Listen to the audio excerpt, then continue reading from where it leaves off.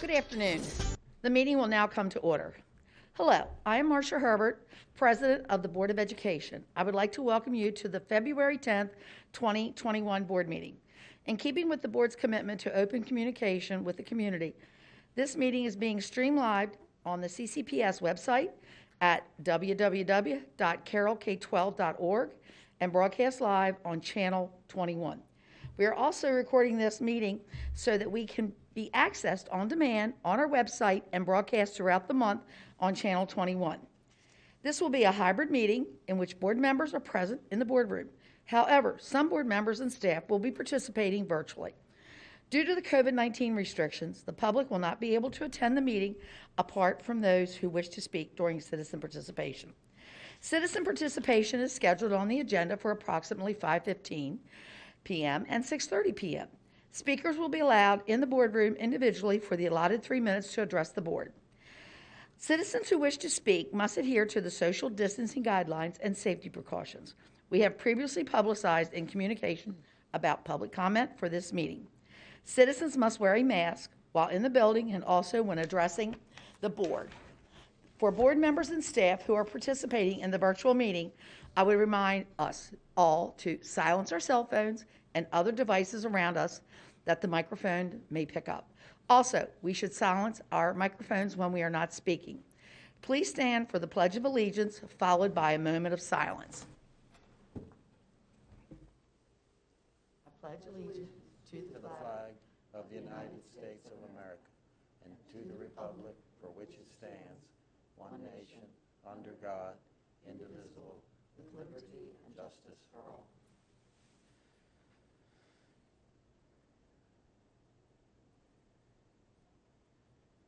Thank you.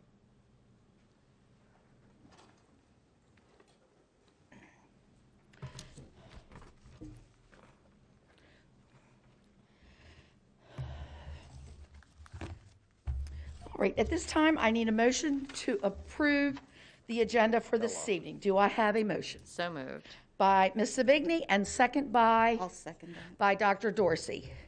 Any comments, questions? Oh, okay. Okay.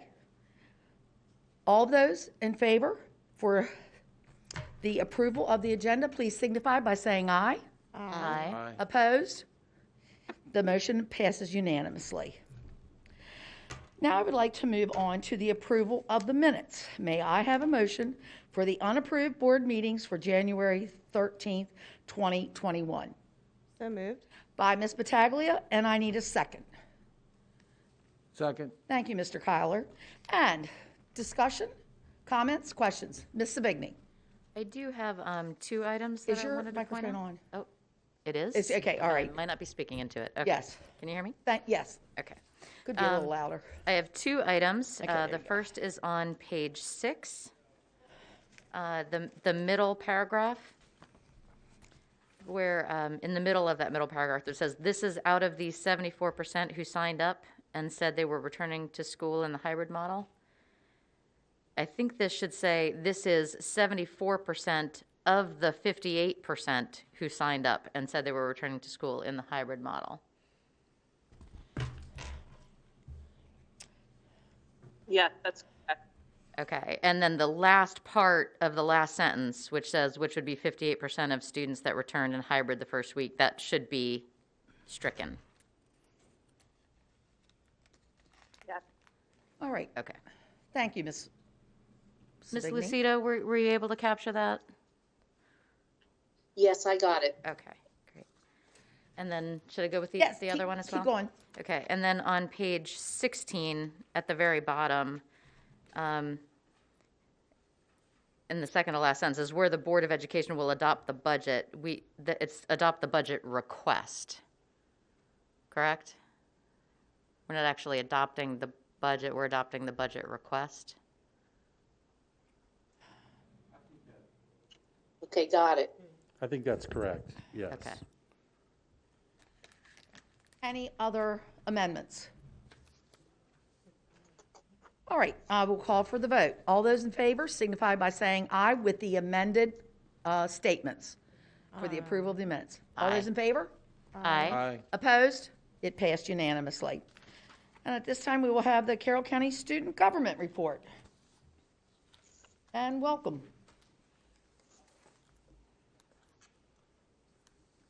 Good evening, everyone. Just yesterday, I'm Emily Kim, and I'm the co-president. And yesterday, we had an officer team meeting to collaborate and plan for a future February GA, which is planned for February 27th. We'll be showing pre-recorded speeches from the Straub candidates, and we will hold a live Q&A session on the 22nd of February. And that's planned to be held 4 to 5:30 p.m. And it will also be recorded for those who want to view it after the event. I recently had the honor of writing a testimony in support of House Bill 0753, which strives to give students the right to demonstrate in Annapolis. The students' right to demonstrate and share their voice is very important, so we hope that the Ways and Means Committee will respond in favor of that bill. We want to encourage students to keep fighting for the change that they believe in, and we wish the best of luck to the Straub candidates at the election. Thank you and have a good evening. Thank you very much. All right. At this time, now we will move on to public participation. And Mr. Kyler? Citizen participation. To have an orderly presentation of comments by the public, the following guidelines apply. Speakers will be allowed in the boardroom individually for the allotted 3 minutes to address the board. Citizens who wish to speak must adhere to the social distancing guidelines and safety precautions we have previously publicized in communications about public comments for this meeting. All citizens must wear a mask in the building and when addressing the board.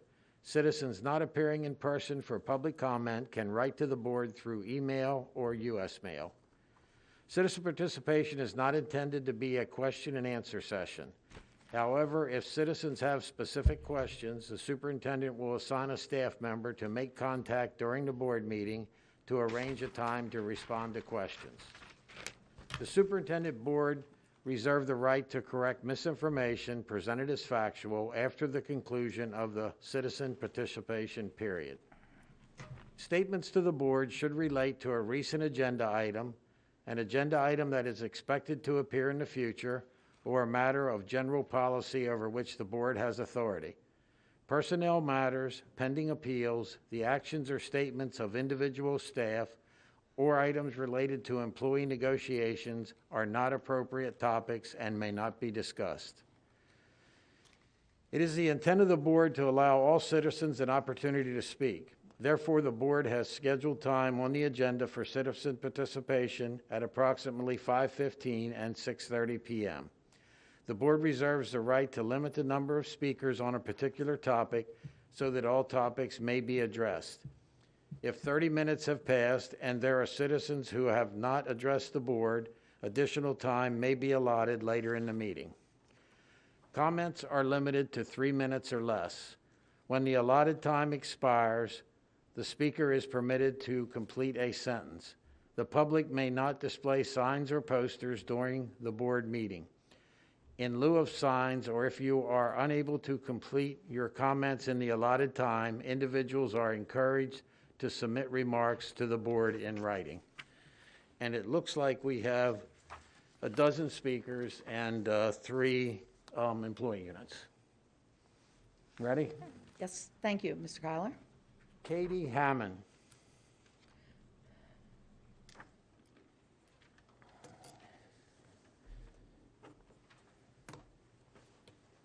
Hello, my name is Katie. I have a second grader in CCPS.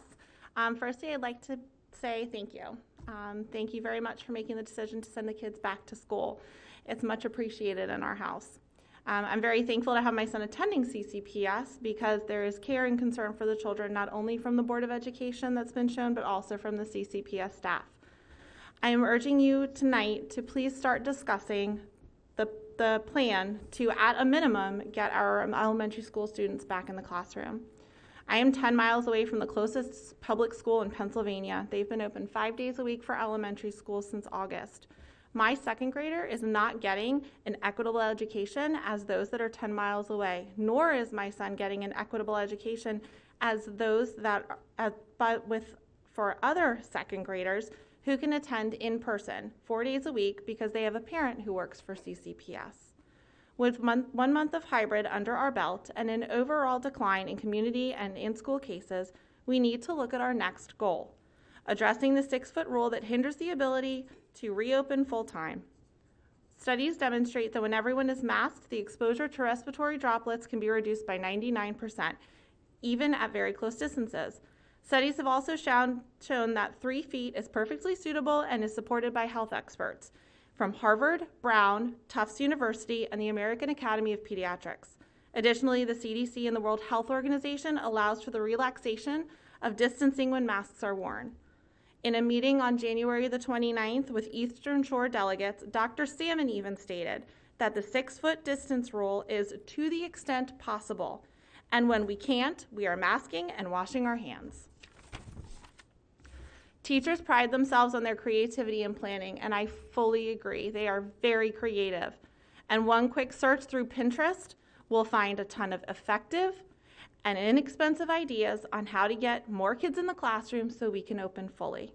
I beg of you to please start discussing the planning process for getting the kids back in school full-time during this evening's meeting. Carroll County was the first to be able to open for hybrid this year. Let's continue the trend. Let's be the first in the state to get our kids back in school full-time this year. Thank you. Thank you for coming tonight. Felicia Felice.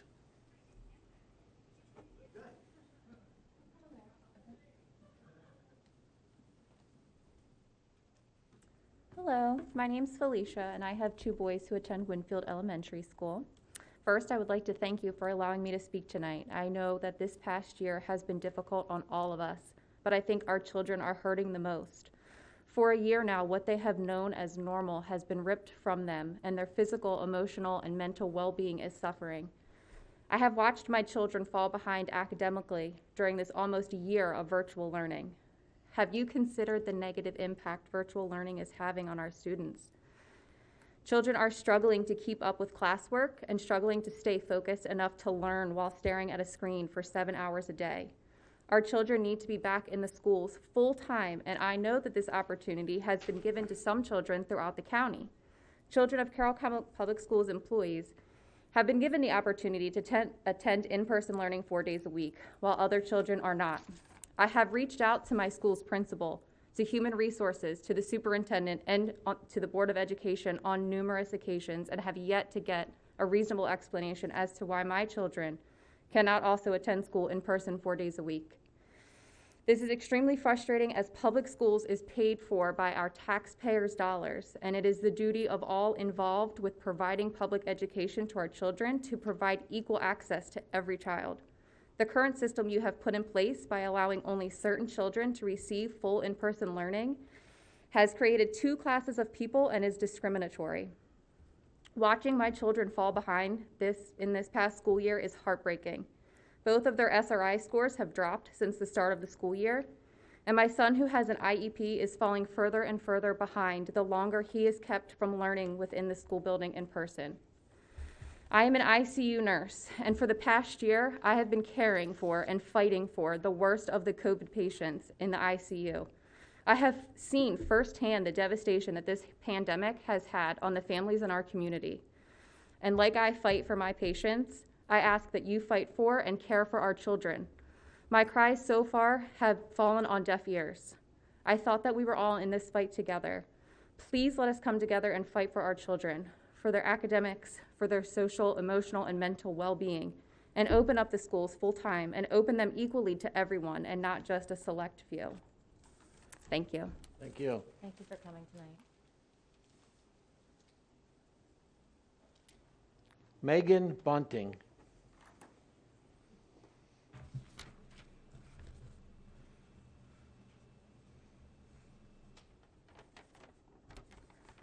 Good evening.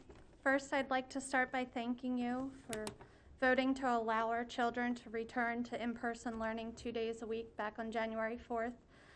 It was an important first step in getting our children back to school, but now more than a month has passed, and I am concerned because I don't see any obvious efforts being made to get the children back to school full-time. Dr. Lockhart, I need you and your staff to be proactive and not reactive.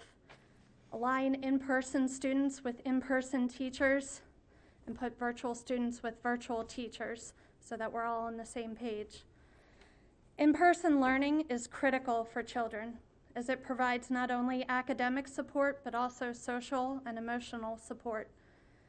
Test scores, like we talked about last time, were released in December and demonstrated without a doubt that our children's education is suffering with the virtual model.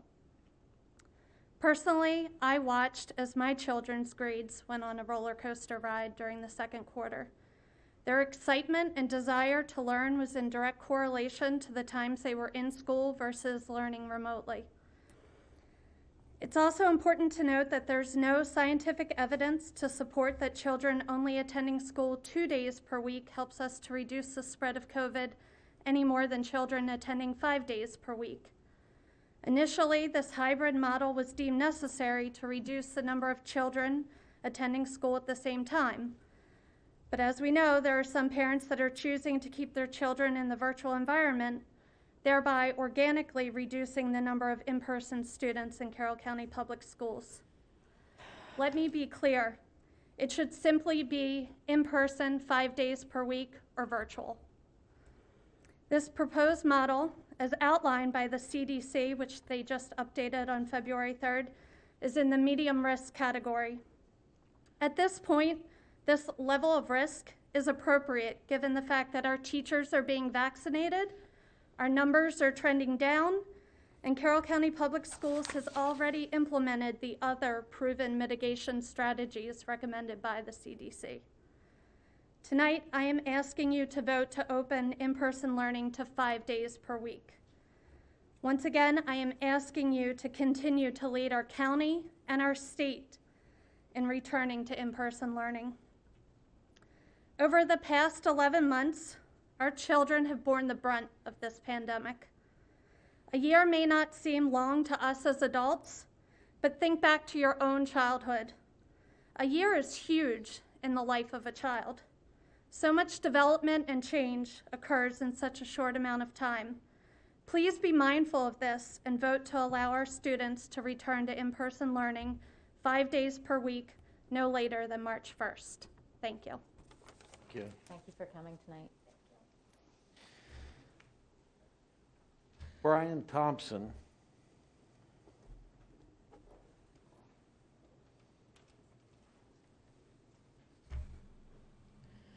Good evening. My name is Brian Thompson, and I have 4 children in the Carroll County school system.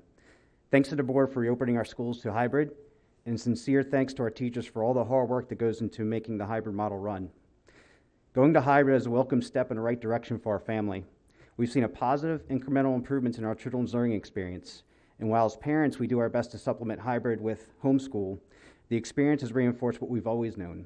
Teachers are vital to our community and cannot be substituted by our parents.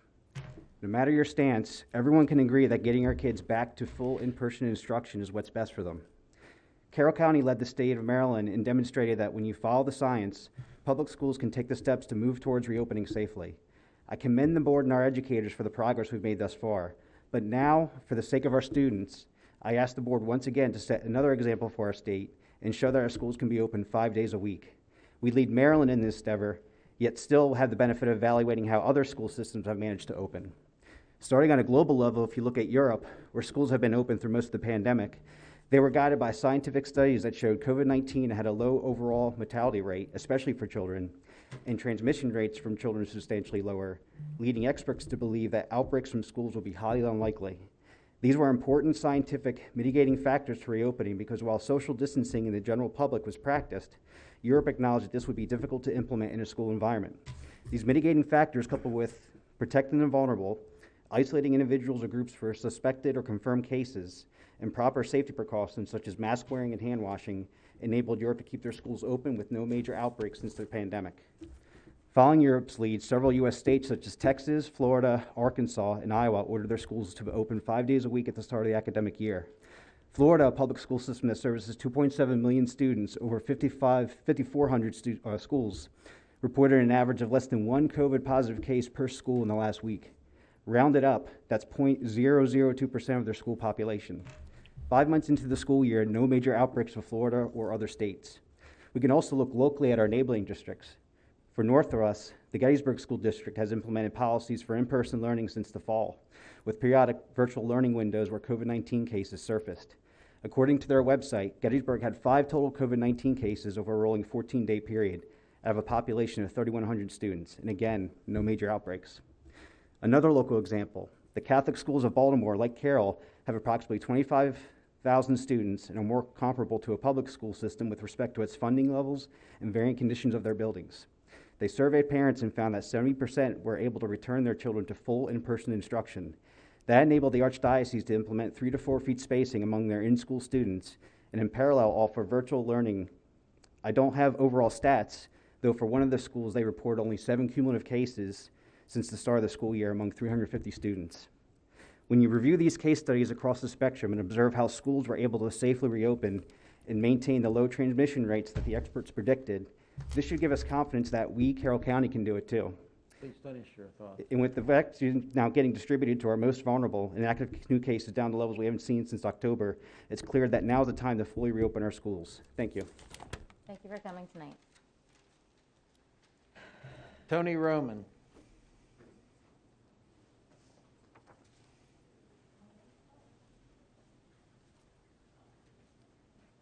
Good evening, Dr. Lockhart, school board members, Commissioner Weaver.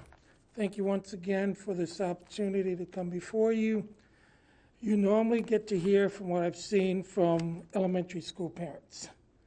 So I want to give you sort of a glimpse into the life of high school, especially now as we've just started into the second semester, and an idea of what we hoped would be an improvement on what last semester was numbers-wise. We, I think, registered at Manchester Valley a little over 200 more students that said they were going to come in for in-person hybrid over the previous semester. And I have a first period class of juniors. Juniors go to the tech center, so my first period, I looked and I was like, you know, people say 6 feet apart. In my room, it's 3 feet apart if you're lucky. And I was supposed to have 14 students. I mean, every possible seat that didn't have an X was going to be filled. Well, I ended up with 12 out of the 14 on the first day, on the Thursday, and on the Friday I ended up with 10 out of the 14. And that's sort of the pattern that happens with high school. They come a little bit more the first time, then they see that it isn't everything they thought it was going to be, so they don't come the second time. And this is our high population time for us on the B side, because that's when they go to the tech center. I would end up at the end of the day on the B side with 21 out of 30 students on the first day, then 18 out of 30 students on the second day. My A side was 7 out of 8 students on the first day and 6 out of 8 on the second day. We have a huge drop off when it's not our tech center period. Teachers are putting in a whole lot of effort and time, but our return is not being worthwhile with the number of students participating, which was your hope they were going to come in and participate. So I just wanted you to get an idea, and I think that's pretty fair across the board of most high schools. Also, on the last minute, ask you to think about supporting what Jim DeWeese said in the newspaper and our SRO program. I truly believe it's a great program, and I think you should go and tell the General Assembly that you do support the SRO program, because I think it has been very worthwhile. And Deputy Bargett has done a great job in Manchester Valley with the students. So I really hope we can salvage that program. We are working ourselves hard to try to be able to engage these students in person and on the screen in virtual land, and we're doing everything we can to encourage them to come, but the return does not seem. Either they choose, their parents sign them up, they choose not to, or then they tell their parents it's not safe. So either way, it's just not being everything you had hoped and we had hoped it would be. Thank you very much. Thank you. Thanks for coming. Matt Miller.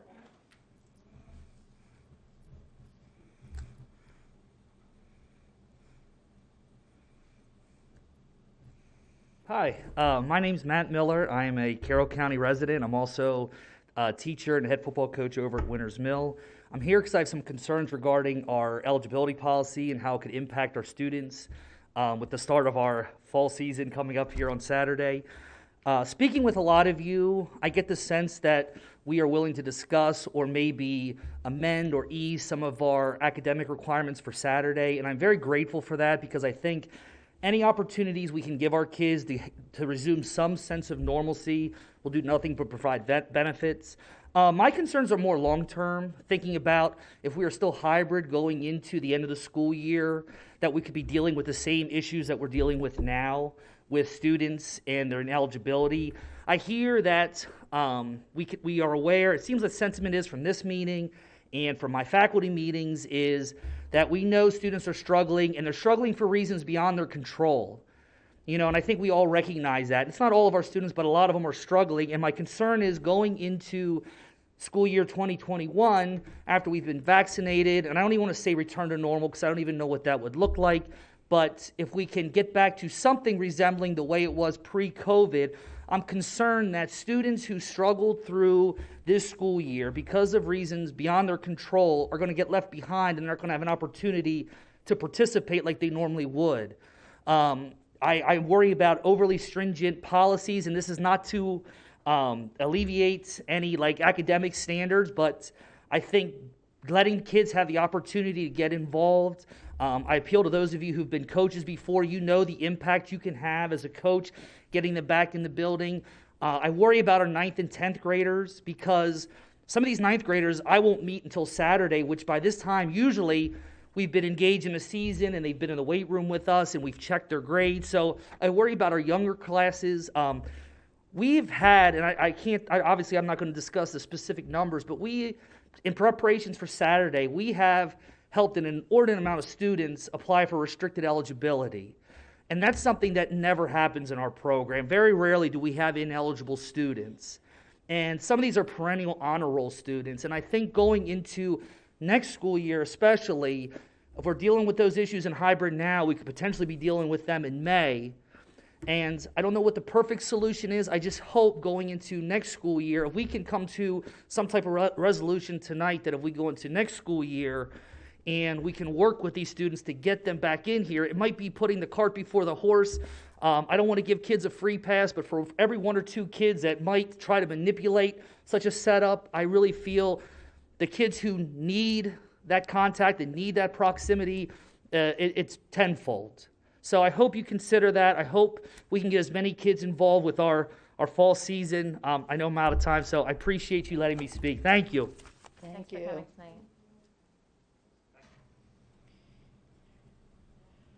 Crystal Knopf.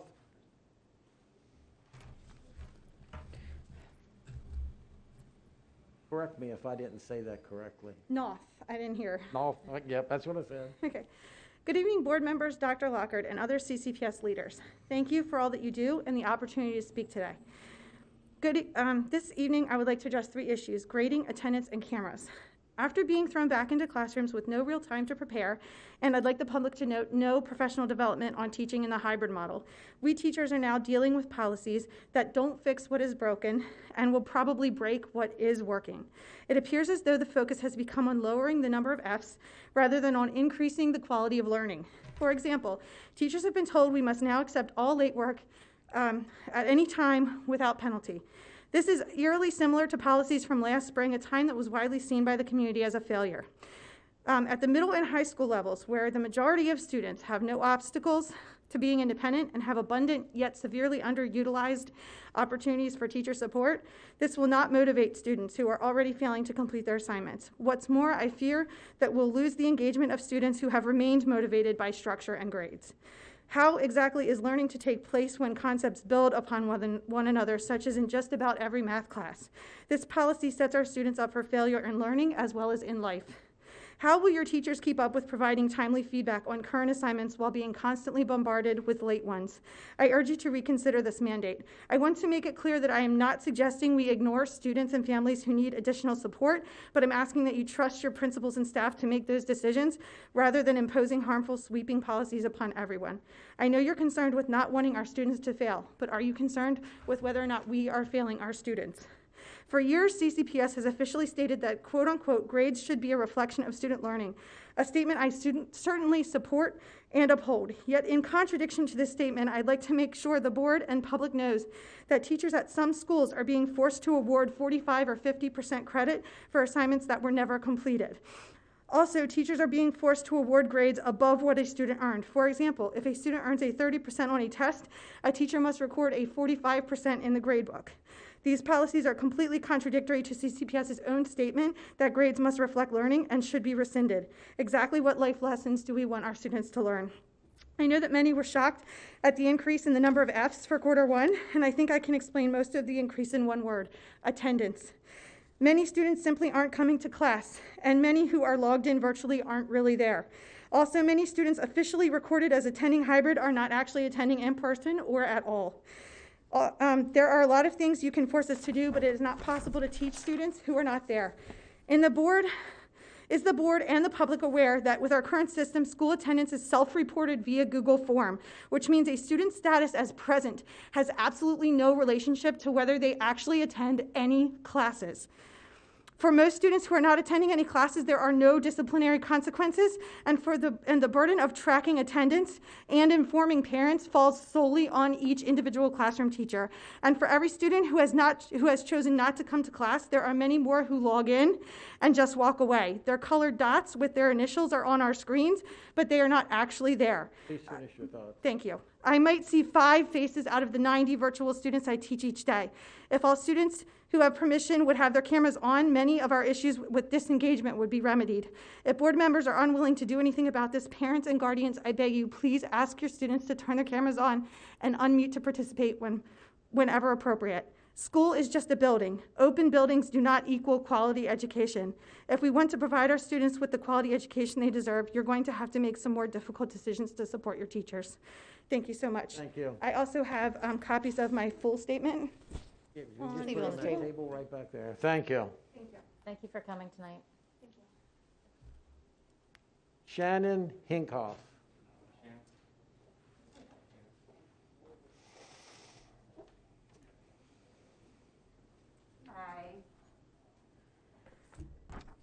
Good evening.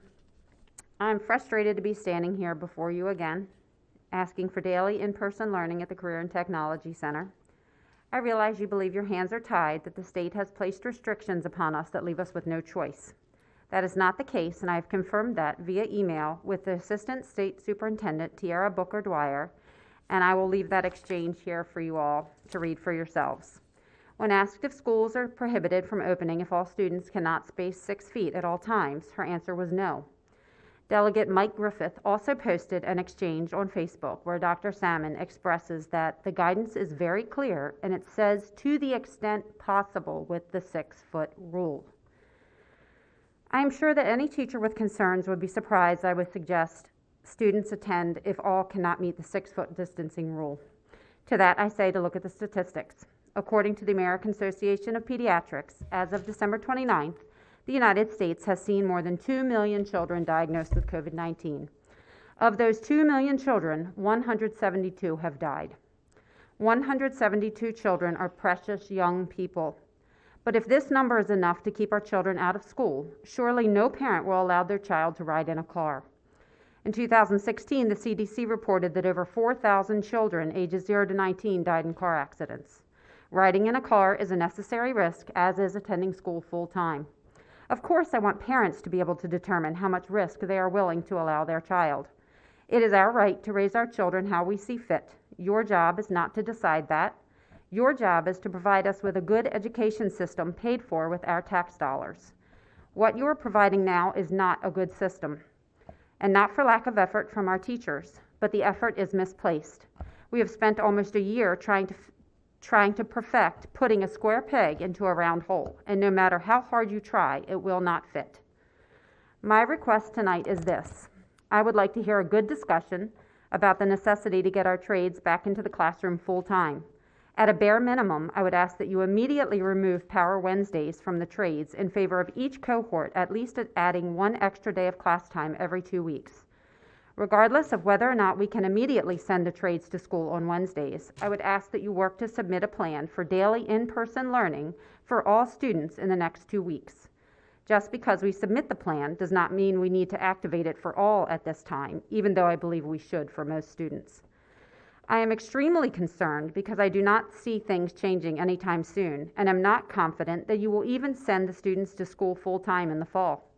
What will be different for students at that time? They will not likely be vaccinated.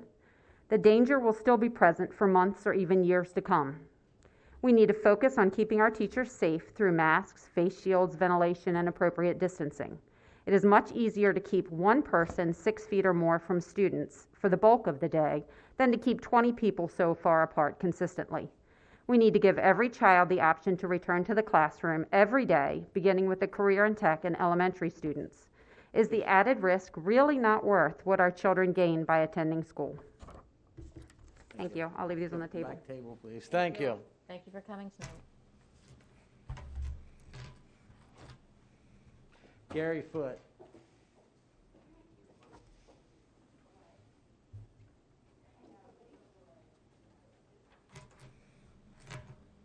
Good evening, board members, Superintendent Lockhart, County Commissioners.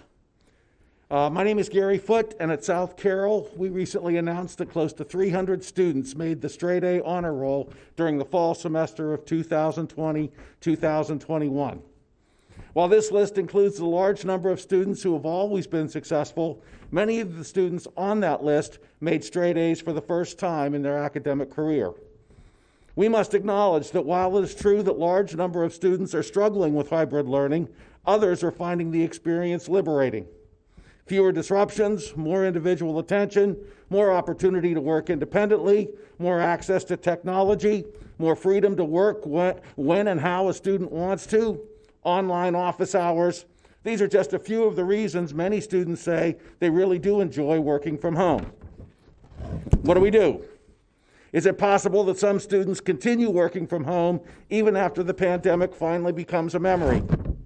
Can we accommodate students who want to attend in person as well as their peers who like the virtual experience just fine? I would suggest that we'd better figure it out, and it is better that the school system designs its own model as opposed to getting forced into an undesirable position. I think it is clear that some adults will never be going back to a physical office, and it is also likely that many students will not be attending a brick and mortar school. How do we make this possible without doubling employee workload? If we are going to figure out how to move forward, cooperation will be critical. It should be clear to all that normalcy should not be defined by what it was last year. This board, administration, local elected officials, community members, and staff must regain trust, learn to work together.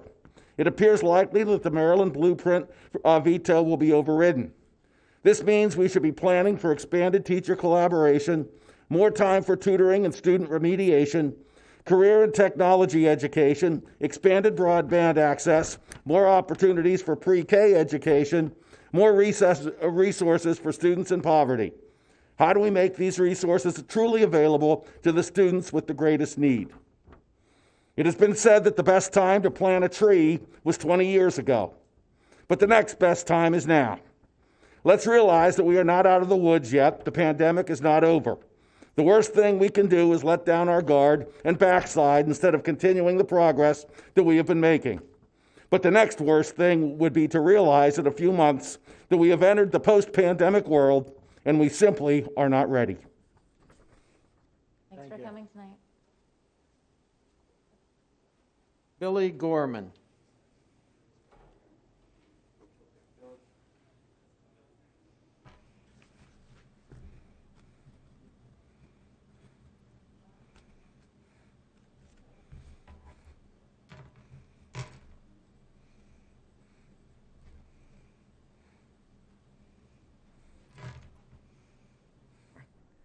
Last week, the union actually came to you and asked you for a raise.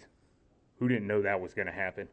In a year when so many people are going through so much stuff, so many people out there just begging to go back to work, their company's business has just been decimated. And you had a whole sector of people that just refused to go to work and try to make it hard for all of us. Now, I will commend you had a large amount of teachers who stood up to the call of duty of public service, who went into work, held their heads high, and did their jobs with dignity. To them, I say thank you. They deserve a raise. They deserve a bonus. To the ones that stomped their feet and tried to ruin it for the rest of us, they don't deserve a raise. They don't even deserve a job. They deserve unemployment. Now this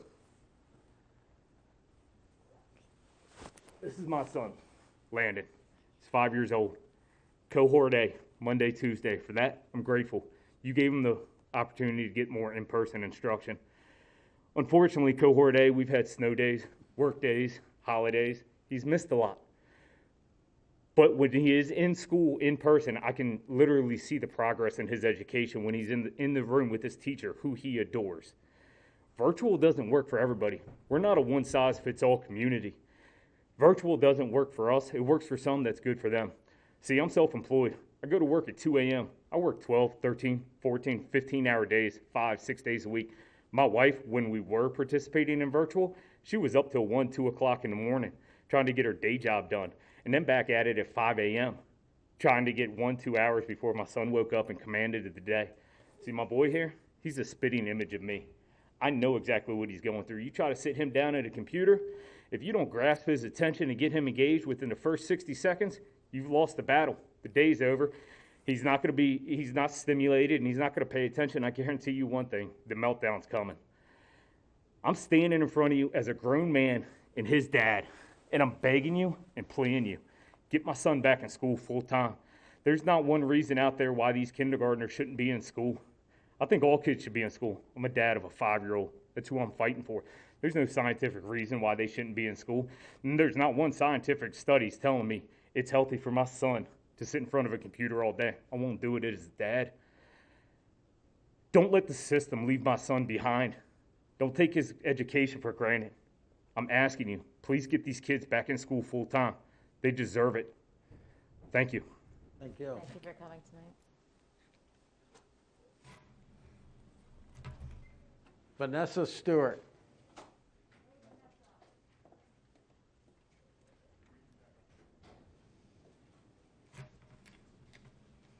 I love the fact that you guys have that up there. I'm going to do my best.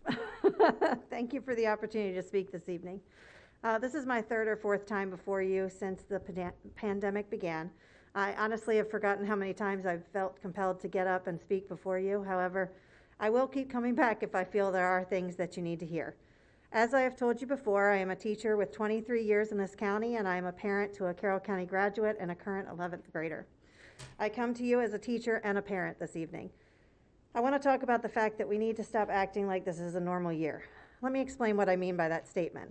I just had to give a mid-year math assessment to my second graders in January. Yes, it had fewer questions, but what was on it was hard. My class average was a 64%. The county average was 75%.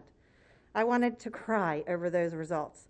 I worked myself to the bone to do everything I could to help my students learn the concepts for this assessment.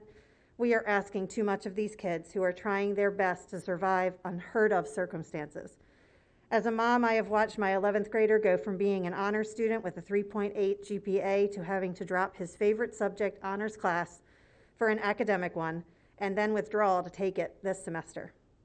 It broke my heart to see him so defeated over this situation. He failed 2 classes this past quarter.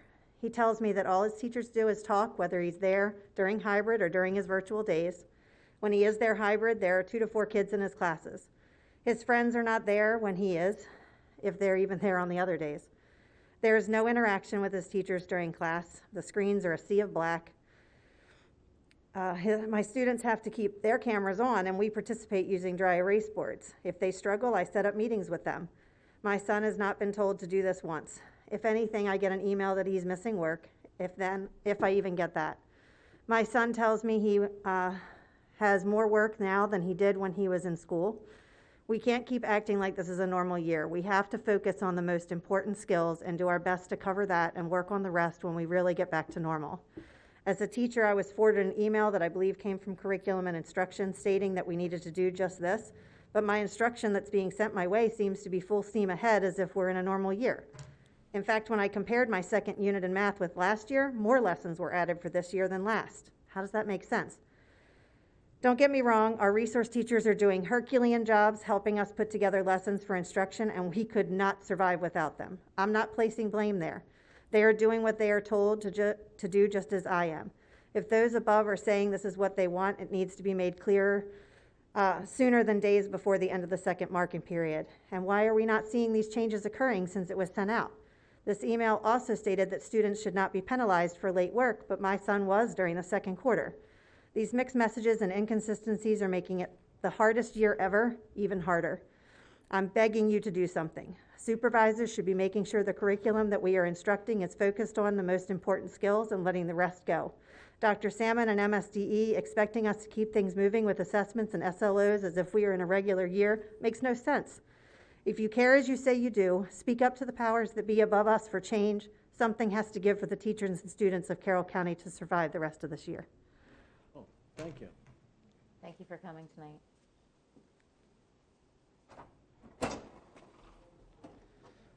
Bella Tuff.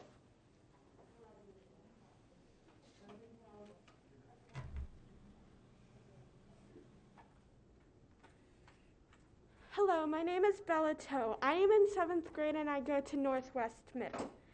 I have been looking at the coronavirus dashboards for the schools and I don't feel like there is enough information on there that would help people know if it is safe or not to send their children back into hybrid.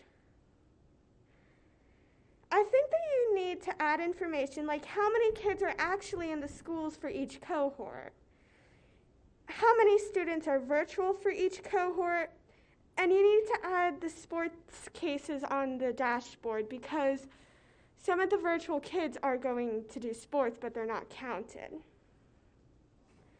We should also know how many people are quarantined because they come in close contact with the people who test positive. We don't have any information on how many people are really in our schools, and we don't have enough information needed to understand what information we are given. If you help the parents and teachers feel safe because they have the information they can understand, then they will be able to feel more comfortable sending us kids back into school. Thank you. Thank you. Thank you for coming tonight. And that's the end of public comment, and we now have employee groups. Teresa McCullough.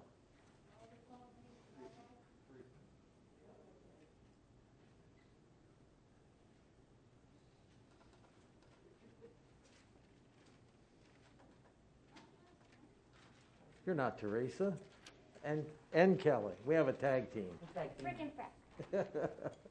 Good evening, Superintendent Lockhart, members of the Board of Education, and I saw Commissioner Weaver again, right?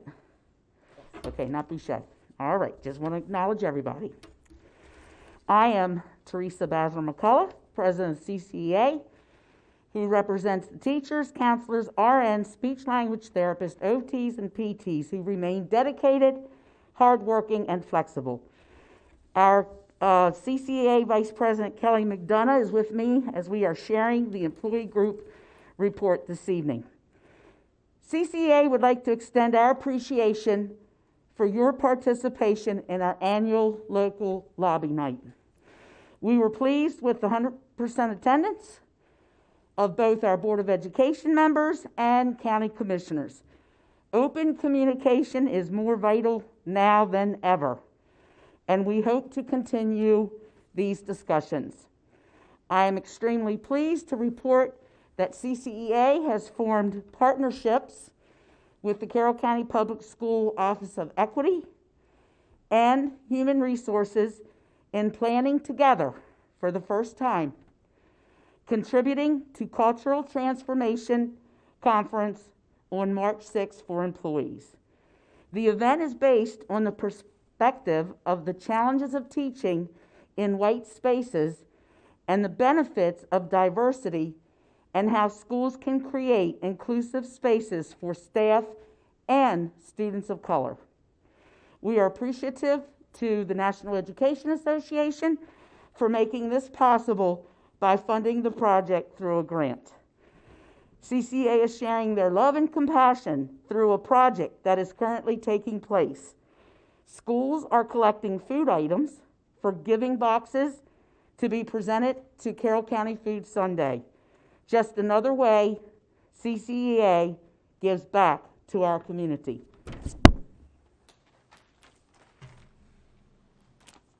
We have been sharing the workload of educators since March 13th. Days far in excess of 12 to 14 hours a day, 6 to 7 days a week. Your teachers did hours and hours of PD this summer. Much of it turned out, however, is like teaching us to use a wrench. The problem is, we all need engines tomorrow. We learned how to use Pear Deck. The problem is, CCPS curriculum does not have any Pear Decks ready for us to use tomorrow. So we have to build them from scratch, which is hours of work.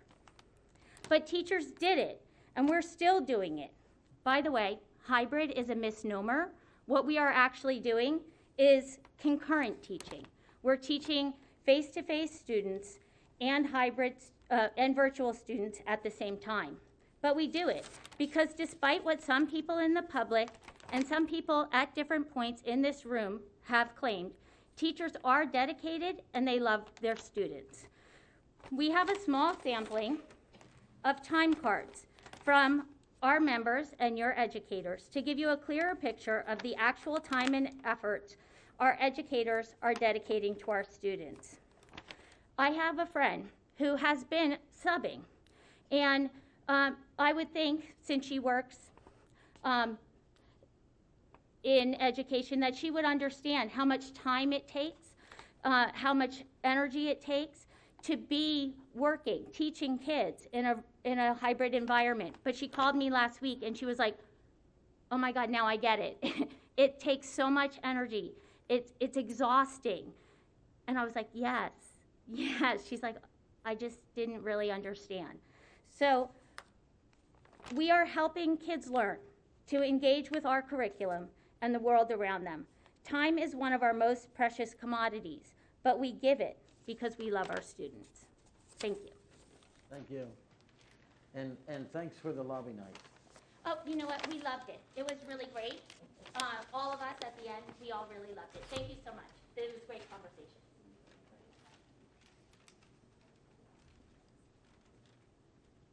Diane Deal.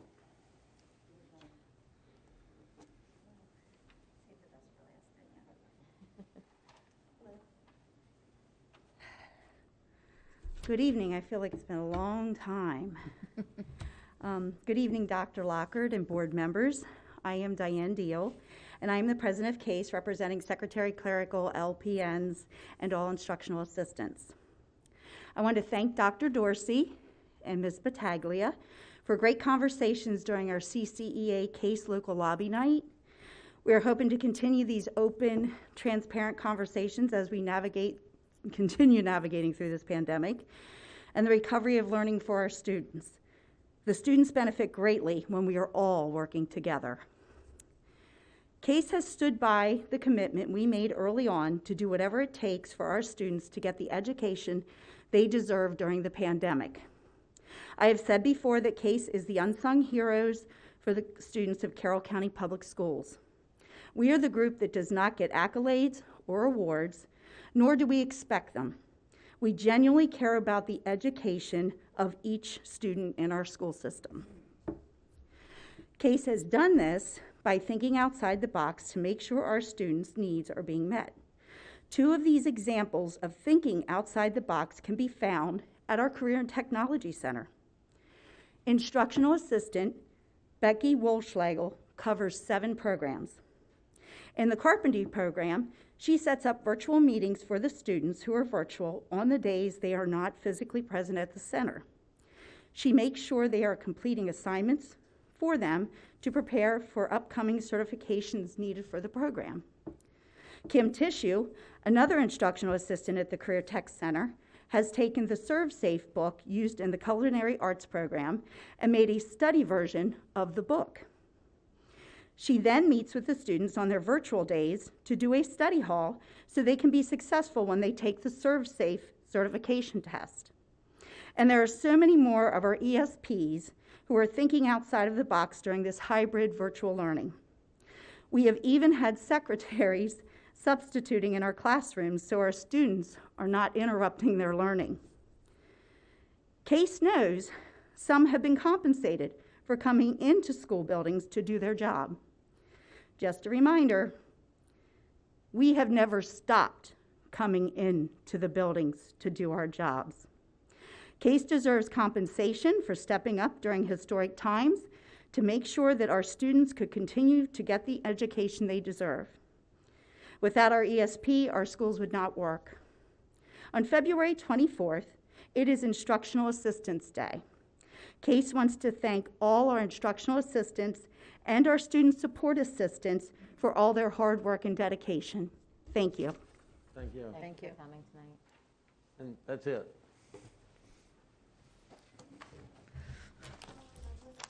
All right. I'm going to lay this Thank back you. on the table. Okay, thank you, Mr. Kyler. And at this time, we will move on to COVID-19 updates, Dr. Lockhart. Thank you, Ms. Herbert. I think we'll start with Mr. Singer, who I believe is here with us. And Bob, I know you have some slides from him. Mr. Singer, are you there? There he is. Yes. Good evening, board members. If you have my slides, we'll go ahead and just run through those real quick. As I told Dr. Lockhart, and I think Ms. Herbert and some of the other board members are aware, we're going to just go through a similar deck of slides that I go through with the county commissioners each week. The slide just kind of shows where we are with our COVID cases overall. Obviously, we had a spike around the holidays, of course, and we're trending downward, which is somewhat encouraging, but we're still at a higher level than we were prior to Thanksgiving. Next slide, please. Again, if you look at the 14-day rolling average, we're still at a case rate of well over 30 cases per day, which is a significant number. Still having a fair amount of community spread. Next slide. This is just an age report to kind of show the ages that are where we're having COVID cases. And back in the early stages of this pandemic, we really didn't see the too many cases in the under 18, but they seems like they're all kind of bunching together now, where we're seeing similar numbers in most of the age groups as this pandemic is progressing. Next slide. Hospitalizations, you can see the similar spike here. We're still seeing a fairly high number of people in the hospital because of COVID. I guess as I was discussing this with some state officials today, as we were having a discussion about the hospitalizations, to put it in perspective, it really doesn't make a difference whether you're going to the hospital for appendicitis or whatever else you might be going there. If the emergency department's jammed up and the hospital's got a lot of beds that are full because of COVID cases, it's still a little bit of a problem for the community. And I think things are we're in a much better spot with the hospital right now than we were back in January. But there still is quite a bit of strain on them with the number of COVID patients that they're still seeing. Next slide. It's just our hospitalization and deaths by age group. Next slide. And we've been seeing, I guess over the last couple of months, we've seen quite a number of deaths in the community. Actually, this past week, I know that it's not even on here.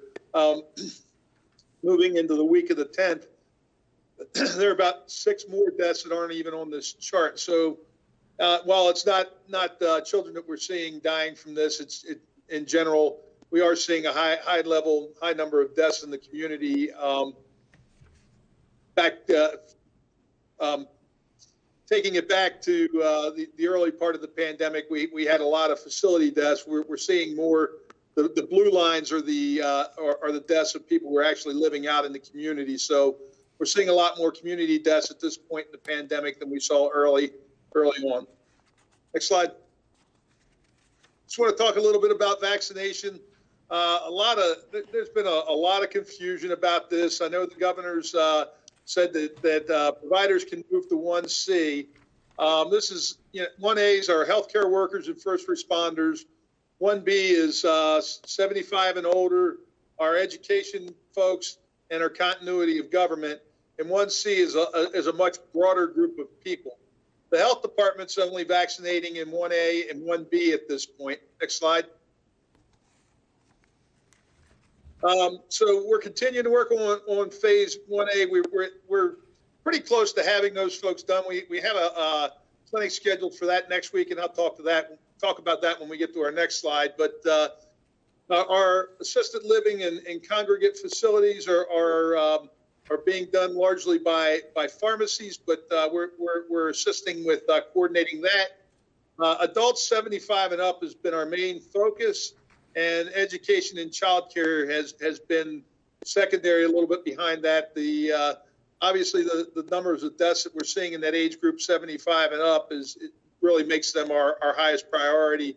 And also in 1B is higher education and people critical for continuity of government. We haven't even gotten to those groups at all yet. Next slide.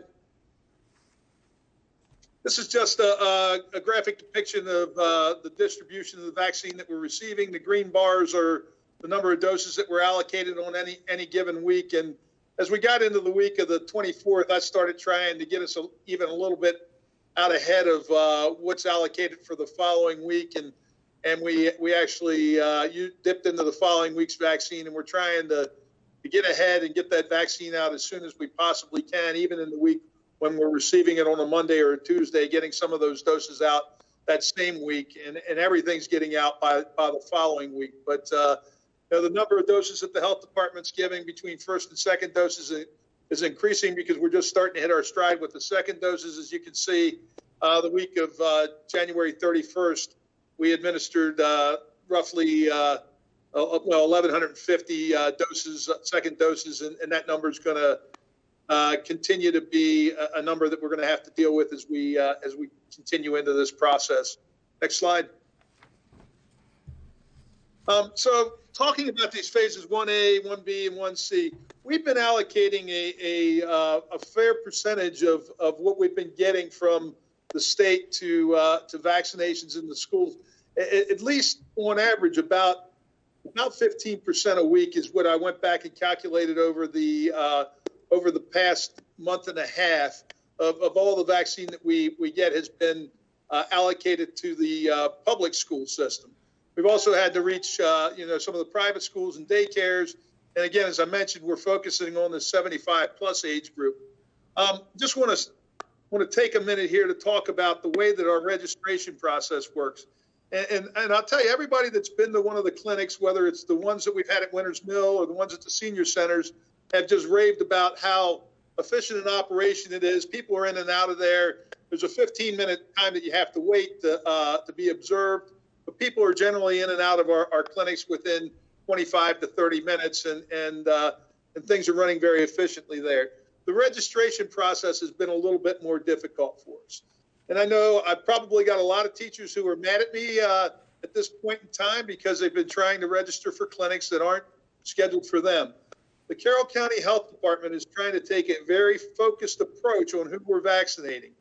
While we're trying to provide as much vaccine as we can to the public school system, we got to understand that when we're talking about clinics that are for people 75 and over, or if we're talking about clinics that are intended for healthcare workers or daycare providers, we've had a problem with people getting a link that was shared with them by a friend, and then it fills up our clinics. And essentially yesterday I went through a link got shared amongst teachers in our county, and then wound up getting out to a whole bunch of other jurisdictions. And I wound up with teachers from 8 counties and grocery store workers and everything else, with people signing up for our clinics because the links got shared. What I essentially had to do was wind up canceling that clinic and then trying to repopulate it. This is just making a lot of extra work for us. So, I'm asking your staff to really, take advantage of the clinics that we're offering. We're setting aside specific doses of vaccine for the teachers. The other clinics are not for the teachers. They're for other groups of populations that we're targeting. And we're just asking people not to share those links because it just makes a lot more work for us to potentially even have to cancel a clinic and then reschedule it because we get the wrong people that we're not targeting in that population. So we've made some good progress. I think we've vaccinated 3,682 people between the health department and the school system staff that are in this group of 1B and education and daycare. I think we're probably getting close to halfway with what we need to have done with the school system as far as vaccinations are concerned, and we'll continue to work through that. There are, I think, 250 people scheduled for vaccination clinic for first vaccine next Wednesday, and there are close to 500 people scheduled to get their second dose. So we're making some headway. You know, I always like to look at it as we're eating the elephant one bite at a time. Unfortunately, you know, our amount of vaccine that we've been receiving has been not very consistent.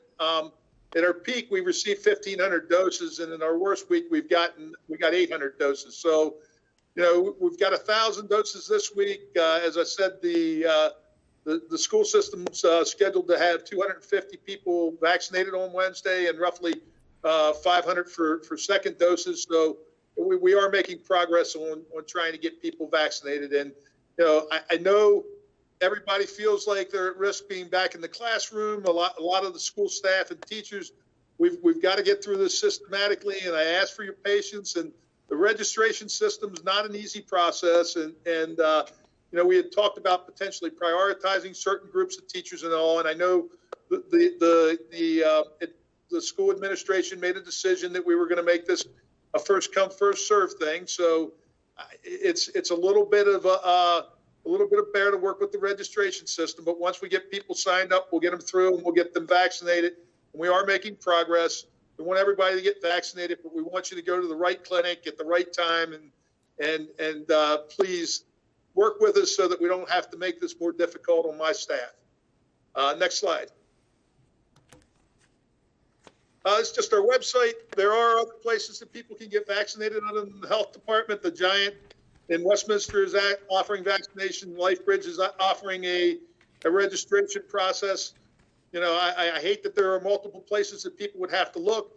The mass vaccination sites, both in Baltimore and Six Flags, are available to people, and I hate to see people have to travel. But you know, if people are really looking to get vaccinated and we haven't reached them or reached their priority group yet, that's a place that people can look. Next slide. I'll be glad to take any questions that you all might have for me at this point. I will say, Mr. Singer, I want to thank you for those additional pages because they're very helpful. And no time is the perfect time for our teachers to sign up, and we've received a lot of emails on that. But 2 o'clock in the morning, 8:30 at night, 4:30 in the afternoon, there's no perfect time. But I want to thank you for working with us and continue to support our teachers. Thank you very much. Dr. Dorsey. I was just going to add, I know it's very frustrating for the staff members who try to get on to get scheduled and get kicked out or get to the last page and see that there are no appointments available. So again, I'd just like to encourage everyone to keep trying. We've got to just go at this and just have a lot of tenacity. And I know it's easier said than done. I mean, I've been frustrated myself. And again, I know the comment is also out there about getting on lists at other places too. And again, as you mentioned, Mr. Singer, I mean, some of it would involve some travel, but you sort of have to weigh, whether you can actually get into another site or not. I had a question on the vaccination page where the first doses allocated are being compared to the first doses administered. And I'm wondering. Yeah, if you want to go back, can we go back to that slide and then be glad to answer whatever question you have.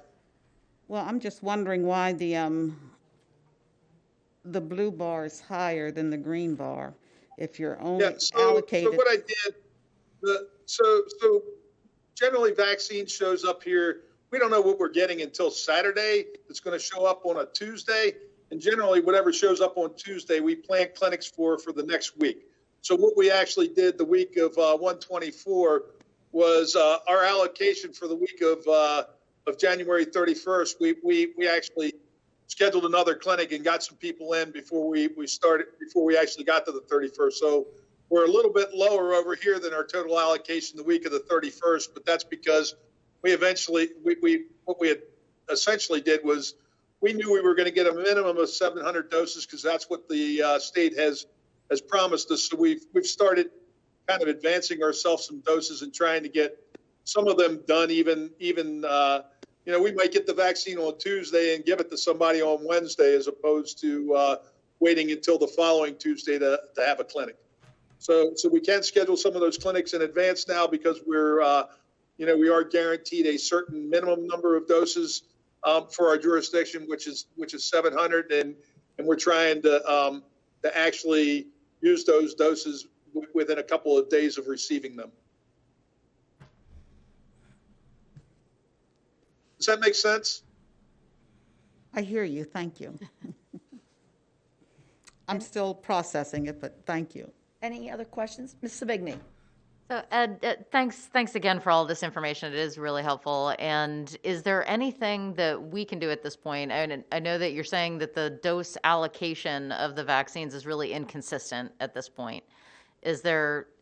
Are you seeing that there's a disparity between what we're getting allocated in any other counties? And the fact I'm excited to see these numbers because basically what this says is when we get the doses, they're in people's arms. There's not a single dose that goes to waste. They're getting pushed into folks' arms very quickly, and it is you've put a great process into place. But is there anything that we can do to get you more doses?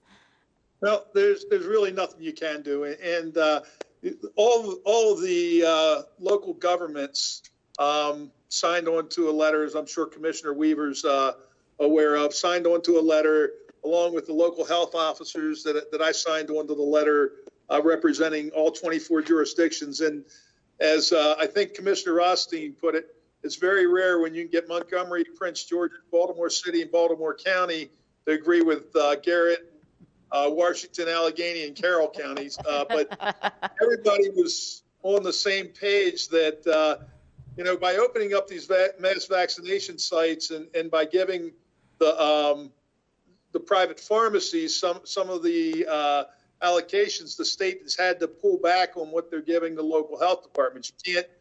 The state's only getting so much vaccine, and a lot of these programs are vaccinating anybody who's in 1A, 1B, and 1C, and it's not being prioritized as strictly as we would want to as a local health department, and it's not reaching our most vulnerable and most at-risk populations. But that letter went to the governor. I actually was on a call with the governor's staff in Mako today to talk about the letter.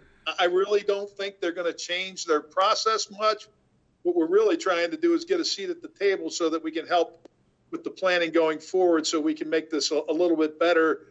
Really, this is all done at the local level. The planning should be done at the local level, and the state's making a plan without talking to the local jurisdictions. And I just don't know that there's really anything that you all as a Board of Education can do more than what all of the chief executives in every one of the counties signed on to and expressing concern to the governor about how this vaccine rollout's going.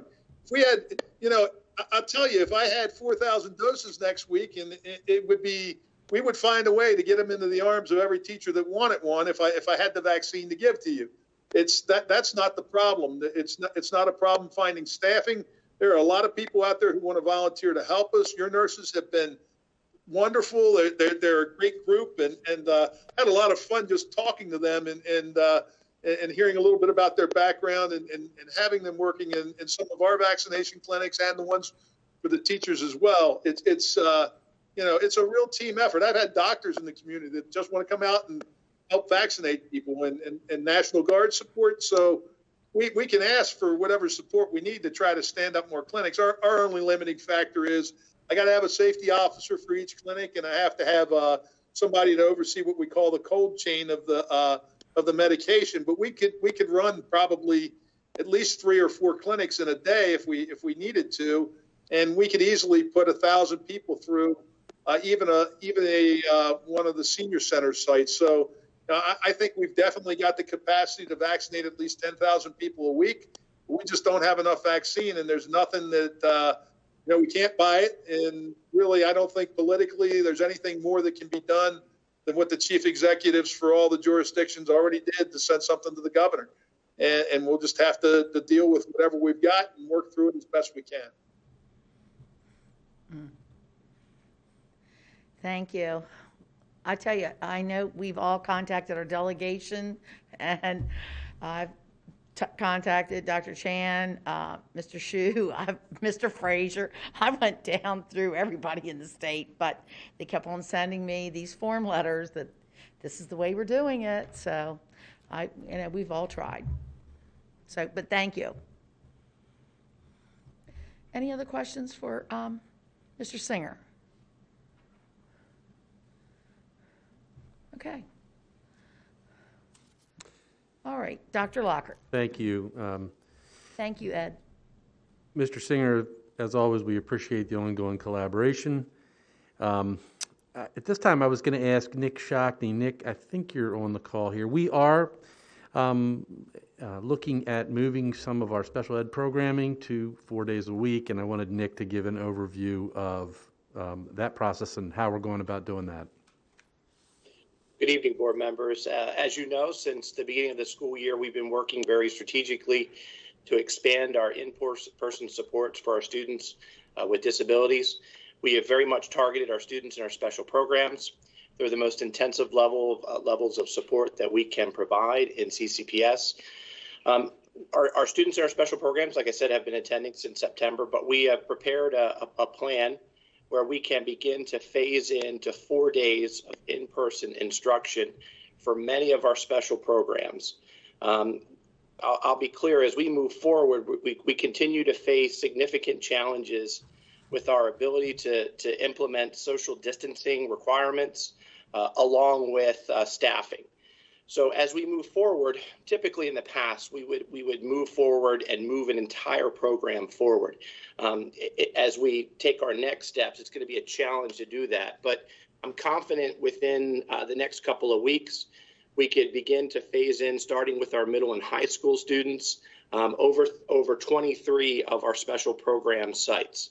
And again, within our programs, that may mean an elementary site may not be able to move to 4 days, but the middle and high school sites may be able to move to 4 days. But we would look in the next week or so to begin to implement 4 days at our middle and high school programs. And then after that, we would look to implement in-person services 4 days a week for our students in our high school special programs. If those two steps go well, we then would like to target our students that receive services, and each student that receives special education services has an LRE code, which is based upon the intensity and frequency of their services.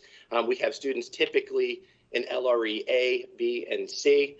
We would like to target any students in that have an LRE of B or C. It's about 200 additional students who are not in a special program, and move those students to 4 days a week of in-person instruction.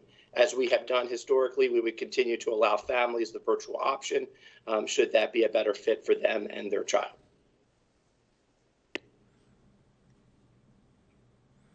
Thank you, Nick. I'll pause there and see if board members have any feedback or questions or comments.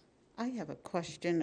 Again, I hear what you're saying about the number of sites. About how many students is that going to be? So we currently have about 312 students attending in person in our special programs. So obviously that's all the students attending in person. And I don't have the exact number breakdown that would be impacted by the change to 4 days, but it would be the majority of those 312 students. Anywhere we can safely implement 4 days a week in our special program, we can, but that requires, like I said, our ability to implement the social distance requirements and then have available staff. In most places we can, however, in some places we cannot at this time. Okay, thank you. Any other questions, comments? Ms. Savigny? I want to dive a little deeper into the social distancing requirements, because I think that's probably going to be a subject that we're going to touch on more tonight. The social distance requirements, and as we heard from several speakers, and I think we've been hearing it at large and from the state, social distancing guidelines are to the largest extent possible. And, you know, the 6 feet is not a requirement. It tends to be reduced when you're wearing masks. We're seeing lots of information from the CDC, from the APA, and the state themselves have said that it's just to the largest extent possible. It's not a mandated 6 feet. So, Nick, can you help me understand what is it about the social distancing guidelines that are problematic for our special programs, which are relatively small numbers of students that I don't think we're necessarily able to meet social distancing guidelines to begin with the way services are provided to a lot of these students?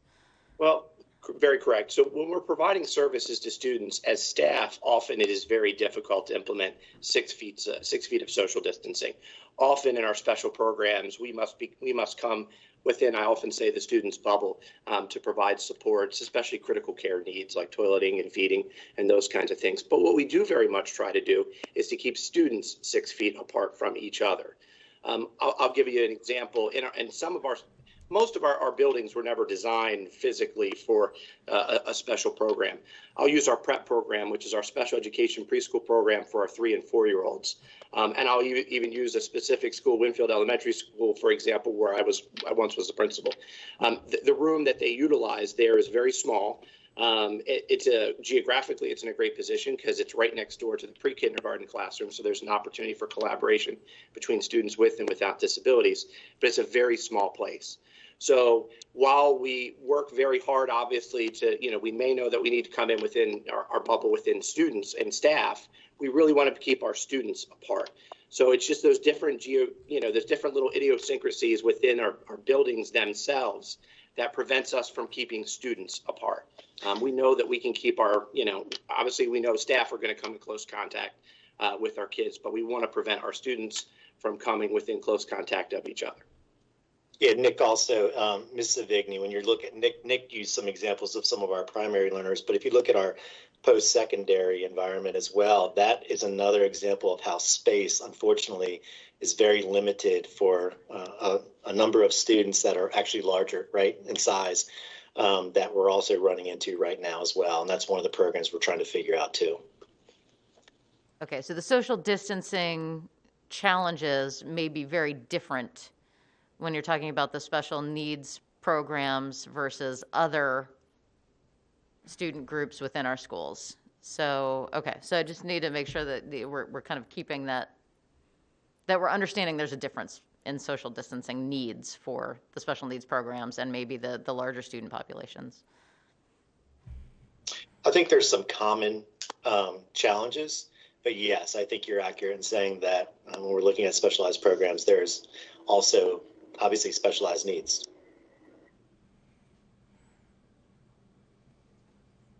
And Mr. Shockney, you said that was going to start, so 4 days a week starting with the elementary students, and that would be on what date? So we would like to start with our middle and high school students. Oh, start with and that's something that, with your support, obviously, I will work back with our principals. They have already been working with their staff to determine logistics. Obviously, we need to work with our transportation partners and all those other pieces.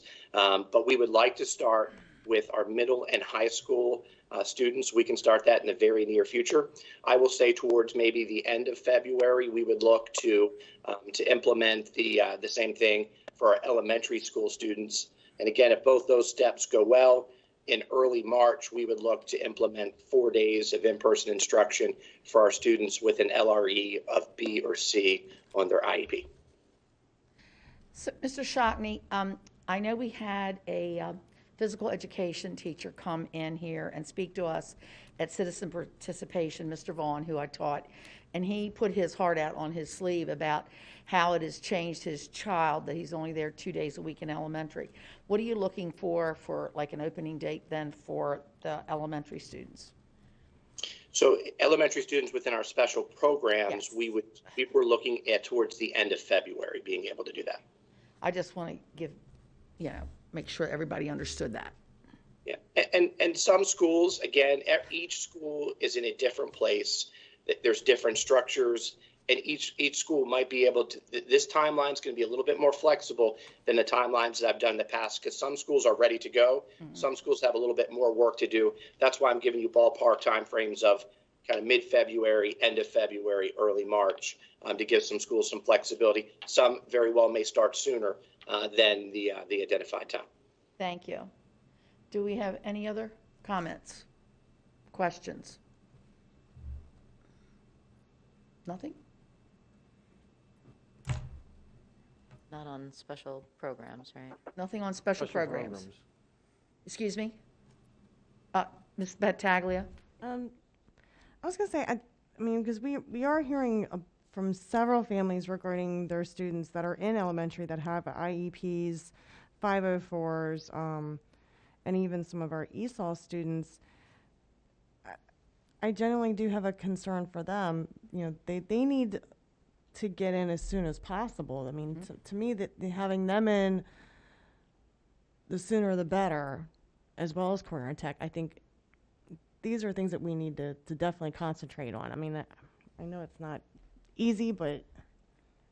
Dr. Lockhart, would you like to make a comment on that? Well, Yes. sure. I mean, it sounds like we're going to have conversation about this tonight anyway. Let's address the elephant in the room. The elephant in the room is the social distancing piece. Right. Right. We submitted a plan. We grounded it in all the information we had at the time. It had to be approved by the State Department. We had to meet certain requirements. An attempt at social distancing was one of them. We've told people all along, we're doing our best to get to 6 feet. I was in classrooms yesterday. There are places where we're doing as good as we can, but it's probably a little less than 6 feet.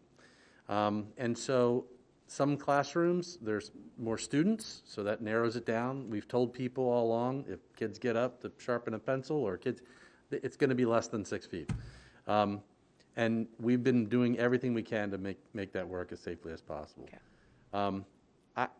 Of course, we all want to do what Nick is describing here and try to find ways to bring more students back. We will need to have conversation about how do we navigate 3 to 6 feet or less than 3 feet. I recognize everything these parents are saying. I live it every single day. It's the challenge is, I think we're doing a great job with mask wearing. I think we're doing a great job with sanitization in the schools. I think we're doing a great job of contact tracing. I think we're doing a great job all the way around. One of the big mitigation strategies is social distancing.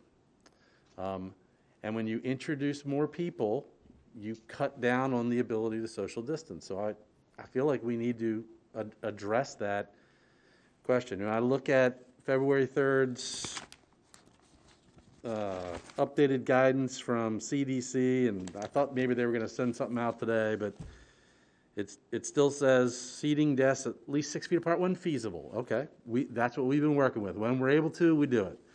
The American Academy of Pediatrics from January, 3 to 6 feet apart at least. Okay, we absolutely can do that.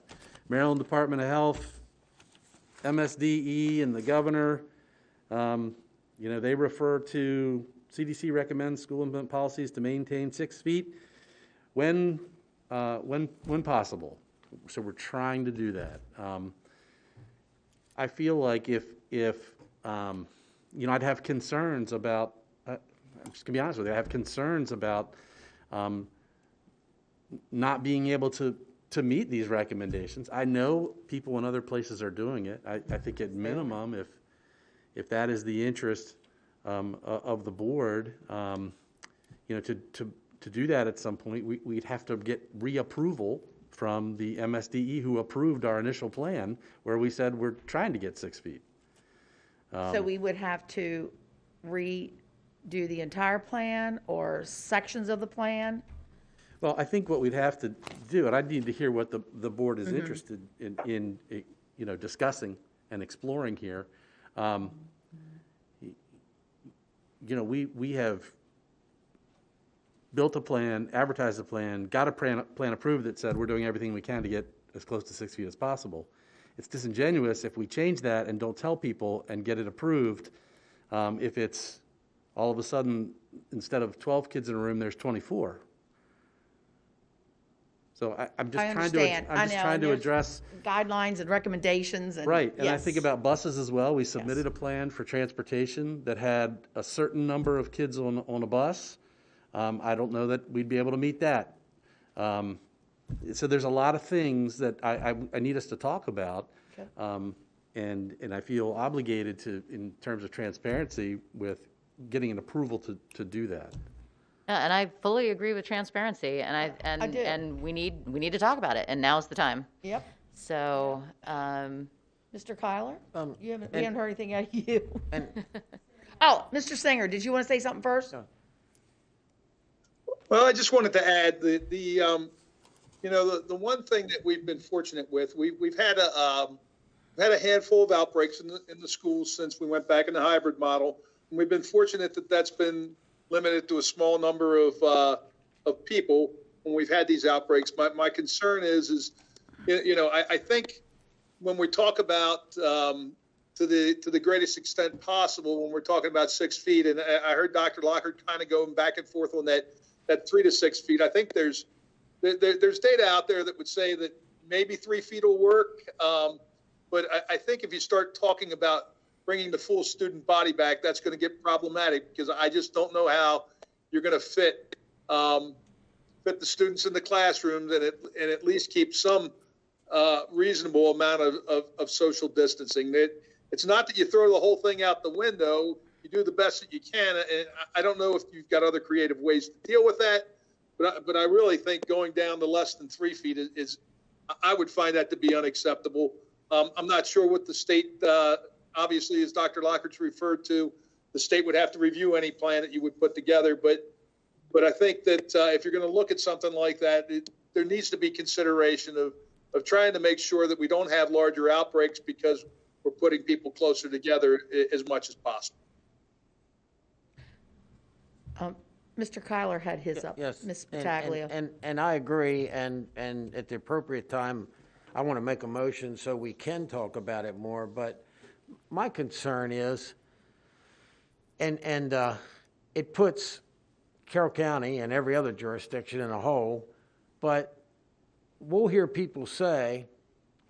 very high up people in the state, health department and education say, well, 6 foot's just a guideline, and as long as you do the other mitigation and wear a mask, don't worry about it. Well, will they say that in writing? Will they approve a plan that says that? I mean, CNN shocked me yesterday. They put up a slide and backed up by one of the world's leading medical journals. School-aged Americans are 10 times more likely to die by suicide than COVID-19. We got to get these kids back in school, and if it means we got to do a plan, and we got to do that, I think we've got to do that. And I don't know. Do you want me to make a motion and then? I mean, Well, I might not if we get a do second, and it anything, might you not have to pass. make a motion so you can discuss it. We cannot go. Exactly. We cannot go any further unless that's the Yep. rules. Whoop, yes. Board members, you've already digressed a bit from where we were. Your conversation really does need to be limited to putting a motion on the floor. Yes, we need we have to do a motion before we go any further. Discussion should be centered on that motion. Okay. Don't dwell. Okay, Mr. Kyler. I move that we open fully on or before March 8th. Carroll County Career and Tech Center, Gateway, Crossroads, and Carroll Springs at 5 days a week. All other elementary, middle, and high schools would be Monday, Tuesday, Thursday, Friday at the least. And of course, students and families would still have the virtual option. Mr. Kyler, could you repeat that, please? Yes, so there's no No question. I've got scribbling all over it, so bear Okay. with me. I move that we open fully on or before March 8th. Career and Tech, Gateway, Crossroads, Carroll Springs would be 5 days per week. All other elementary, middle, and high schools would be Monday, Tuesday, Thursday, and Friday at the least. And of course, students and families still have the virtual option. Thank you. And then if we get a second, I'd like to say my talking points and kind Yes, of we've got to explain have why a I'm second doing it. first. I will second that motion. Okay, we have a second, and now it is open for discussion. And Mr. Kyler, you've asked to go first. Okay. This is a tough decision, and we need the motion to discuss it. If discussion causes amendments to the motion, so be it. This board has made some very tough decisions, and will continue to do so. March 8th is 3.5 weeks away. The superintendent and staff need time to plan, possibly modify a reopening plan and submit it to MSDE. I think we need to plan and we need to take this step. If March 8th isn't the right date, we need to pick one. We can't keep kicking the can down the road. Our teachers and staff are working hard, but our students really need to be in school. Because of how hard the teachers and staff are working, I felt that Wednesdays still need to stay as they are, except for the schools I mentioned. If staff feels that's incorrect, then we should transition to, I know a lot of the schools are doing elementaries 5 days a week. On November 4th, we made the motion to open hybrid. And we said we'd try to be as consistent as possible. And again, and I'm not saying it's cause and effect. I recognize positive, negative correlations don't prove cause and effect. But thanks to our county and our state, since we opened and we did sports, the positivity rates dropped 30% and cases are down almost 50%. Other jurisdictions, and I know that's a dilemma for all of us because most of those have the same CDC rules. Pennsylvania, West Virginia, Delaware, Florida, others have been open, and with a lot of them fully open since August. More continue to keep opening. I saw last night Montgomery County is going to try to open and step and stage it. Hartford County's talked about how they want to open and step and stage it. CDC has said our kids are more safe in school than in the community. They strongly suggest the kids belong in school, but we don't get the guidelines that we need to physically do it. On the 4th, I brought up Senator Pinsky talking about recovery. We're now planning 18 to 24 months of recovery learning. If we keep kicking the can down the road, are we going to need 3 years of recovery? And again, I feel like staff and teachers are doing everything possible. Some of them talked about that tonight. But that doesn't make virtual a success for many of the kids. I think our schools are safe. Again, I've said it before. I get around to manufacturing and government buildings, and I don't see anything as safe as our schools are here. Maryland's the 10th best state in the country with COVID numbers, and Carroll County has stayed 4th for as long as I can remember. Different counties jump into the 1, 2, and 3, but Carroll County stayed right there. The state keeps assuring us 6 foot is only a guideline, and their words are, we really don't need to strictly follow it, but we need to make sure we do other mitigation strategies and wear a mask. And I think the masks have been pretty strict. It'll soon be 1 year since we were forced to close. Mr. Singer's jumped through hoops with vaccinations. He talked about it tonight. We need the state to get him more vaccines so we can do it. But CDC has also come out, even Director Walensky, saying vaccinations are not a precondition to opening schools. I'd love to see all staff vaccinated before that happens, but I was more optimistic how quickly that would happen a couple weeks ago than I am now. And again, I'm biased, and that's why I'm sitting here. Carroll County Public Schools is the best in the state. and we need everybody behind it to make it work. And that's why I made this motion, and again, I want to emphasize, I'm blessed to be part of this 5, and with the superintendent we have. If we need to talk this around and amend a motion, it's, we need our kids back in school the best way possible to do it. Okay, Ms. Pataglia, you had your card up, then Dr. Lockhart. This probably is a question for Mr. Singer. Regarding contact tracing and quarantining, how would that work for our teachers that have been vaccinated? Would those things still have to be done? So I can tell you, I can tell you that we've had discussions about this with the state, and that nothing has changed yet as far as the CDC guidelines. So we're still following the same isolation and quarantine guidelines for people who are vaccinated and people who aren't. And there's a lot of debate to be had in the scientific community about whether that's the right thing to do or not the right thing to do. But I guess at this point, while we know that the vaccine's 95% effective, the ones that we're using right now are upwards to as much as 95% effective in keeping people from becoming ill with the virus. I guess they're finding that it's still possible that people could potentially shed the virus. And so the isolation and quarantine guidelines are still the same at this point in time. And unless there are some scientific data that would influence the CDC and the state of Maryland to change those guidelines, that's what's in place. Thank you. Okay. Mr. Singer, and I think you heard this, you alluded to the same thing I've heard. I've heard that CDC was going to do an update today on that, and I thought they did, but again, we've been in here, but I thought they were going to soften the contact tracing on the vaccinated, but maybe that's not public yet. Yeah, I've specifically asked that question a couple of times, and to my knowledge, well, certainly nothing's come out of the state, and I haven't seen anything from CDC as well. Okay. And again, it's like I said about different individuals say things, but that doesn't mean it's the official report that comes out. And it makes it confusing. Dr. Lockhart.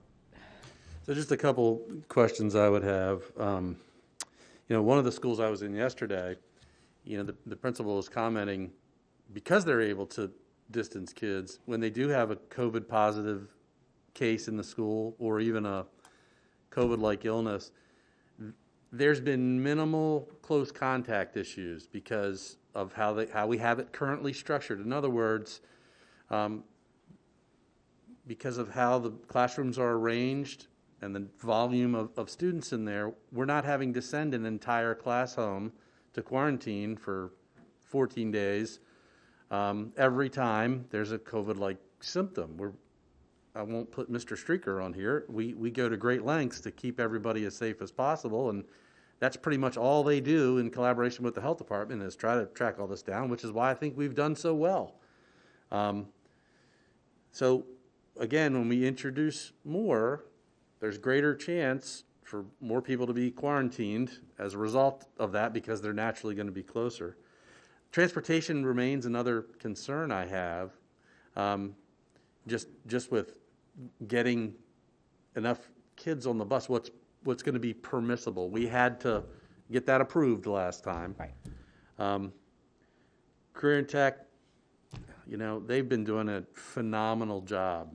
And we should all be proud of the fact that has run extremely well. The teachers there have done great work. All of our teachers have done great work through all this. I've been in some of the classrooms there, and there's already, a lot of kids sitting in classrooms. I'm just trying to figure out, with a program like Career Tech, if we double the size of that classroom, how are we possibly, and they're relying on equipment and materials, and so these are some of the things I'm wrestling with in my head. Don't think I haven't been thinking about it all along. That's why we've had Nick working on, okay, what's the next step there? What's the next thing we can do? But also, like I said earlier, to meet the intent, and I understand there's all sorts of models out there, and the things I just read to you could change tomorrow for all I know. And that's what makes a lot of this frustrating. But I want to be able to, we've went through an approval process before. I had this conversation with Dr. Salmon on a superintendent's call before. If we end up drastically changing a plan at some point, that needs to be approved, and she concurred with that by MSDE, so. Okay, Don, I don't mean to butt, but I do have a question about that. All right, who actually would redo the plan for Carroll County Board of Education for public schools? So that would take a whole lot of people. Okay. And how long, and then you would get it to the state, and how long do they turn that around? I'm not exactly sure what the turnaround time is. I don't think it's dependent on a state board meeting, because last time the MSDE staff went through it. I didn't, okay, that was the next question. That's. John, was that your, because John helped with submission of the plan and the approval and any feedback we got? Yes, so last time, all 24 local systems had to submit plans at not at roughly, at exactly the same time. They went, they didn't go to the state board for approval, as I recall, but Dr. Williamson, one of the deputy state superintendents, did present to the state board some overviews of the different plans. But Dr. Salmon and Dr. Williamson set up like review teams by certain areas. For instance, to Dr. Lockhart's point a minute ago, there was like a transportation review team. There was an academic review team, and so forth and so on. Those teams provided some feedback to each of us through a chart or I guess a chart based on a rubric or some kind of system they used. That took weeks at that time, but to be fair, all 24 systems were turning them in at the same time. So I'd be afraid to speculate on how long it would take them to send back a specific plan. I don't know that she would use the same process or not, and I don't know what their workload. I can only tell you what the process was the first time. I don't know what the process would be this time. Yeah, because we would be a singleton right now. Ms. Savigny, you had your hand. Yeah, I just, I wanted to have some general comments about the motion. And I would support the motion as Mr. Kyler had outlined it initially. And I hear what you're saying, Dr. Lockhart, about the concerns. I guess the points I would make are, I wouldn't expect the state to not approve it, because they've said to approve the revisions to the plan, because they've said that the guidelines at the state are just that. They're guidelines. They're not mandates. It's social distancing to the largest extent possible.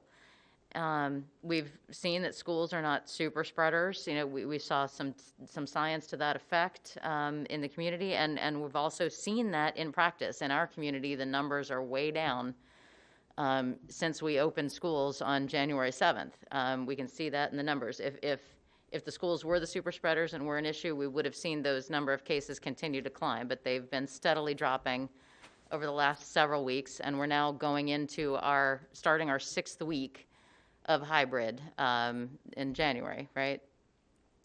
So, and educators are getting their vaccines. It's obviously not happening quite as quickly as we would have hoped, but the health department is doing a fabulous job of getting folks vaccinated as quickly as they can. And we've got, and the one thing that I think we're really missing is the virtual cohort. The fact that there is still going to be a reasonable size proportion of our community that's staying virtual, right? When we developed the A and the B cohorts, saying that 50% of the kids would be in each one of those cohorts, we were thinking that most people wouldn't stay virtual, and it would literally be 50 and 50, and that we thought that we could make that work. Well, only 60% of our kids are expected to come back in person. So there's already an inherent reduction in the number of kids that we're talking about. So there's fewer kids there. So I think we're using 6-month-old thinking to make current decisions. I'm trying to understand when we actually are going to think it's safe, right? That we have implemented all of the other mitigation strategies. We're wearing the masks. We're doing the hand washing. We're doing the contact tracing. We are social distancing to the largest extent possible. Maybe not the 6 feet, but the largest extent possible. And I feel that the fact that the numbers have dropped off significantly over the last couple of weeks while schools have been open is evidence that the schools aren't super spreaders. So I think in-person learning is absolutely essential. We've seen that in so many ways on so many occasions. The student performance, all the recovery learning that we're having to plan. If our students were being successful in this model, then we wouldn't have all this recovery learning that would have to be planned. So I support the motion, or will be supporting the motion, I believe, subject to additional conversation. But I think the transportation issues and the social distancing issues we can work around, especially given the fact that it's not 100% of our students that are going to be coming in person. It's already inherently reduced because of the virtual model. So now I would want to put in the caveat of what Mr. Shockney said about the special programs. However, we have to implement it in order for it to be done safely. That would be outside of the motion. I would request that it would be outside the motion of the one that you made, Mr. Kyler, if that makes sense. No, sure it does. Mr. Kyler. Could I get a little clarification on that first? Oh, yes, from go Ms. ahead. Savigny?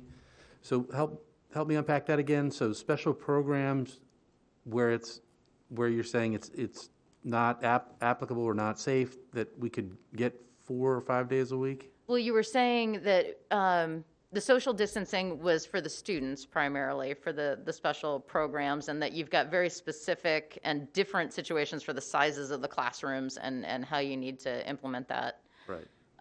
At the various levels, so middle, high, and elementary. So, but it sounds like that would have been consistent with your motion, Mr. Kyler, right? Because Mr. Shockney, you said elementary would be early March and middle and high would be end of February. No, I think middle and high we could start in the next possibly week or two, and then end of March elementary. End of March elementary. We're overlapping slightly. I thought he said the end of February. I'm sorry, please excuse me, board members. Yes, elementary would be end of February. Okay. Pardon me. Mr. Kyler. And the frustration, and as I listened even tonight, I hear a side saying, we don't have enough kids in the classroom. We only have 4 or 5 kids, so double them, who cares? But then I hear, I talked to a kindergartner, first grade, and, it seems like they're going to have 25 or 30. They have too many. And I don't know how that gets balanced out between it. I keep hearing, Pennsylvania doesn't matter, private schools doesn't matter. I talked to a private school family today. There's 25 or 28 in their child's class. They aren't social distance, and they've been doing it since August. So, like I say, I'm not sure. I know this isn't easy, and very often things that are right aren't easy. And I feel your frustration. I feel everybody's frustration. I just feel like somehow we've got to say, and we keep getting hints of support from higher up, of you got to get them in school. Well, I was, and again, I don't know who all's listening, but I was mildly upset when the state level talked to some of you early on, and we were doing more than I thought anybody was in the state, and the comment was made, you really need to get some more kids in the classroom. And I'm thinking, what do you want us to do? We're trying. So I see mixed messages, but I think somehow we've got to make the mixed message come out right, and if they say we can't do it, then we've got to decide, drop back and punt and decide how we can do it. Maybe partway there or something. But I just think we got to try to do it. But I know it's just the conditions are so different in each classroom. It sounds like, and I feel like, and you hear people again in other districts, elementary goes 5 days a week and they go full. Well, that seems to be our fullest classes. So we're going to have a lot of kids in those classes, but that's what the other systems are doing. So I'm done. Rochelle? Board members, let Am I on now? Yes, you're on now. Let me add to the difficulty of your decision-making. In addition to the number of kids in the class, are you going to be adequately staffed? I think one thing you need to get here, just so, because you're going to have to make this part of your report to the state. They're going to want to make sure that you have sufficient staff to serve the projected number of students that you'll be serving. So maybe you should hear from whoever here would be able to give you that information. Mr. Yeah, and I'd gonna love get the to, rest of I'd you. love Just- to hear that. I tend to oversimplify, but I'd love to hear how that can work, because I know staffing has been, it's driven our decision as far back as August was staffing. But I tend to oversimplify, but I looked at it, we're teaching kids in given classrooms Monday, Tuesday, Thursday, and Friday. When this happens, we're going to be teaching kids in the same given classroom Monday, Tuesday, Thursday, Friday. But I do recognize it'll be more kids, and some of the elementaries we just mentioned maybe need to be split up or something. So, yeah, I'd love to hear the thoughts on that. Dr. Dorsey. I just wanted to say, while we're continuing the conversation, Dr. Lockhart, do you think it would be okay if we could get Mr. Kyler's motion printed so we can see it on the screen? I mean, there was just so much to it. It seemed quite meaty to me. And I have the first part of it and bits of other parts of it, but I probably don't have the whole thing. So I'm just wondering if we can get it Okay, displayed. who do we give it to? Andy? Well, I no, can send it in an email. it would be, yeah, Would that be good? to Bob, and Bob can put it up on the screen for us. Okay. That would be helpful Okay, to me. right now. Okay, thank you. Dr. Lockhart. Well, the staffing piece, so to your point, Mr. Kyler, we have obviously been operating Monday, Tuesday, Thursday, Friday. We've had our share of challenges, and I've been, clear about that with the board in terms of some of the struggles. And a lot of that has to do with the quarantining and just I'm reporting to you guys all the time, and we have it on our dashboard, how many staff are out and that sort of thing. But then if you look beyond just the teacher in the classroom, some of the challenges like instructional assistants, student support assistants, we're still looking to fill. We've hired a ton this year, but we're also still looking to fill, instructional assistants, 62 vacancies there in the system. Student support assistants, 108 vacancies. Now, we've been able to make it work because we're basically splitting them between the two cohorts. So we can try to patch it together, but also with the support of staff all around the system going out also to pick up responsibilities. And in this building. That's what I'm alluding to. We have central staff who, I can't thank them enough, but they're also shirking their own responsibilities indirectly as a result, and that creates its own set of circumstances. But, we have hired a ton of people, but we also have this attrition too, that's happening. And again, I'm talking just all the support staff that helps us. So I want to be clear about some of the challenges to sort of stand things up every day. Okay. So that's what I wanted to comment on there. I'll come back. Okay, Ms. Battaglia, you've had your card up for a while. So I'm not totally opposed to reopening more. I do struggle with kind of like the whole, here it is, we're doing it. I'm more of a baby step person. To me, I would much rather, we'll do career and tech. And the reason why I'm thinking career and tech is because even right now, a lot of these trades, people are working back to back. There is no social distancing with a lot of these trades. So in a sense, that is preparing these kids to, when they graduate, to go out and work, because you are going to be working back to someone basically. we want to make sure we're reaching our IEPs and the 504s and the ESOL students, and because they're the ones that are the extreme struggling learners, and they need more of the assistance. So I'd be more willing to get them in the 4 days, including Gateway and the special education. And then 2 weeks later, let's do K through 2. So that kind of gives that little more planning in the elementary to say, okay, and then we can look into if we need to have that expanded space in a kindergarten, like how that would work. And then maybe 2 weeks later, have invitations sent out from teachers that, if there is extra space in their classroom, if they see that they have, well, I could fit 5 more kids, around here, then we can look into those that need that extra time. And then potentially, maybe even the first day of fourth quarter, we could definitely do 4 or 5 days a week open fully. But I think baby steps the public would be more willing to adjust to. That's just how I'm thinking. Okay, thank you. Ms. Savigny.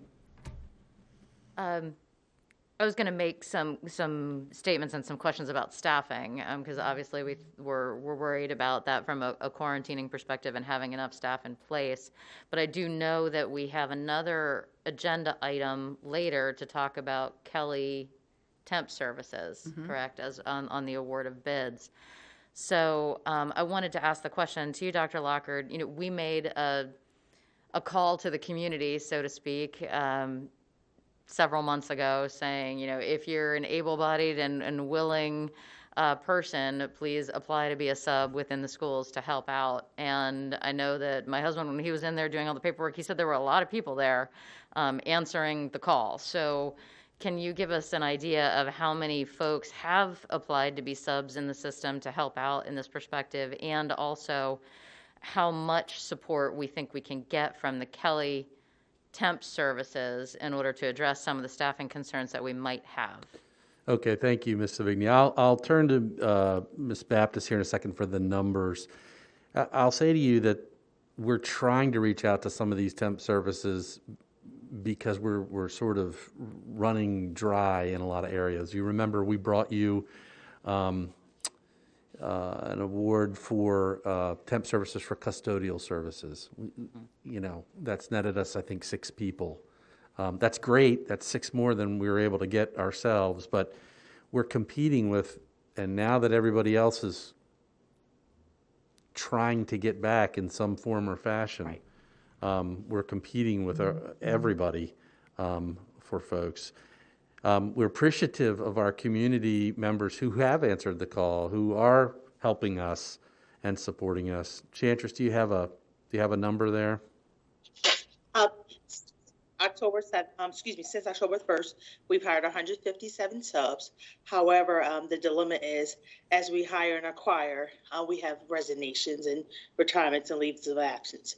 So that's why we do not see the needle moving in a positive way in regards to classroom and staffing fulfillment.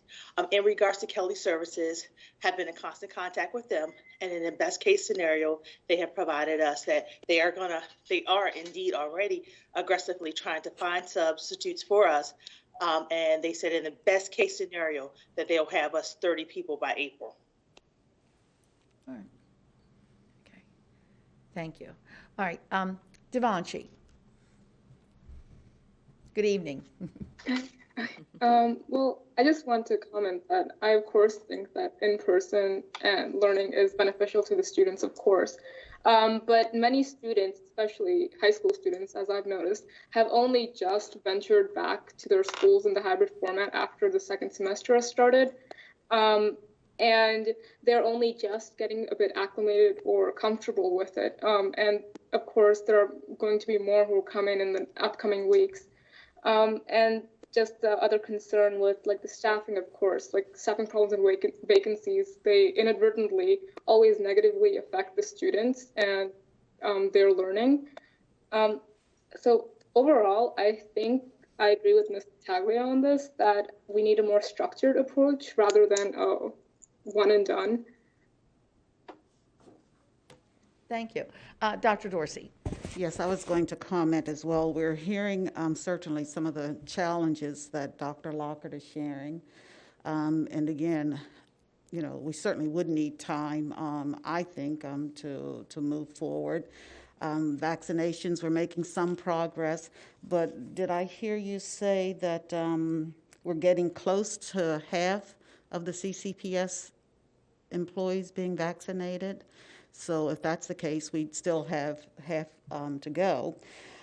So again, I'm thinking too, I'm leaning more towards what Mrs. Battaglia and Ms. Mystery are saying, that if we had a structured way to bring more students in and to get to the point, certainly ideally, we want to be open in person full time. And that's certainly going to be the goal, but I think we need to look at how we get there. I think we need some more time, and that will give Dr. Lockhart and his team, because again, you know, I can remember the plan that you had shared with us that had to be submitted to the state, and that was quite involved. It involved the operational part of the CCPS, as well as the academic component.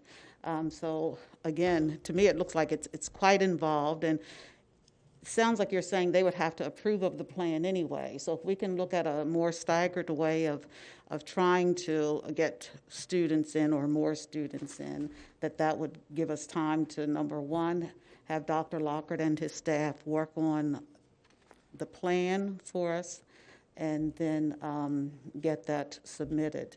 And we could expect to get some feedback, you know, from that once it's been submitted. But again, I was also thinking while sitting here, this really should have been a work session for us. There's just so much. Plus, we have so many more agenda items that we have to cover. So those were the main points I wanted to make right now, a more staggered way of looking at it. And again, as we said earlier, it's the elephant in the room. It's the big piece, and we just need time to develop Dr. it. Lockhart. Thank you. Bob, I don't know if you have the ability to edit that motion that you just received, but that is not correct. The motion, and Mr. Kyler, you correct me if I'm wrong, was to have schools open fully on or before. Whoops. Whoops. It went away. Love that technology. I can't remember it verbatim, but it was March on or 8th, before 5 days a week for March 8th, and 5 days a week for career Career and Tech, tech, Gateway, Crossroads. Crossroads, and Carroll Springs. And then the second part of that was all other schools 4 days a week, 4 Monday, days a week. Tuesday, Thursday, Friday. Is that correct, Mr. Kyler? Yes, yeah, he With- kind of flipped the wording, but, and I might have even typed it wrong, because like I say, I got scribbling, but essentially, Okay. Career Tech, Carroll Springs, Gateway, and Crossroads, of course, 5 days a week, and all the rest 4 days a week, with having the Wednesdays. Right. And you also stated in there Wednesdays as being virtual. Right. Yes. I have another thing. So, Ms. Yeah. Battaglia, to your scenario, we would benefit from additional time if this is the direction that the board wants to go. The one thing I'll say to you, though, one of the things I heard you say was something to the effect of, at some point 2 weeks later, anyone who wants to come in for 4 days a week. We have schools where there is going to be room because you have enough people who want to stay virtual. We will be in situations where, unless we get the social distancing thing figured out or approved, that there might be places where there's only 15 kids coming in 4 days a week, and there might be places where there's 31 kids in a classroom coming in 4 days a week. So, Yeah, that's what kind of I was thinking is, I mean, the teacher could probably make a recommendation to their principal of, this is how many seats I have available, and these are the students I feel need a little more help to come 4 days that I have the space on, whether it be they didn't meet a requirement in their benchmark or their assessment, they're below reading level or something in that magnitude, I think. That's what I was thinking. And I think our teachers could quickly make that recommendation. The challenge and what we have to figure out is, how do we determine how much space we have available? Right now, we have some places where it's 3 to 6 feet, okay? Some places it's more than 6 feet. Some places it's 3 to 6 feet. How do we determine when it's less than 3 feet, and the teacher's saying, oh, these 10 kids really need to be here, but I already have 20 kids in the class who are here. I'm just trying to play out some scenarios because there will be people who aren't happy unless it's everybody who wants to come back. So I'm just trying to roll through some of those. And I agree. I think, there would be probably some pushback, that they'd be like, my kid wants to be there. But given the current situation, I mean, I think an explanation could properly be given that, we are working towards having everyone in 5 days a week. But for right now, this is just to get the ball rolling, in a sense, get the wheel going, and we will get there to that one point. And then, I mean, I know one school might be different than another, but I know we just need to just somehow get the ball rolling in that direction. That's the way I was just thinking. Thank you. Ms. Savigny. I think at some point we have to give some autonomy to the community. The social distancing aspect of it, in a lot of cases early on, was we know that it doesn't spread quickly, or it doesn't spread amongst school-aged kids, but it was the staff that we were worried about. So the fact that you can provide the social distancing, like the teacher can social distance in most of these circumstances, and if the kids aren't, so if the teacher is at least 6 feet apart, but the kids aren't, then the community can make that decision if we let them know where we're struggling with the space constraints and say, look, we're not meeting the 6 feet in your schools, and you have the decision whether that changes your mind of whether you're going to send your kid in or not, right? Give that ability to the community to say, look, we're willing to take that risk. I think the career and tech kids, I think a lot of the parents are saying, it's not an issue. We need to have them in there. And we've already not meeting the 6 feet for career and tech, and we haven't had any issues with career and tech, I think is what I've heard. Well, not none. It's been limited. Mm-hmm. Yeah. So that's just my thoughts on that piece. Commissioner Weaver has his hand up. Mr. Weaver, sorry.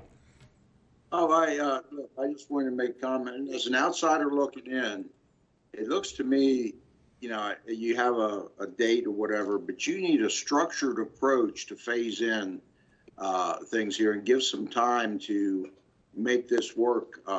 If any project that you come in with, you just don't go, boom, here it is. I think you have to, if I had any say in it, I would request a structured, phased-in approach to make this happen. That's all I have to say. This is your decision. Thank you. Devanshi? Thank you. Well, this may be a bit far in the conversation, but I think it might be beneficial to identify certain focus groups or like demographics of students that we would most want possibly in a 4-day format to come back eventually and transition them in before if we are looking towards a more structured format.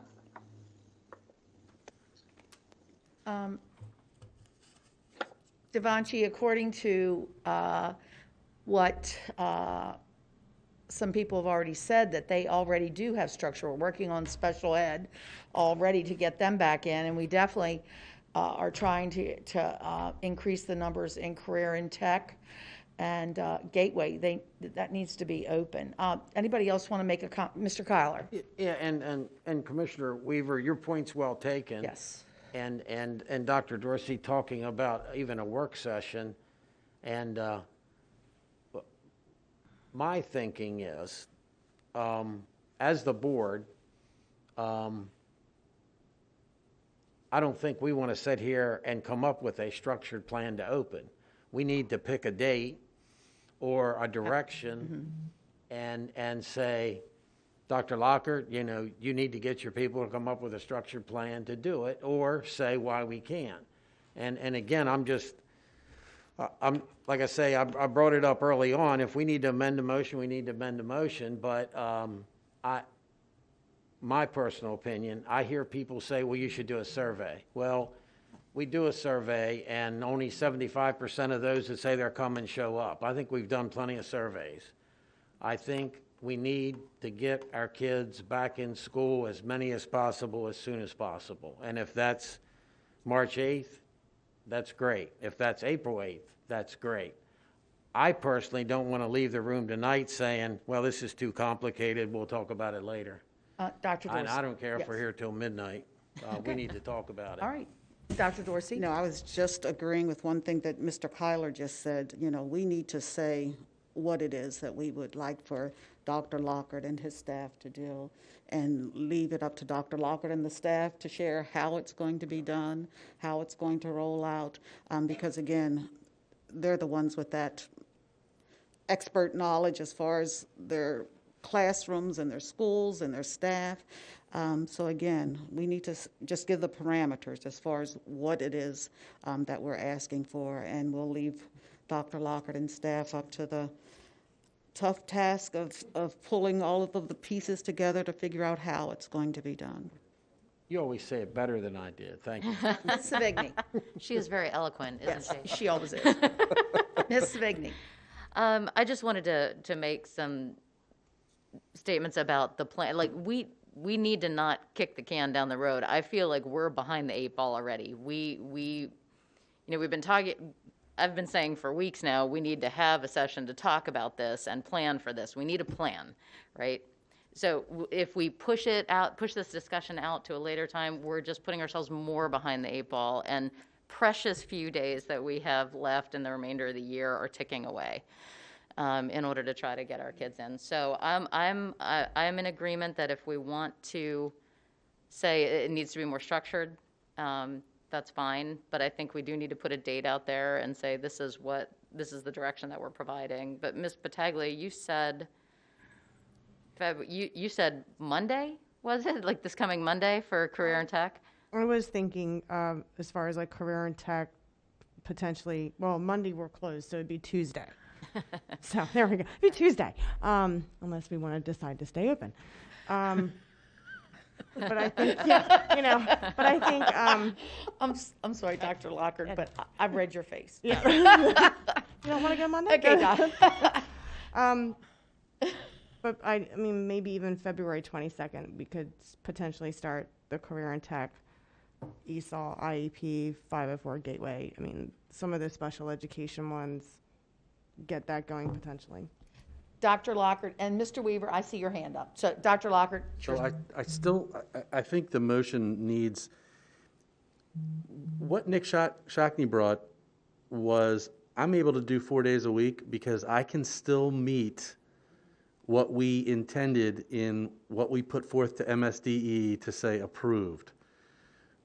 For a career in tech, I think we need something in the motion, or for any of these that we're not going to get 3 to 6 feet to the greatest extent possible, we need to say pending MSDE approval in this, in the motion, because at career and tech, it wouldn't even be close to 6 feet. And I get your point, Mrs. Savigny, it wouldn't be close to 3 feet. I get your point where parents can choose. They're going to know that ahead of time, and they can choose if I don't care if it's, they're in there, 40 kids in a classroom. I hear that, but I think as a school system, in order to offer that, we're following. I mean, we had, I don't know how many 100 pages that plan was that we had to go through, and like I said, I had this conversation with her. We would need to fix that, resubmit it, and say, do we meet with your approval to offer this kind of programming?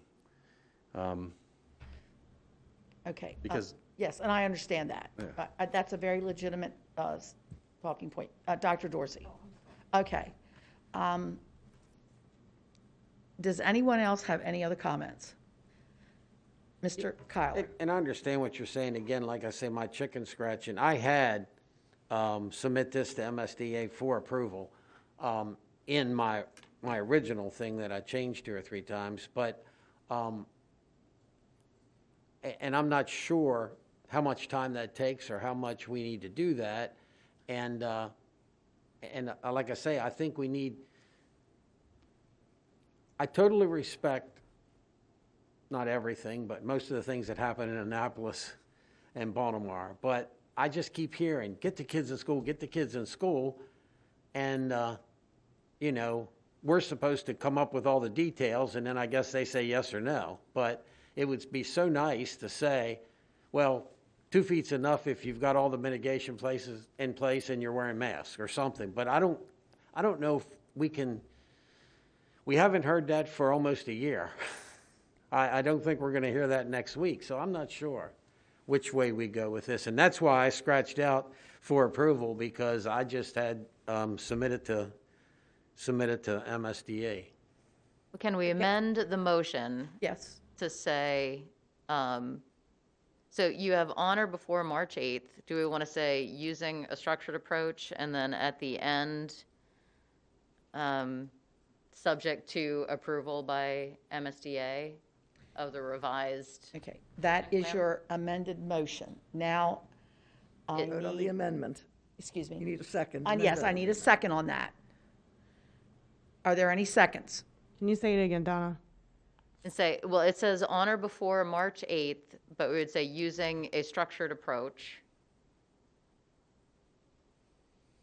And then at the very end, saying all of it subject to approval of the revised plan by MSDE, sorry. All right. Do I have a second on that? No, before you do a second, and then I'll speak. Okay. Do I have a second? I'm just trying to make sure I understand the amendment. Okay. Do you want to say it one more time, Donna? Structured approach approved by. So using a structured approach, that would allow for things to open, you know, you could do it in the baby steps that you referred to, right, Ms. Patagula, where it might be career and tech and gateway first, then it You might want me be. to read the whole thing with the edits? Oh, do you have the edits, Ms. Lucida? Yeah, the changes, you want me to just read through it so everybody can hear it all together? Yes, that would be fine, Andy.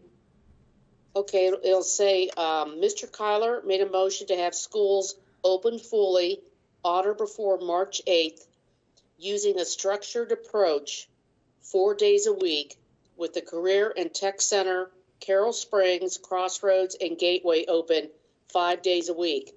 All other schools will be open 4 days a week, with Wednesday staying as a full virtual day. Students and families will still have the virtual option available to them. This is subject to approval of the revised plan from MSDE. Of the revised plan, this is subject to approval of this revised plan from MSDE. Okay, do I have a second? I can second, correct? Even though I'm the one that made the original motion? Yes, you need a Yes. second. A second? Okay. Yes, Mr. Kyler. So we have a second. Now we have discussion again. Oh, excuse me, Rochelle. Vote on, Excuse me? vote to see if you're going to do the amendment. Okay. Well, I've got a question on the amendment. I had something about the amendment. You need to vote to see, no, you need to vote to see whether you want to amend the motion. Amend the motion. Okay, yes. Then you'll be voting on the Then we whole can thing. discuss it. Okay, all those in favor She of didn't get a the. second, right? Or is Yes, Kenny yeah, seconded Mr. it? Kyler seconded. So now we have an amended motion on the floor. All those in favor, please signify by saying aye. Well, actually, no. No, actually, all you needed was the second. Second. Let me speak now. Okay, Yes. all right, Yeah, okay. yeah, I I was wouldn't following what you Here- told me. Here is the problem with the motion. And I'm being very logistical and systematic in my thinking about this for you. if you have the schools opening fully on or before March 8th using a systematic, structured approach, that doesn't mean that suddenly it's going to happen on March 8th. Think about it. You first need a structured, systematic approach, which to me means you're thinking in increments. And also, you need to get approval from the state. So there's no way that you're going to be able to do this by March 8th, because first you have to come up with the plan, right? And the plan isn't going to be boom, it's going to be structured, because I heard you use that word. So if it's structured, you're doing it you're thinking in increments. First we can look at this, then we can look at that. But you can't do anything till you get approval from MSDE. So you have to think that when you're using March 8th, which is really only, 2.5 weeks away? 3.5. 3.5. Yeah, 3.5. Well, I would challenge that thinking, though, Ms. Eisenberg. I mean, I appreciate the comments, because Montgomery County has already come out saying that they're going to open up elementary schools 4 days a week, starting March 1st. So clearly, they haven't gotten that approved by the state as part of their opening plans. So understanding that everything that we decide will be subject to approval by MSDE, but I think we have to operate under the assumption that it will be approved by MSDE in our planning. Yeah, I agree. I have a question on the wording. And again, this is getting so convoluted. That's not my motion. I don't much care. It can be the new my motion. Is Wednesday a full virtual day? That's not what Wednesdays are, so that shouldn't be in there. And that's, we've all been talking and it keeps changing, but if we're going to approve the amendment, we ought to. I think we just call it a virtual day because, Yes. to not misconstrue it as a full schedule Yeah, slated, exactly. right. What I said was we'd keep Wednesdays as they are currently. Okay. So it could be with Wednesday staying as a virtual day, or just Wednesdays staying the way they currently are in the hybrid model. I think so, because they're not a virtual day for a lot of people. Right. And I don't think we want to misrepresent that. Right, with Wednesday staying as a virtual day. Okay, so then, well, we were trying not to be prescriptive, but maybe we need to be prescriptive in saying, okay, it's career and tech and gateway by this date, and then elementary school by this date, and everybody else by this date. Roche, okay. Well, that's Yes. That's what I want you to consider when you're thinking about this. When you're using the term structured, what does that mean? That's what I wanted to. I want to know what you're talking about, and I want you to know what you're talking about. Yeah. Dr. Dorsey. That was the question I had, Mrs. Savigny, concerning the amended motion, whether you would agree to use the words phased in. I think that's pretty much what we were thinking of when we were talking about a more systematic way of getting started. So if we could say, a structured, phased-in model or plan. I'm okay with using phased in instead of structured. Is phased in approach. Phased in approach. Okay. All right. That's actually a better terminology. Yeah, I think so too. Mr. Weaver, you had a comment? Mr. Weaver, yeah. I didn't have my hand up, I didn't think, but, Okay, well, your hand's still up. oh, I'm sorry. No, I just, you guys are talking through this great. I just had my one comment, that's all, Okay. sorry. All right, you can put your hand down now. Okay, Tavashi. I had a question about the motion. So as it is worded currently, is it saying that the 4 days a week and 5 days a week objective will be reached by or on March 8th? So after March 8th, that will be how the schools operate?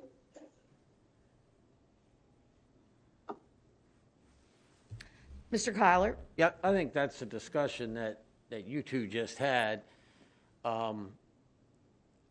do we want it to say, made a motion to have schools open fully with a phased-in approach starting on or before March 8th? And then maybe if we want to do a drop-dead date, but it's, and again, I don't know what's reasonable in today's world, whether 3.5 weeks. To me, it's a day or two short of a month. Is that enough or not? And if it doesn't happen, I don't know, maybe we need to schedule a 24th meeting and see where we're at and update things. You know, we need to get this going, and like the words I use, but Ms. Savigny used tonight, we just can't keep kicking the can down the road, and if we're going to do a motion with no dates, we might as well not do it, in my opinion. Ms. Pataglia? I was gonna say, if we end up doing a work session, in the work session, we need to discuss how to continue the hybrid and virtual to help the workload on the teachers. That definitely needs to be part of that discussion. If we're gonna be doing, if we're gonna set target dates, then along with that work session of setting the target dates, then we definitely need to have, how are we gonna split it up? Are we gonna, virtual teachers, are they gonna take on virtual students only? I think we definitely need to have that, because that's something we keep hearing about. Well, Yeah, I don't that does not work right now. It will not work. I know that because it's just the way we're set up right now. We cannot do that because third grade teachers have their third grade teachers and they have their groupings and they stay there. You cannot group a AP chemistry class with another high school science class. That does not work. You cannot group virtual with virtual right now. Not the way we have that. Dr. Lockhart, do you agree with that? I do. We'd be undoing a Yes, tremendous absolutely. amount, and No, that is not. well, everybody wants consistency, right? And Right. so that's what makes this so challenging. I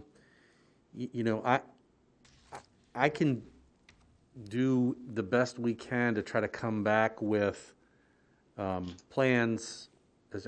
I'll be honest with you, right now, every day, we're just trying to keep things going. So we are looking that's why I had Nick tonight. Let's start looking at what we can do next. And it's not for a lack of trying, but a lot of the people here that are out helping.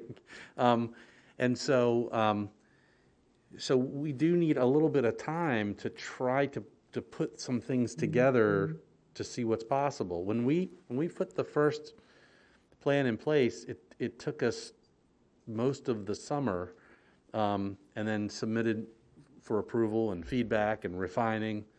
I'm not saying we're not going to do everything we can to do it. I'm just saying, like, I can't turn it around in 6 days or 7 days.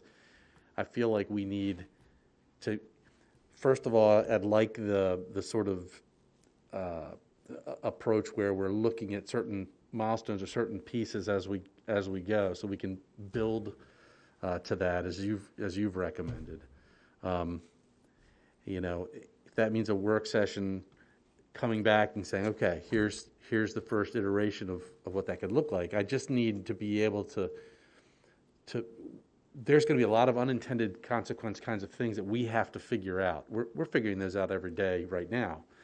And obviously my concern all along is I want to try to provide the best, first of all, the safest environment I can. That's why I went right to the distancing piece. Second of all is a quality instructional program. And I don't want it to be just, let's find whoever we can and try to stand it up. That's not a quality instructional program. And I have not said anything, but I am going to say a few things now. We have done unfortunately, our students are behind, and we have an unimaginable amount of failures in our schools right now. It's not because our educators and our staff is not trying. I see third graders clicking off and the teacher almost in tears because they have been either tell Johnny that they were on the wrong page, that you need to be on this page, or they don't like what they're doing and they click off. We're doing a disservice to those. We've already lost 1 year of academic learning. We need to open up. I would suggest that we do, if we cannot come to consensus tonight, we still have this on the board. We do have a meeting next Wednesday closed. We can cancel that and have that as a work session. But we have got to get these schools open. And if you want to do it in stages, that's fine. But we have got to get that career and tech open 5 days a week. We need to get Gateway and Crossroads and these special groups back in. And we have got to get those kindergartners, first grade, second graders, they have got to get in and get back to as much normalcy as we can. If if we need to do a staged approach, that's fine. But we've got to get these kids back in school sooner than later because we are failing them. And it's not that we're making this up. It's on black and white paper when you look at how we're failing them with their grades and their attendance. So I don't know if you all would like to do that next Wednesday, because we could be here all night, and I'm not leaving until we get something accomplished here tonight. Mr. Kyler. And I don't know if the work session is right, I don't either, but or just another meeting. And I think I can answer for you, but do we really want to do a work session in 1 calendar week from now and think we're going to have a whole lot more done? I don't know if 2 weeks is right. I don't know what we do to schedule it. And I get into the weeds way too much already, but I don't want to get into whether Career and Tech opens before Gateway or not, because that might be a transportation issue. I don't want to get into how you're going to handle face-to-face teaching versus virtual, because I think we all have an opinion on it, but you guys are the experts on that. But I don't know, what is the right thing to say? I mean, and I could always withdraw the motion, we start over, and I don't know what everybody's availability is on the 2 weeks from today, but could we say we want to see a structured phase-in approach by 2 weeks from today? And that could be a meeting, that can be an update meeting, that can be a work session, whatever we want to call it. But I think we need to get moving, and you just said it too. I mean, we need to get moving, and I understand nothing we have said or done since about March has been easy, and this isn't either. But I just think our kids need to be in school. Mr. Weaver, and other people are doing it. Okay. Mr. Weaver, you have your hand up? He's muted. Yes. Okay, you're on. Just a suggestion. Why don't you direct staff to get the answers? You have a lot of questions with no answers at the present time. You know where you want to go, but just as soon as they can get things together, give you the right answers, then you will know what's the appropriate date and everything else going into it. Because you're going in circles. I'm sorry, my opinion. It's my opinion only. And get the answers and come back to you as soon as possible, and have that a date put on it. Instead of just picking one out of the thin air, it may be subject to something you don't even know about yet. Well, I think Kenny has a good idea about 2 weeks and bring it back.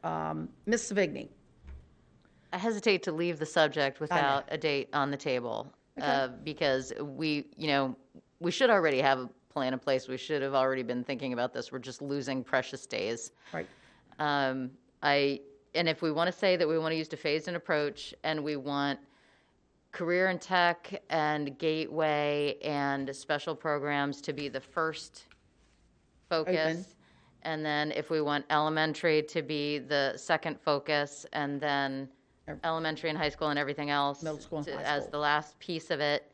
And we want to say that it's all got to be in place by, maybe it's not the 8th, maybe it's the 15th or the 22nd of March, using a phased-in approach, but in that order of priority. Like, I'd be willing to do something like that, but I don't think we should leave.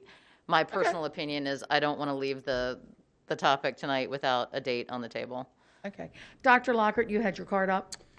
Right, well, I forget who said it, but concurring with, the 24th could potentially come back with, as much as we can, started to be really fleshed out to follow that sort of pecking order. We're going to identify challenges and issues that we're not going to just be able to quickly overcome, that we're going to have to figure out how to work around. We've figured a lot of things out in the last year.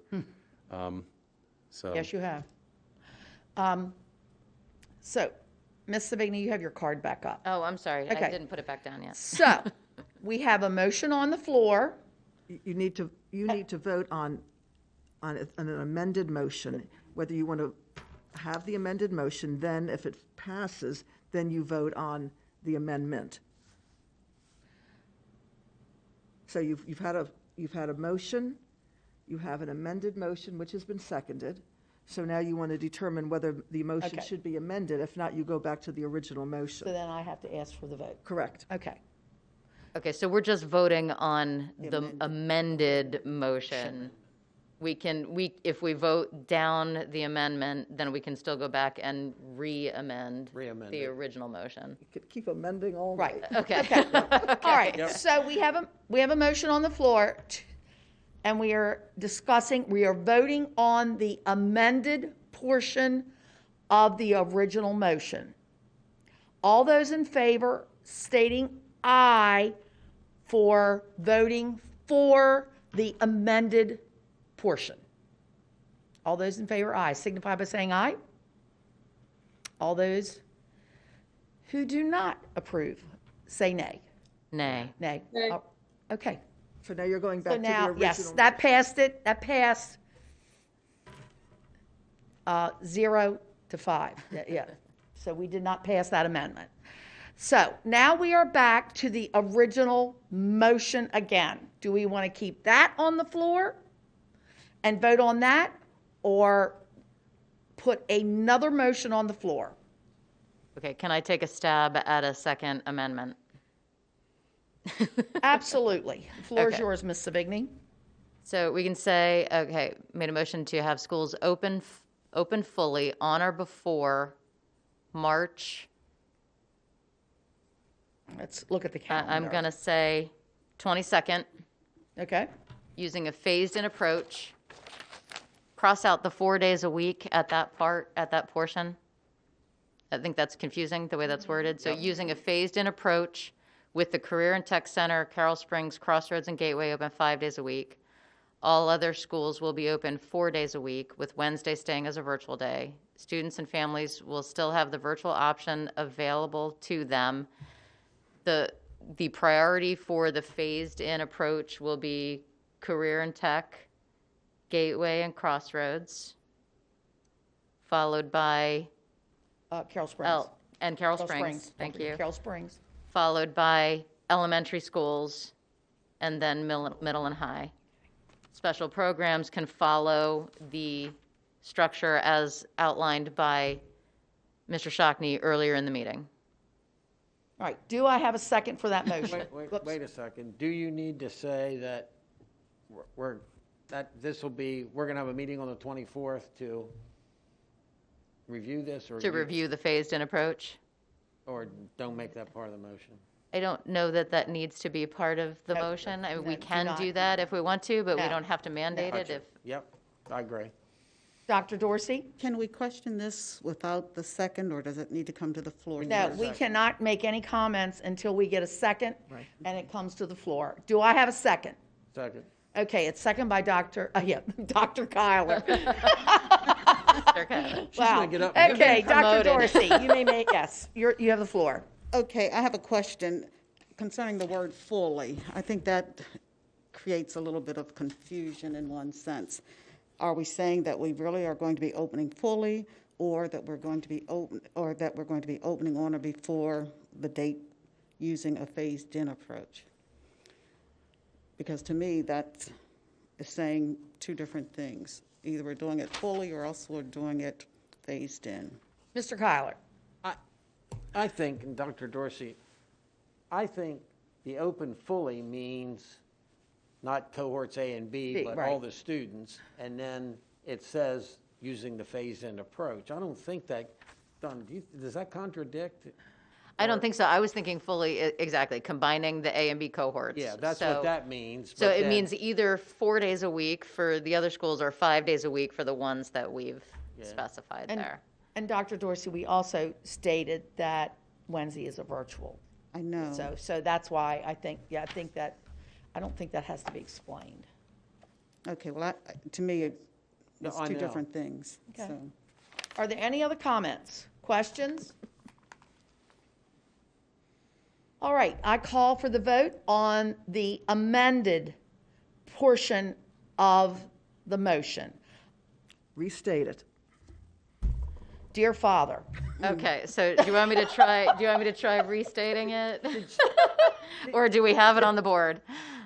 Can we put it on the board? I thought she did. No. No. That's the old one. That's a part of it. Andy, are you with us? Yes, you want me to retype it and put it back up? We need the amended portion, please. Okay, you want me to read it, or you want me to type it and put it up there? You can reread it for now and then for us, please. Oops. Type Okay. it. Type it. Type it. Type it, she said. Yes, Rochelle said type it. You want me to read it now? We ready? You can read it. You can read it to us and then type it to us too, and then send it to us. Thank you. Okay, Mr. Kyler made a motion to have schools opened fully on or before March 8th using a phased-in approach with the Career and Tech Center, Carroll Springs, Crossroads, and Gateway open 5 days a week. Let me just see what I have notes here. All other schools will be open 4 days a week, with Wednesday staying as a virtual day. Students and families will still have the virtual option available to them, with the priority of the Career and Tech, Gateway, Crossroads, and Carroll Springs, followed by the elementary, then middle and high schools. Special programs can follow the program outlined by Mr. Shockney. And Donna had a date on there for. And I think all of that was right, with the exception of it was March 22nd. Yeah, March 22nd. Oh, right, So that's it's right. using a I'm phased-in sorry. approach up to and ending on March, March so that's 22nd. all done by March 22nd. Okay. I'll type that quickly so we can get it on the board. Okay. Well, Mr. Kyler, as we're waiting, is it snowing outside? I don't know. Sun's out. Okay. Looks like it might be. All right. Ms. Herbert, just to be Yes. clear too, as I'm trying to get all that, did we decide we're coming back on the 24th with, And then while we're waiting for that, do you all want to come back then on the 24th? not the 24th, sorry. Yeah, the 24th. Yeah, it is the 24th, Dr. Lockhart. Yep. Yeah, because 17th is next week. Yeah, There's 28 days in February. I think so, and I think that to answer your question, if you come back then and say, we decided based on where I live that we're going to do high school, then middle, then elementary, and we're going to start it a week early, that's what the next meeting's about, is how you structure the plan. And Yes. if it contradicts the motion, then we've got to deal with it that day. Okay, so we are going to have, This is our intent, but we're going to have an update meeting on February 24th, starting at 5 o'clock here in the boardroom.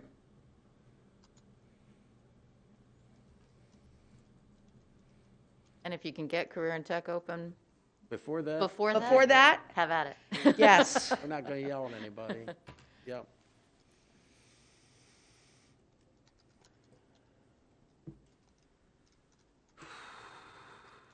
At 5, it will start at 5 p.m. And, okay.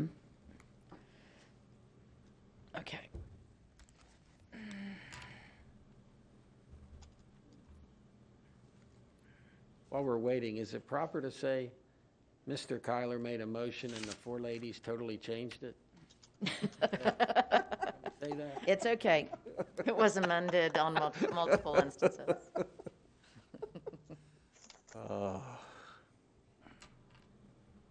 We still have a whole meeting to do. Okay.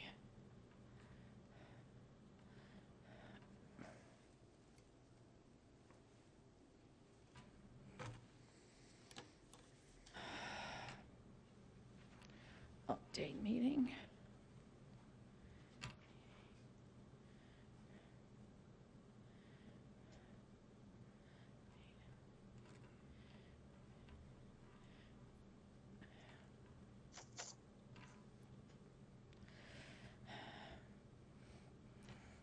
We didn't have anything better to do. We had the date open. Andy, how are we coming? I just sent it to Bob. Good. Okay, great. Thank you for all your work.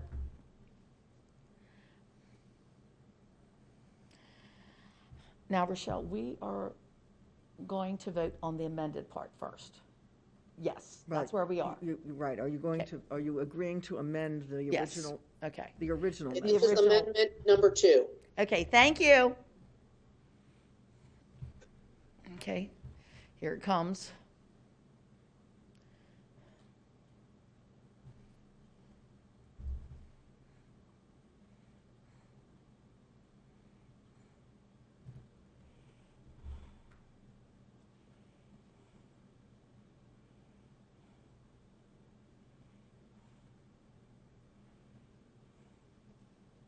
I put Mr. Shockley, sorry. Oh, chocolate. Spelled it wrong. Okay, that's okay. We'll get that corrected.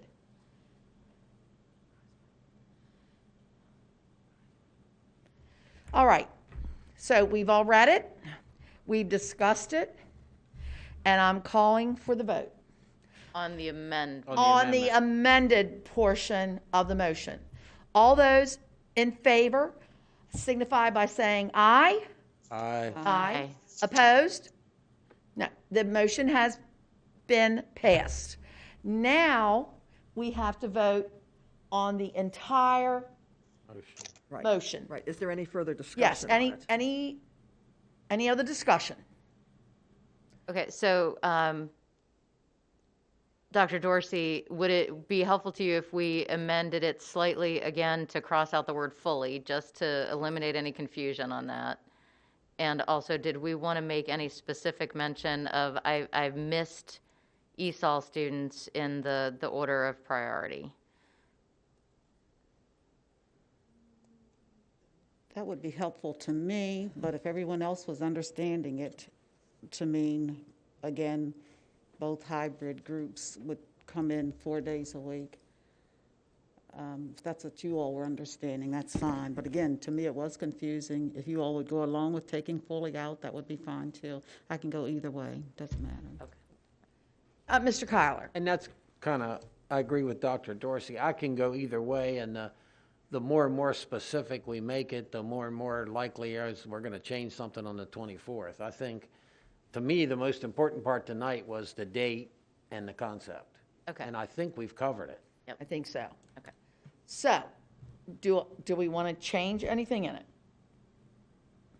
All right. Okay. I call for the vote for the motion in front of us, right here on the big screen. Screen, yes. All those in favor signify by saying aye. Aye. Opposed? The motion is passed. Thank you all very much. And I really do appreciate everyone's opinions. Thank you, Dr. Lockhart. And we will go forward now. the next thing on our agenda will be, excuse me, Devanshi, yes? I had another question relating to COVID-19 updates. So the current class of 2021, the seniors, they had their latter part of their junior year kind of taken away from them, and now they're more than halfway into their senior year. And it's all so very wishy-washy even now with hybrid, virtual, and they haven't really gotten a normal school year or even like a normal end to their high school years. So I just wanted to ask, has there been any guidelines or any guidance on what we're going to potentially do for either prom, graduation, or other senior milestones? I will say, Devanshi, I know that our director is working on that in high schools, and he has been sending emails out to parents with the same questions. They're working on graduations to have them outside, socially distanced, or wherever we can have them. And Dr. Lockhart, what else would you like to say for that from Mr. King? Or Mr. King can speak. I think Mr. King's King, been are you knee-deep on? in that, yep. Yes. I am, thank you. Yes, that's been a hot topic, and many parents have chimed in on that. Graduation is, I'm very excited to say, it is going to be outdoors. We have yet to confirm locations. We're looking at a couple of options that I think both will be far closer to a traditional graduation than we were able to have last year. We are not going to be able to offer what would be a traditional prom, although I'm confident we can have some pretty exciting senior picnic type events that are outdoors, maybe in a stadium with many different activities and food, etc. That doesn't really, it's not based on actually dancing because that's so problematic now. And each of the principals is going to start working with their senior class leadership to look at what they want to do and what is possible. All of you have a lot of money, and there are some different ways that it can be spent. I know, I think just last week, Man Valley did a big an online trivia competition with prizes, etc., for their seniors. And there have been some really wonderful creative ideas.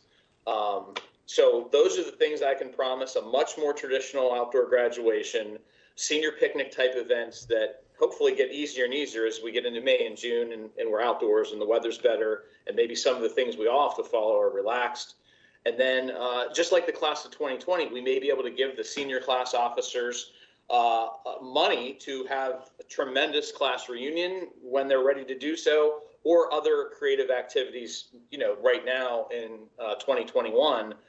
But all the principals want to give the senior classes the impact. I know they'll have all the seniors vote because they may not be exactly the same at Liberty and Francis Scott Key, etc. But we want the kids and the great leadership of the senior classes around the county to have input on that, along with their class advisors. Thank you so much for that. I just really think that our seniors deserve that after everything that's happened over the past year.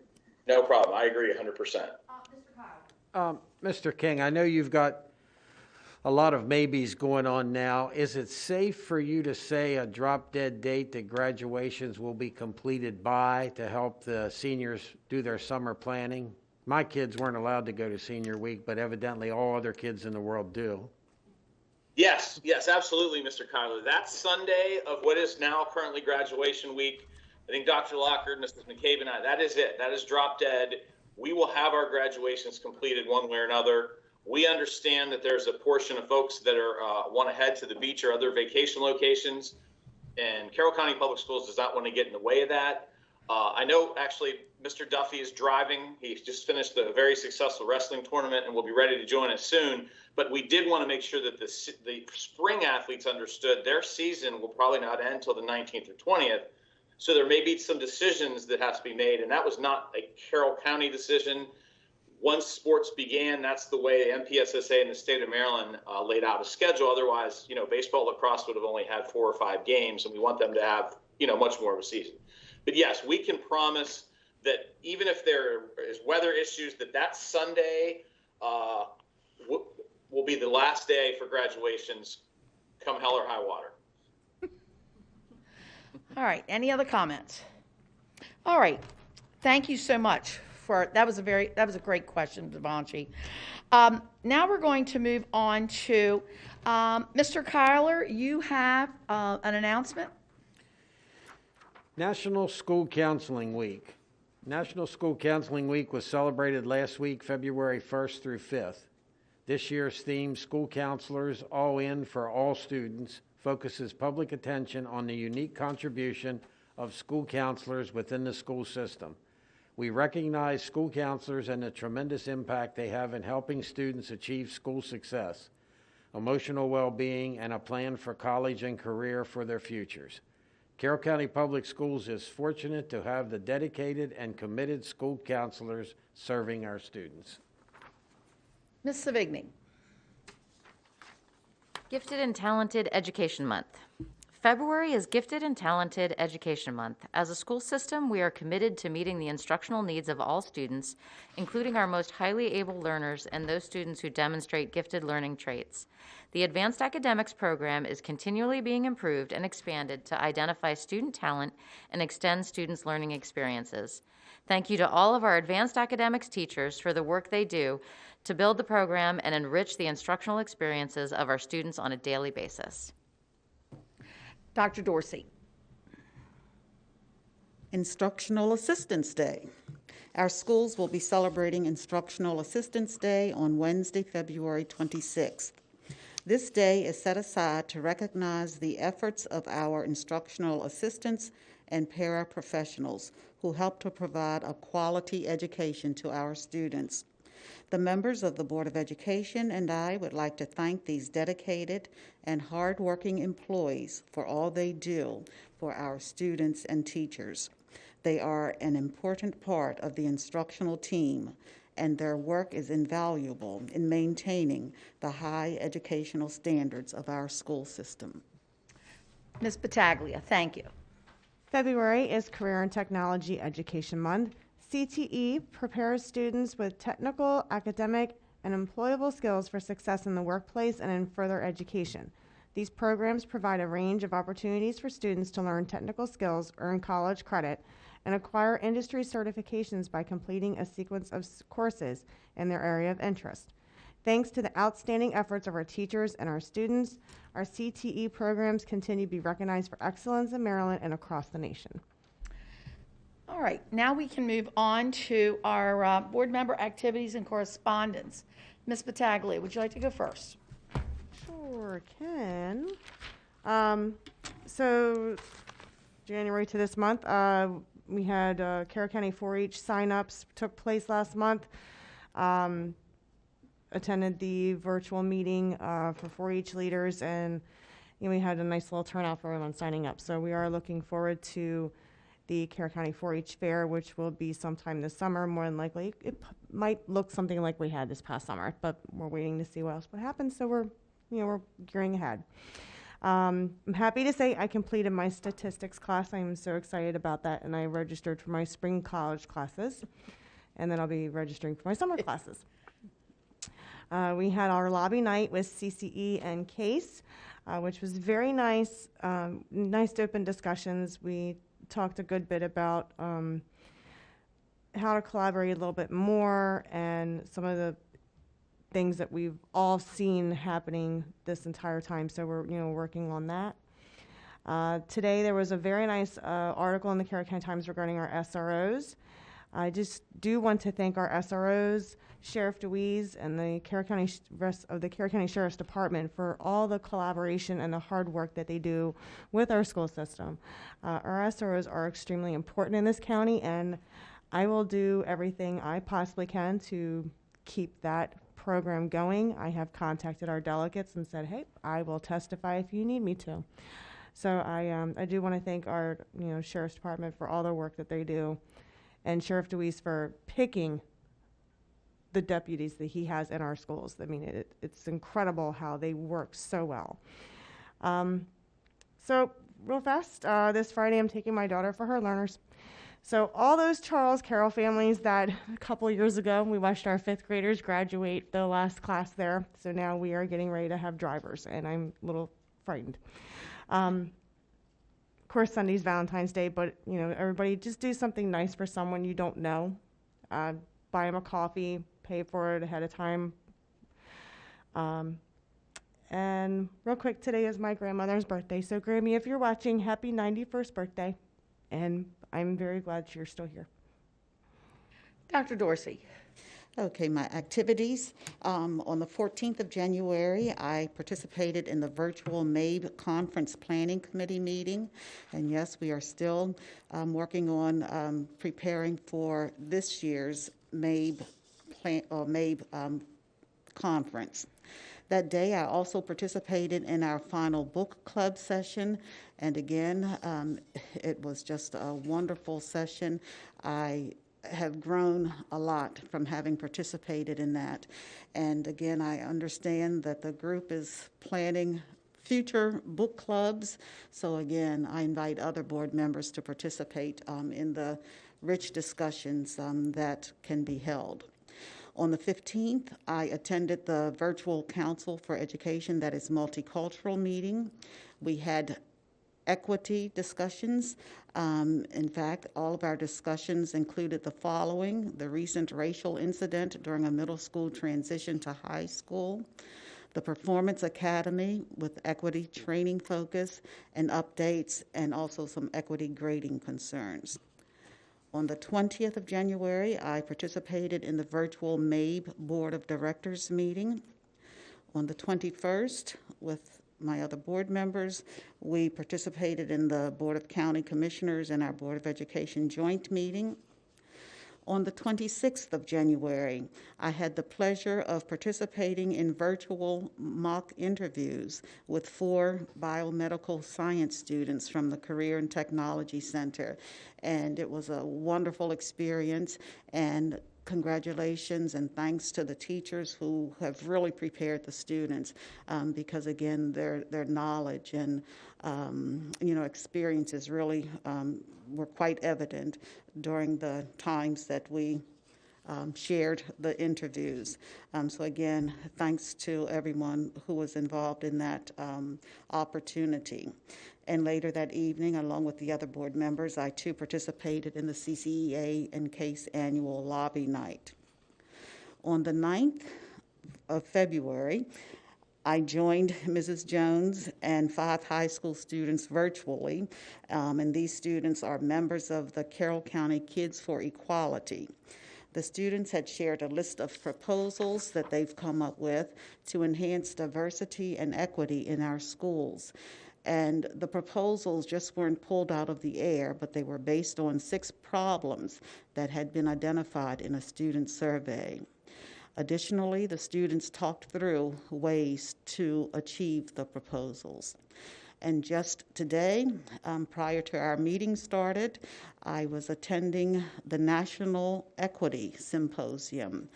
And again, I was just so sorry that we had some conflict in our meeting times, because they didn't start the symposium until 1 o'clock.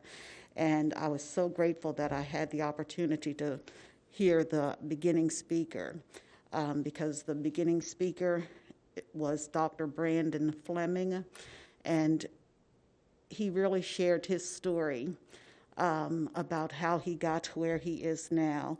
Currently, he is the assistant debate coach at Harvard University, and he had started a Harvard Diversity Project. And I think the thing that was so telling in his story, because he grew up and he had a lot of hardships and obstacles to face, and what really helped to turn things around for Dr. Fleming was a caring teacher, a teacher who took time to say, did you really do this work? Did you really write this report? And she knew that he hadn't. And then that began a discussion of, okay, now what can I do to help you? You know, what are you dealing with now? So again, that was just very, very inspiring. And, you know, Dr. Fleming did share that it was unfortunate that he had gone all the way through school, elementary, middle, and high, and he never really had anybody who looked beyond him and some of the situations that he was dealing with. They really didn't see him and some of the symptoms that he was exhibiting. So again, it was just a very motivational way for that conference to start, and I was just sorry I couldn't participate in more of that. But again, that was the National Equity Symposium. And again, when these events become available, I certainly, again, encourage everyone to try to participate, even if not for the whole time, for some time. You can always glean something valuable. And the focus was on school board members, so that really did make it very pertinent. Thank you. Thank you. Ms. Savigny. Sure, I'll try to be really quick. I just want to say thanks to the commissioners for what I think was a very successful joint meeting with them a couple of weeks ago. And that was followed up by the governor's press conference, which I think we are all very pleased to see the results coming out of that. I also attended the Family Life Committee meeting, and we had some robust conversations on certain components of the Maryland Comprehensive Health Education Framework. So we're certainly going to be hearing more about that as a full board in the future. So some very, very good conversations, not necessarily easy conversations, but very engaged members of the community in that group. So I want to thank them for their time and effort. Also, the local lobby night with the CCEA, I think was very well spent, and I think it was good that we were able to meet with that group and have some really earnest conversations as well. And lastly, I think I had mentioned something at the last meeting, but my husband is now fully signed up as a sub and spent two days in Westminster High School last week, so all is good. Thank you. Mr. Kyler. Yes. The Monday following our last meeting was Martin Luther King Day, and I'm probably the oldest one in the room, but to me that's special because I remember listening to him and seeing him, and very real, and trust me, he was very real back then too. It's amazing. We did our joint meeting with the commissioners, which is always great, and I'm proud to be part of the five of us and the five of them that have really got the two groups talking to each other and meeting with each other, and I know along with us doing that, Dr. Lockhart, a lot happens behind the scenes that I think we're communicating with them better than we ever have. And maybe the good news for us, Commissioner Weaver, Governor Hogan decided he was going to do an announcement that cut our meeting short, so we all kind of rushed through it and didn't have time to talk about too much other stuff. And of course, Governor Hogan's announcement was great that day. The CC lobby night, that's always a good time, and like Ms. Battaglia just said, it's great conversations, and we always ended saying we ought to do this more, and then we do it again in a year. But it is a great evening that they do with that. We had the MABE Legislating Committee. I think I've mentioned those before. It's nice to hear the updates. They are so on top of what's going on in Annapolis, but it's also nice to see a representative from every other school system in the state and hear some of their things. It was, like a lot of things, it was better when we could do it live because you could have side conversations afterwards, but we'll get back to that. And then we did our public hearing and work session for the operating budget, and we're going to talk about that more tonight, and that was a very good meeting. So, and lastly, we're just about done with winter sports. We're a month plus into reopening hybrid. I want to thank the teachers, the instructional assistants, the coaches, the ADs. It hasn't been easy, and I don't want to skip anybody, but everybody from Dr. Lockhart to everybody in the system, it's COVID hasn't made anybody's job easier anyplace, and that includes the people that maintain the buildings for us and everybody. It's a tough job, and I truly do want to thank everybody for that, and hopefully a year from now we'll look back on this. Thank you. Devanshi. Good evening, everyone. I attended January and recent February CCSGA executive board meetings, where we plan for the upcoming Schwab election and the February CCSGA General Assembly / legislative session. And I'll have to say I'm really looking forward to that this month. Over the past month, I've been working with SMOGs, student members across the state, in jointly advocating for student issues at the legislative level with the start of the Maryland General Assembly. We jointly submitted testimony in favor of House Bill 753, which supports the students' right to demonstrate in schools, and testimony against House Bill 629, which would prohibit certain voting board members from voting in case of a tie. Like many CCPS students, I've attended lessons and events on Black History Month hosted by my school since the start of February. I know there are many other events planned throughout the school and community, and I look forward to taking part in them. Personally, I will be competing with the Liberty High School Ethics Bowl team this Saturday, and I believe a team from Westminster High School will also be competing. And it's something that also I'm looking forward to doing. It's a sense of normalcy in this kind of tumultuous school year. And I just wanted to say that I had a sense of relief when the second semester started. It was kind of like starting anew after a sort of abnormal first semester and a stressful finals week. And I know many students also echoed those sentiments. These are very weird and stressful times to be a young person in every regard. And I just want to reach out and let students know that you are not alone in this. Thank you. Thank you. Short and sweet. I was still doing virtual meetings like everyone else. I'm not repeating that. I want to thank everyone and Dr. Lockhart's quote, all hands on deck. Since we have been open, we have not had to close any schools. And I want to thank everyone that has put in that extra time, extra mile. I know some of you are doing double jobs. We appreciate all the work you are doing. And we just cannot thank everyone enough for that, all hands on deck. I talked to Sheriff DeWeese today, and I told him we were 100% behind him, and if he needed anything, testify or whatever. We are so proud of our SRO program, and it is such an important part of our education. And I also want to thank Carroll Media.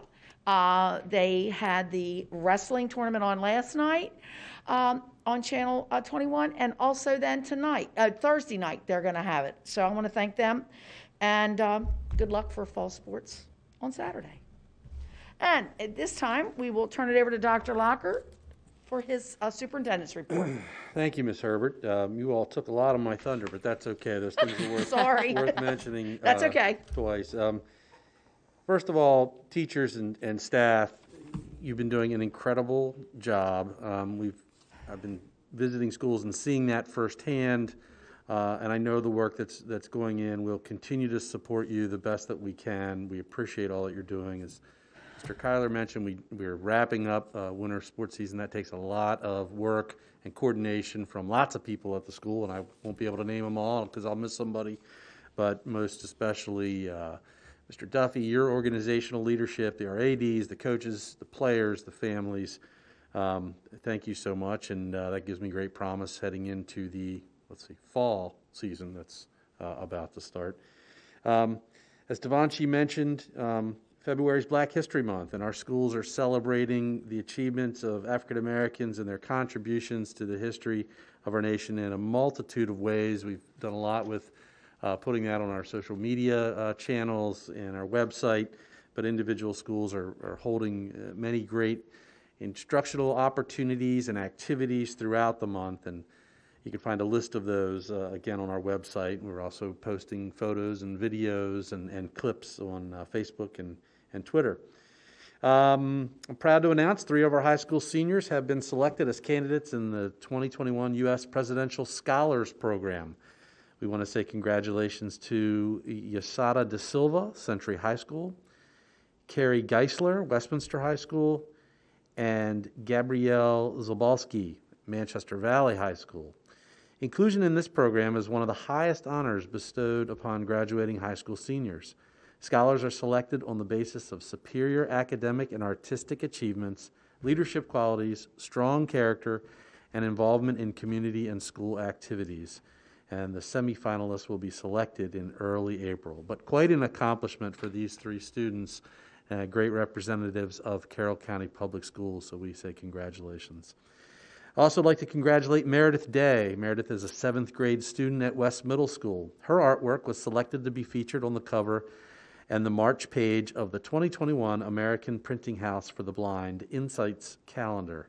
The calendar features artwork by blind youth and visually impaired individuals. Meredith created the piece as a 5th grader at Mechanicsville Elementary School. So congratulations to Meredith for that.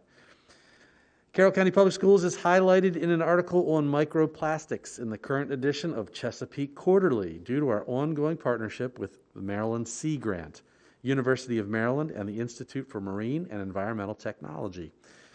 Congratulations to science teachers Emily Fair at Francis Scott Key High School and Judy Plaskowitz at South Carroll High School and their students who are featured in the article. If you're interested in learning more about the project, a link to the article is available on our website. We likely will have some weather if it's not already happening out there already, so we ask you to stay tuned for announcements. I will say that we do have 5 snow days built into our calendar, and now that we're back in a hybrid learning model, we had stated when Monday, Tuesday, Thursday, Friday, we will have traditional snow days as necessary. When we do use the all 5 snow days, we will likely revert back to virtual snow days as opposed to adding more days on to the end of the school year. I hope we don't have to use all 5. But I want to give, and we'll start to communicate that as we look at what happens with snow days over the next week and a half or so. It looks like kind of a busy weather calendar. Pattern right now. But we will honor the 5 that are built into the calendar. Now we're in the hybrid, and that's really about safety for transportation for students back into school as well as staff. But once we get to 5, we will likely revert back to virtual instruction on snow days. And Dr. Lockhart, thank you for clarifying that, Yes. because I know we've all had questions about that, so he has clarified that. And we will communicate that en masse. Ms. Savigny? And Dr. Lockhart, could you tell people why that's the case? I mean, I know a lot of people are saying, well, why don't you just do virtual on those snow days rather than actually having a snow day? But it's Right. for many of the reasons that most of our teachers are teaching from the classroom. Right, so and they it's wouldn't be prepared to teach from home. It's a consideration for our employees, just as much as it's the consideration for not bringing buses of students in. A large majority of our teachers are teaching from our classrooms, and the expectation of going in and having to, you wake up in the morning, you don't know what the weather's going to be or whether school, and then making our employees go in and get things and then have to drive maybe home. If our buildings aren't open, that could be an issue as well because of the weather.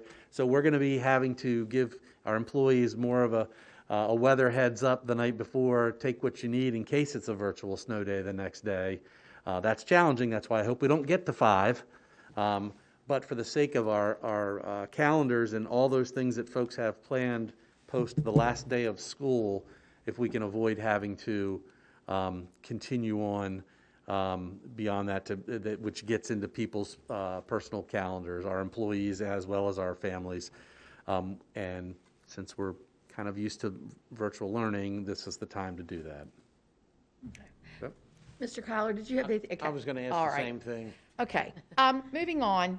I would like to make a motion to move the Pillar 3 updates to our March meeting. Do I have a second due to time? I'll second that for a quick discussion. Yes. Okay. Dr. Lockhart had asked me to put that to the next meeting because we still have a lot to get through and we have to get the budget through. So we have a first and we had a second. Any other discussion? All right, I call for the vote. All those in favor of moving Pillar 3 to next month signify by saying aye. Aye. Opposed? The motion passed. Thank you very much. Now we will move on to the construction report. Dr. Lockhart. This is the monthly construction report, which contains status updates on project. Mr. Marks, I think, is available out there to take any questions you might have.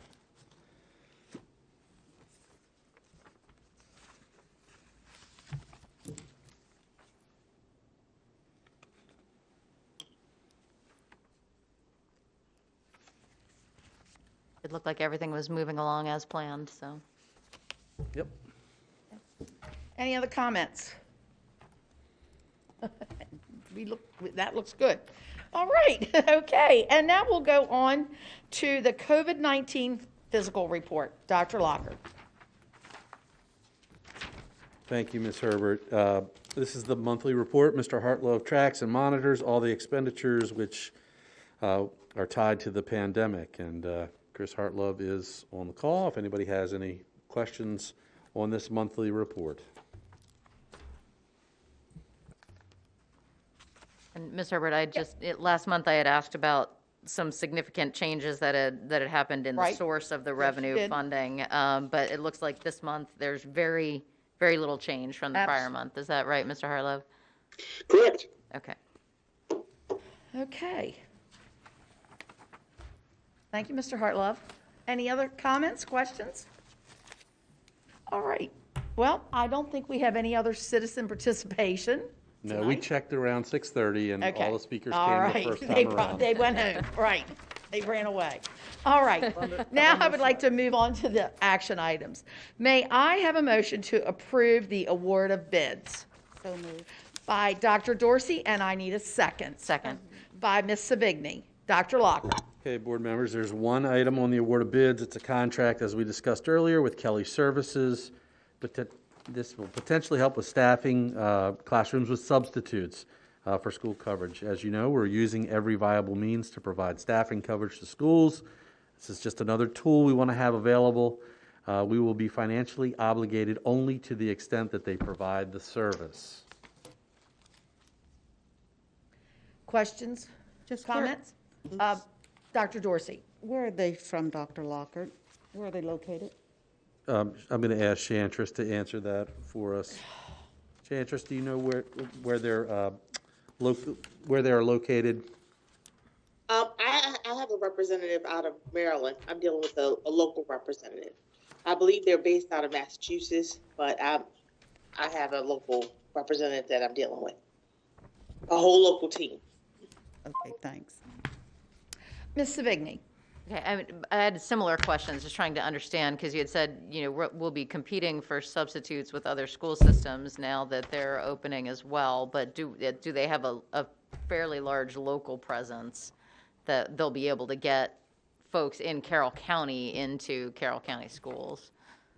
So they have a local presence where they work with other counties, and one is Baltimore County, and so they are familiar with the Maryland system. They are working and focusing on Carroll County. Right now they're working with a pipeline of 5. They're trying to build it out. The dilemma is trying to get people from outside of our county to come into the county to substitute, because we have aggressively advertised within the county through all types of media forms, already presenting to our current residents that we have the availability or the position availability for substitutes. So it's trying to get the awareness for others that may reside in local regions, close areas to us, to come into substitute.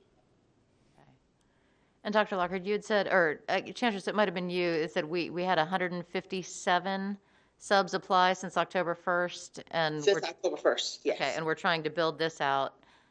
This doesn't cause any, I know that we had originally said, we couldn't just have volunteers from the community. You have to actually be employees of the system. You have to go through all the background checks and everything in order to come in and sub in the classrooms. But we don't have it, so all those issues have been worked out as part of using Kelly Services, because they wouldn't technically be employees of the school system, correct? Correct. So they're going to go through our vetting system, our security and background check. Kelly's just acquiring the individuals for us. Okay. Any other questions? Dr. Dorsey. And I see that their pay is in line with ours. Is it the same or is it more? So it's slightly higher than ours. It's about $1.50 higher per hour than ours. And that is because that's what their set substitute fee was at that time. And we're in such a need to acquire substitutes. We're trying all different types of methodologies in order to get the physical individuals in the classrooms. Anything else? All right, I will call for the vote. All those in favor signify by saying aye. Aye. Opposed? All right, the motion passes 4. Do we need to let the record show that Yeah, Ms. Battaglia had to 4 leave the room nothing, for a but moment? Ms. Tara Battaglia took a potty break. I asked In her. absentia. Yeah, I did ask her if she was okay. So, okay. All right, now I need a motion for the approval of the academic eligibility recommendation. Do I have? So moved. And by Ms. Savigny, and I need a second Second. by Mr. Kyler. And Dr. Lockhart. Thank you. And Mr. Yep, I'm going to There turn he this is over to Ms. somewhere. McCabe to kick off, and Mr. Duffy's with us as well. Okay. Good evening, board. Good evening, board members. So last time we discussed eligibility was back in November at the November 11th board meeting. The board voted to start winter athletics, which started on December 7th, with students eligible to participate. The board also voted that night that the second quarter report card to be distributed on February 9th would determine eligibility for fall extracurricular activities. Beginning with this report card, in order to be eligible, students must maintain a 2.0 grade point average and have no failing grades. Since this decision, though, the board has been presented with student progress, including the high number of Fs earned in first quarter classes. So due to these concerns regarding the academic struggles of our students during virtual and hybrid instruction, we're providing the opportunity to reevaluate the academic eligibility decision for fall and spring athletics to be played between February and June.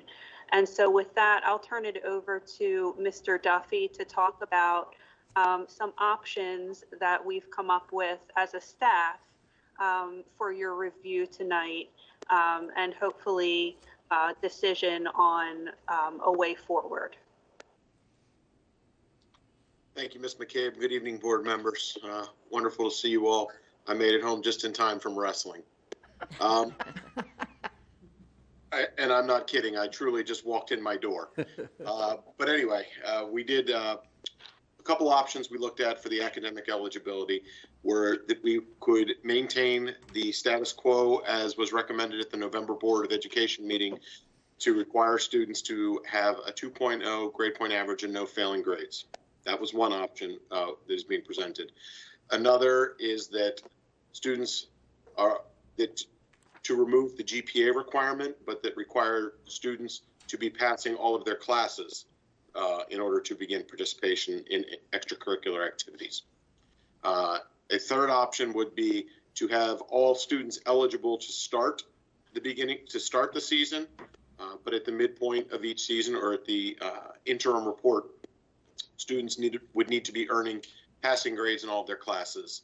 And a fourth option would be just to follow what was done for the winter athletic season, to have all students eligible to start the season, or all students eligible throughout the season, regardless of GPA. I would like to get some clarification on one of those items so that we can better understand what is being discussed. The idea of all students being eligible at the start of the season, both the fall and the spring, but that they would lose eligibility if they were not passing all of their classes at the beginning, at the interim report. That would be a shift from our current eligibility procedures, where if students are fully eligible to start any season at this point, they do not lose eligibility until the report card, not at the interim report. So if you wish to go that way, obviously we will enact that, but I just want to be clear, that would be a major shift from what we are currently doing. And with that, I would love to field questions and get more clarification. Mr. Kyler. Before the clarification, could you describe what restricted eligibility is and how you may or may not change that this year? Sure. That's a great question. Restricted eligibility allows students who do not meet the eligibility requirements to start off the season with a contract with the athletic director, the student, and the principal, that they are allowed to start and they may practice. They may not participate until the interim and their grades have improved to make them fully eligible. If their grades do not improve, then their season is complete. But if they do make the improvement at the interim, then they are then able to participate. So, for example, and this fall, and I use the word in quotes, this fall meaning the February fall, and Yes. exactly. In the February fall, the interim would come right before the first play date. So that would work out really well. In other times in normal years, that interim might come after several games have been played. They're able to practice but not participate. Mm-hmm. The other issue with restricted eligibility is that students are permitted to utilize restricted eligibility only one time in their high school career. So if they choose to do that their freshman year, that's their one and done. If they choose to hold on and try it their senior year, they can do that, or some may never use it at all. But a restricted eligibility currently is a one and done. So one of the things we did suggest, if you wish to move in the restricted eligibility category, would be perhaps to not have that count against their one opportunity. So there's a lot of options before you. Did that clarify for you, Mr. Kyler? Yes, thank you. And then back to clarification you want from us, I'll start with another question. I felt like before, coaches, and we had one talk tonight, they push their kids academically too. And once they get that opportunity, which they haven't had, hopefully they can do that again, which is why I kind of liked number 3. But if it's going to be hard, if it's more trouble than it's worth, maybe it's not worth doing. It just seems unfair the way things have been going with hybrid and trying to get kids into the classroom and everything. It seemed unfair to make them be held to the original standard, but this kind of felt like something in the middle. But is it worth doing, or is it harder than it's worth? Let me ask a question of you then, because we apparently want to throw a lot of questions back and forth. So it's as though it's a game of tennis, and I'm going to now hit back to you. For number 3, when the recommendation was to make them all eligible, but at the midpoint of the season, was the students who would maintain eligibility only those who would not normally be eligible, almost like a restricted eligibility, or would that be everyone? Because if it's just those students who would not normally be eligible, all the other, for example, a student has a 3.5 GPA. He or she at the midterm could, in normal times, have a failing mark, and regardless of GPA, does not lose eligibility until the report card comes out. That's right. So if you wanted to follow in that route for those students who meet the eligibility requirement, that would be normal for them. That if all students are eligible to start, if at the midterm you were not initially eligible, you had to improve to the point of no failing marks. That is an option if that's how I read that. But what that said, that's not perfectly clear in the language. So if that's what you wanted to say, then obviously we can make that work. Again, I hope I made sense. It makes sense to me. I mean, because I've been around it all my life. But I think my comment is we've already done one season, and all students were eligible. We made no other statements, anything else they had to do to make sure they kept their grades up or whatever. And I definitely want to go back to number 1 in the fall and maintain the current standards we used to have. And somehow I think that if we are going to be fair to all athletes, I think we need to do all students are eligible, and that's it, because that was what we did for the group before. And I don't think it's fair to the fall sports and the spring sports to change. I do understand how grades are important, but we're still in a little bit of a strange world right now. And let me tell you, my hockey girls had fantastic grades. And you are, as a coach, very aware of what their grades are all the time.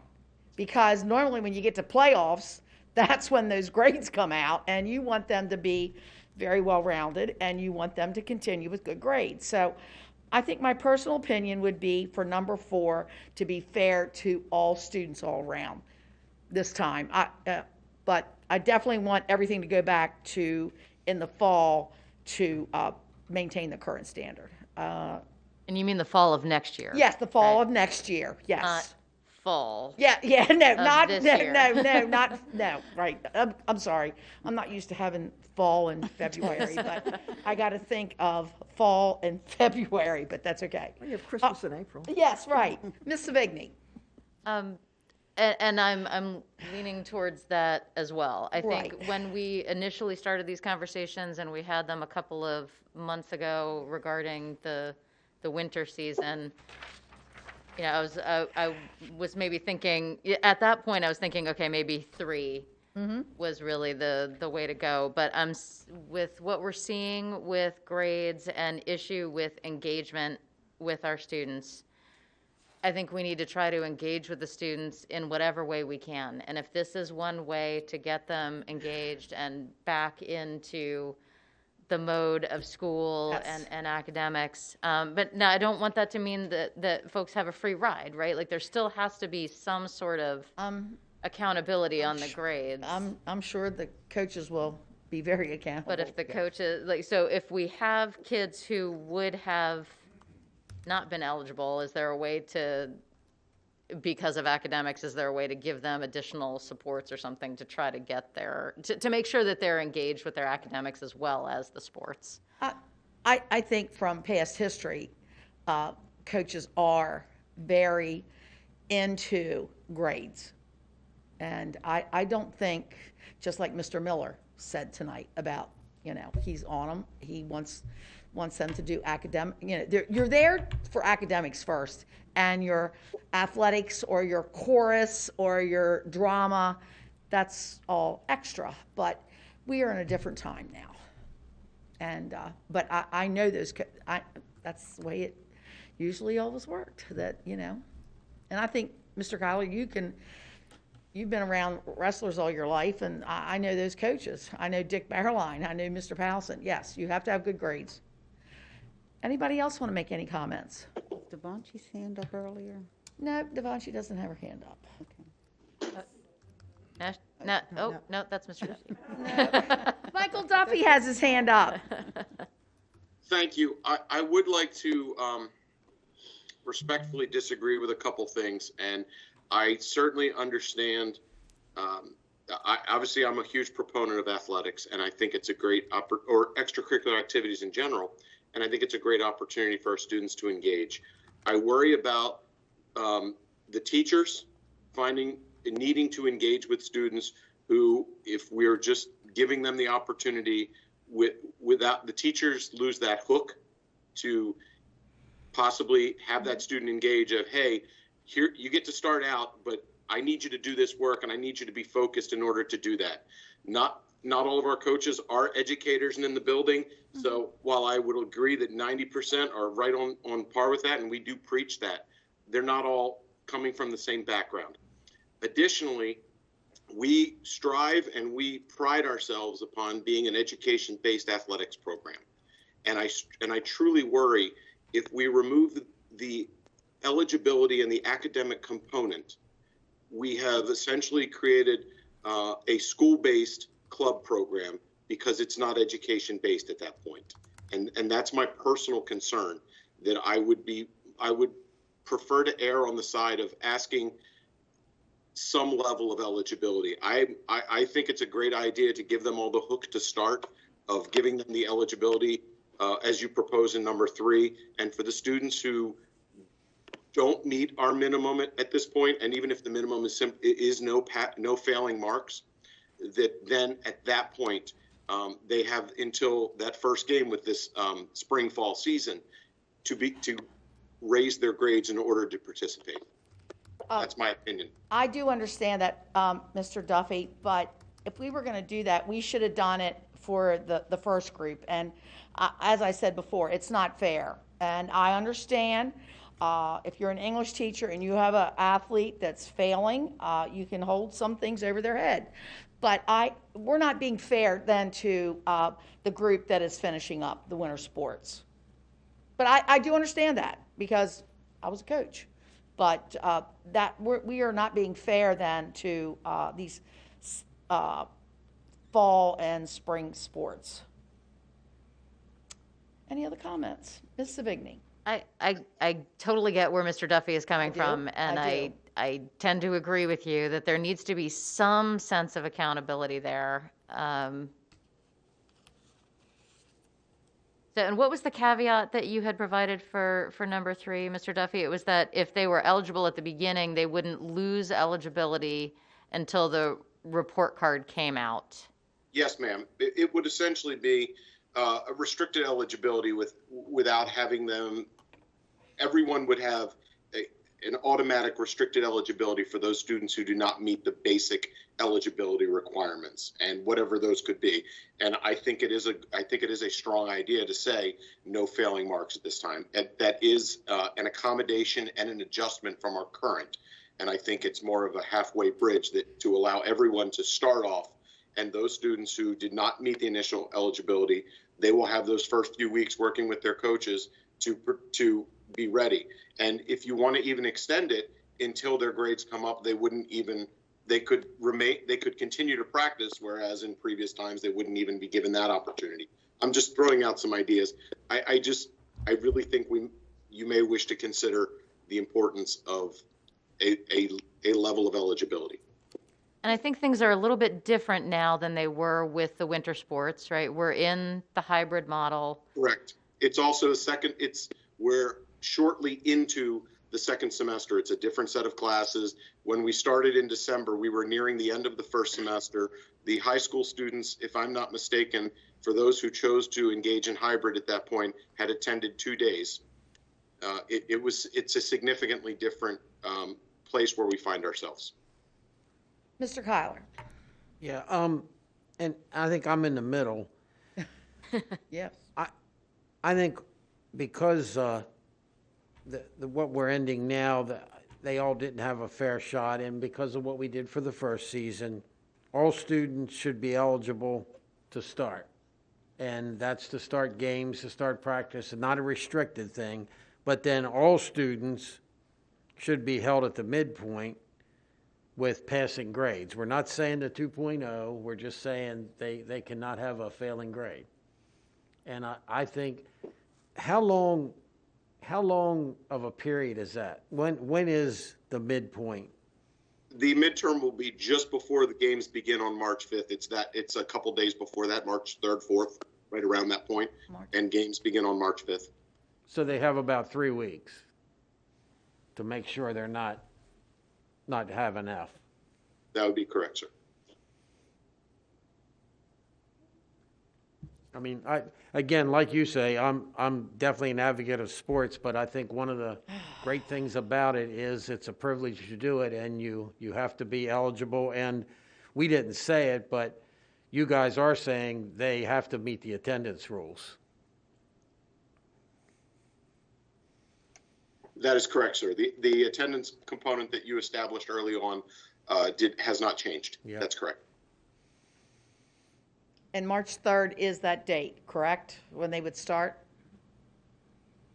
Mr. King's far more knowledgeable on that than I am. That's what's sticking in my head, but I don't want to get, I know it's a couple days right around March 5th for the first game.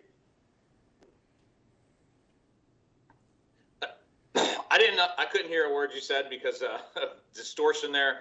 I believe you're asking for a clarification on the interim date. I think it's March 5th. Was that the question? Yes. Yeah. Okay, thanks. That was, yeah. But games could start on March 3rd, Mr. Duffy? No, ma'am. Yeah, they got to have 21 days. The first games begin on March 5th. Okay.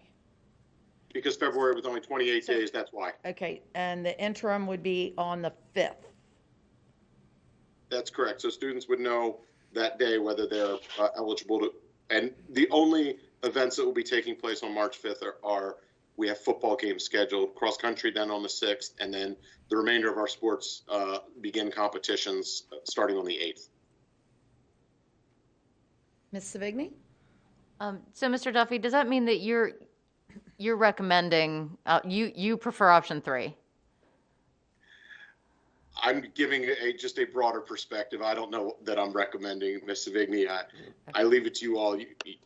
You're the wise people in those positions. I just giving you my education, athletics opinion. And if I could chime in as somebody that was a principal for many years and having, spoken to the principals, at very least, if you guys don't agree on the interim report eligibility, can we give the coaches, and we heard from Matt Miller, who's a wonderful coach that does stress academics, as all of our coaches do, to give the coaches the authority then to say to the kid, I don't mean struggling. I don't mean a kid with a D that needs to do better on a test. The kid has a 5 or 10% and isn't engaging, that they're not going to play in that game. Like, I want this to benefit the academics of our kids, and 90% of them are going to be just fine. Mm-hmm. But I do think we need a hook that they have the helmet on, they have the soccer cleats, which is awesome. Now let's engage in the academics. I agree. I think there has to be some sort of hook. Does it make sense, Ms. Herbert, to gauge where everybody stands right now? Like, because we have to vote on one of the 4, Right, absolutely. Okay. Dr. Dorsey? Yes, I was going to say that certainly, our statement from the beginning was we should have academics certainly as the main priority. That's what school really is all about. The extracurricular, certainly very, very important, sports or any of the other extracurricular activities. I like number 3 because it's sort of like a compromise in one sense, because again, we are saying that we want there to be some student accountability for learning. If we're just going to open it up and say, yes, we're going to keep it as everybody play regardless of your grades, I don't think that would set the right tone or image for what the expectation should be. So again, I like the build-in of the accountability piece for the students. Plus, again, the compromise comes in because they're really eligible to start at the beginning. So certainly they can start, but then they do have to show that they're putting in some effort to maintain their academic standards. So I like number 3 as well.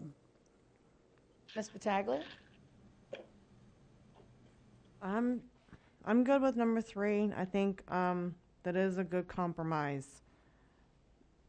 At this point, they are in a hybrid, so they should be continuing. I mean, if we weren't in hybrid, it'd be something completely different. But I think it is a very good compromise for any student that wants to do any type of extracurricular activities, that this would, everyone's good now, wait until midterms, and then go from there. Any other comments? Devanchi, sorry. Well, I, of course, am also kind of on the fence with this because the students, like the majority of student athletes, they of course want to be able to compete and be part of athletics. And extracurriculars have become so important nowadays because of this tumultuous environment we are in, and they're so vital to the students' mental health. However, I still do agree that there needs to be a bit more accountability for the students. Mr. Duffy, did you make a suggestion prior that we could possibly move to a separate date rather than the interim, or make them keep on playing without the set interim date? Thought I heard that. I said there are multiple options that you all can consider. As we look at number 3, in normal time, I guess the question becomes, what does it mean for the student who was permitted to be eligible, or was permitted to participate without meeting the eligibility requirements, and then still has not met the eligibility requirements at the interim period? Does that mean he or she is unable to participate, period, or unable to compete? because there are benefits still of participation without competition. It just becomes, do we then say, I guess that becomes the question, what does the student who has not met those expectations, what is the consequence? So I don't have the answer, but as I've said, at least I said, I think twice to Mr. Kyler, I do have lots of questions. Yeah, well, with that caveat, I think that having them not be able to compete rather than just restricting them for play or even access to athletics altogether is a much more preferable option to students, because they still would then have that connection to athletics, but also have that motivation to, would they possibly be able to come back to compete if their grades do go up? That's not one for me, but rather how the board would like to move. Ms. Battaglia, did you want to say something? I think we just leave it as it is, as what it says for option 3. If we do that, just wait until the grade comes back up. That's the cutoff date. If you have a game on the 5th and you have an F, then you don't get to play. I think that's it's something that's going to stay in the student's mind, is if I want to do this, I need to do this. But can they still practice? I think that's what he's saying. Are they still allowed to practice, or they're done for the season? I'm going to say they're done. I mean, we're in it now in a week and a half. I know it's like, I don't want to do that, but we've been in hybrid now a couple weeks, so it's okay. Now they've had enough time. Okay. Any other comments? But I mean, I think it should also be noted that not all athletes are going back in person for hybrid. A lot of them are still staying virtual. Well, I'm not really sure the exact percentage, but. Actually, do you have a feel for that, Mr. Duffy? Because I guess there could be situations where that would be the case, although it's counterintuitive to me if you're going to play sports but stay virtual. But Yeah. Okay, I'm not. Yeah. I do not have a feel. I know anecdotally, a good portion of our students did choose to stay in a virtual format and were participating in athletics. I don't have the exact numbers in front of me. I'm sorry. Go ahead, Dr. Dorsey. I was just going to say, I think through some of the comments we had seen through some of the emails, for some of the parents who chose to have their kids stay virtual, but then participate earlier, they talked about whether the sport was being outside or not. So again, if they were outside, of course, was anybody outside in December, now that I'm thinking about it? Anyway, some parents did choose to keep their kids in the virtual mode, but yes. still wanted them to participate in the sports. Right. Well, it seems like the consensus is number 3. So I think we should Vote on it. take a vote. We need to clarify his question. Okay. At midpoint, if they have a failing grade, are they off the team, or they just can't compete in contests? Correct? You need that clarified. If they're ineligible, they're ineligible, and then they aren't on the team. That's the way I'm thinking, and that's the way we coached. That's why you are telling them they must be earning a passing grade. I'm Okay. fine with that. Okay. All right. So, I'm going to bring this up. You've all brought number 3 to our attention, and it looks like how many of you? I need a vote. So, all those in favor of number. One last question. Sorry, so after if they become ineligible, then if they get their grades back up, would they then be able to compete or play? No, because that's not the way it works, Devanshi. Then that season will be over. Correct, Mr. Duffy? That would be correct, Ms. Yes, yes. That's why we have eligibility. So may I ask for one final clarification before you vote? I apologize. I understand where you are, that if students who are not passing their grades, or not passing their classes, or have a failing mark, not all of them, are not eligible and are not on the team. I'm good with that. My question is, does that apply to everyone or just the students who would not have met initial eligibility? That's everyone. Okay, because that's why I'm asking. That's a change. I know, but Okay. if they're going to be on a sports team, then yes. I know what you're getting I at. just wanna make Because sure you can have a 4.0 student and then, it's my senior year. I get it. I'm not going to do any more tree. I'm done. You know, I get that. So, And that is impacted by the fact that it's all the classes, or a majority of the classes changed over, right? absolutely. And- So, Okay. right. Now, I hate to even bring this up, but at the midpoint, I think we need to clarify that because we're saying it's going to be before their first game in the fall sports. Where is it in the spring sports? Where is that calendar? Where does that fall? Because it might not be the same interim report. Mr. King, can you answer that? Or I'll try to look up here on the calendar. Here it says. Yeah, I didn't bring my interim dates as compared to the spring sports season, but we could certainly get that for you guys before we're together again to compare how that would match up. Well, the marking period ends on April 9th, so let's look. Fourth week, third, So what do you want? the interim. So I don't know if it makes a difference or not. That's what I'm bringing that up. When does the spring season start? Mr. Duffy? The spring season for practices will begin on April 17th. Games can begin as early as May 5th. May 6th, whatever the. So it's probably going to be a similar scenario then. Okay, that that's you what I'm looking at. Yeah. So do we say? We would be able to regain eligibility before basically the first game in the spring again. Okay, it sounds like. I think we need to clarify that before the first official game or first official meet or something like that. Does that make sense, Mr. Duffy? That it does, Ms. Herbert. Okay. All right. So I just want to make sure that we are clarified. Dr. Lockhart. Sorry, I just want to ask one more thing. Mr. Duffy, in a regular year,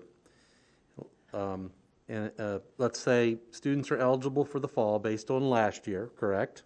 That's correct, sir. And they start playing, and at the midterm, if they have a failing grade somewhere, they're still eligible until the report card is issued at the end of the first term, correct?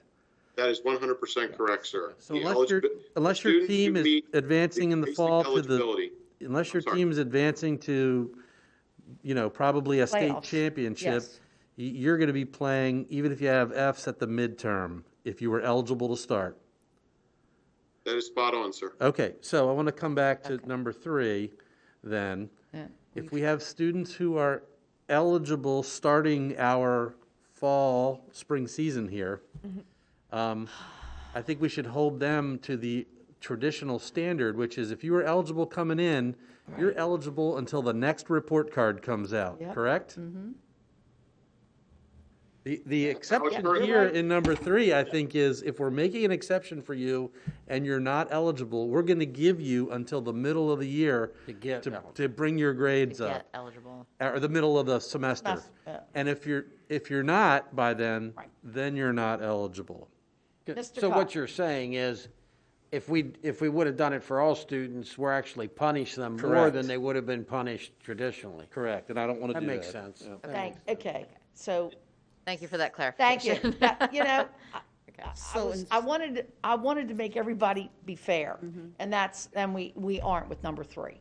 Mr. Duffy, you shouldn't have asked us, you should have asked him to begin Yeah, with. you should have asked Dr. Lockhart. And that makes sense, Dr. Lockhart. Thank you. Yes. I mean, and then there's really no question about it. Okay. So, So Dr. it's really Dorsey, a revised number 3. Right. Can we state how we want number 3 to be? To take I that, don't- what you just said into account?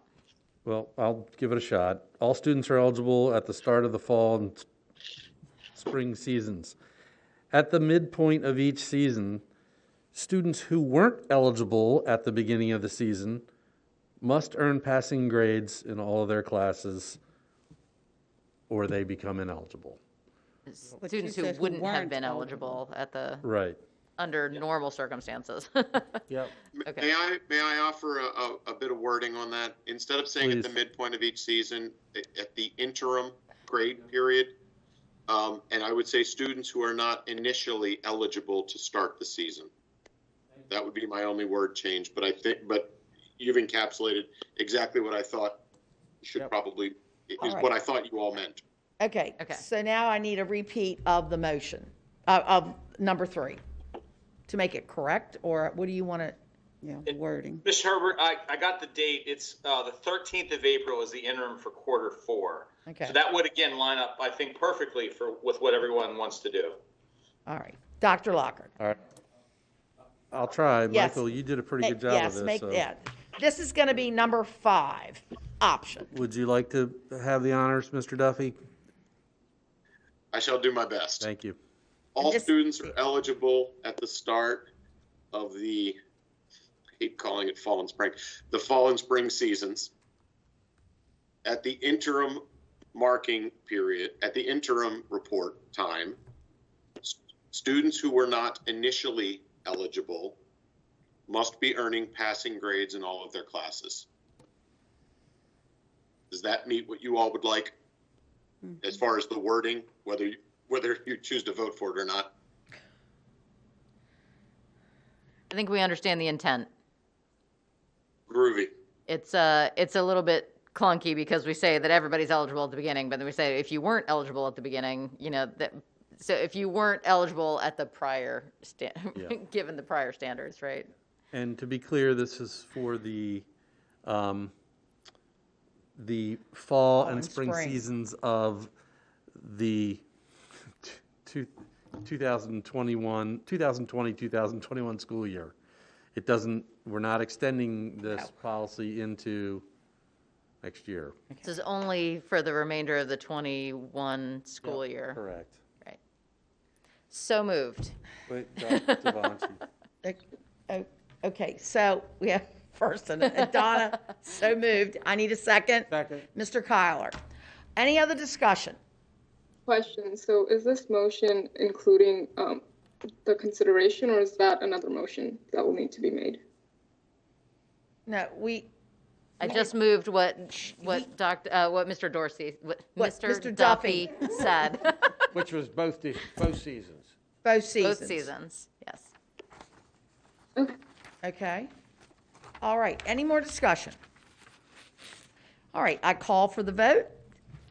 All those in favor signify by saying aye. Aye. Opposed? The motion passes. There we go. Mr. Duffy and Ms. McCabe and Mr. King. And Dr. Lockhart, thank you for bringing that up because we need to, that needed to be fixed. Thank you. All right. Now, I need a motion for the approval to retain independent auditor for the FY21 year. So moved. By Ms. Savigny and second by second. Ms. Battaglia. Okay, board members, we're required, as you know, by state law to have an annual independent audit of our financials to be conducted by an approved firm. The audit results are submitted to the state and county and are reviewed by the board's audit committee. We are recommending the board retain Clifton Larson Allen LLP for the FY21 audit, and the associated costs are already included in our budget. Comments? Questions? They've been absolutely wonderful.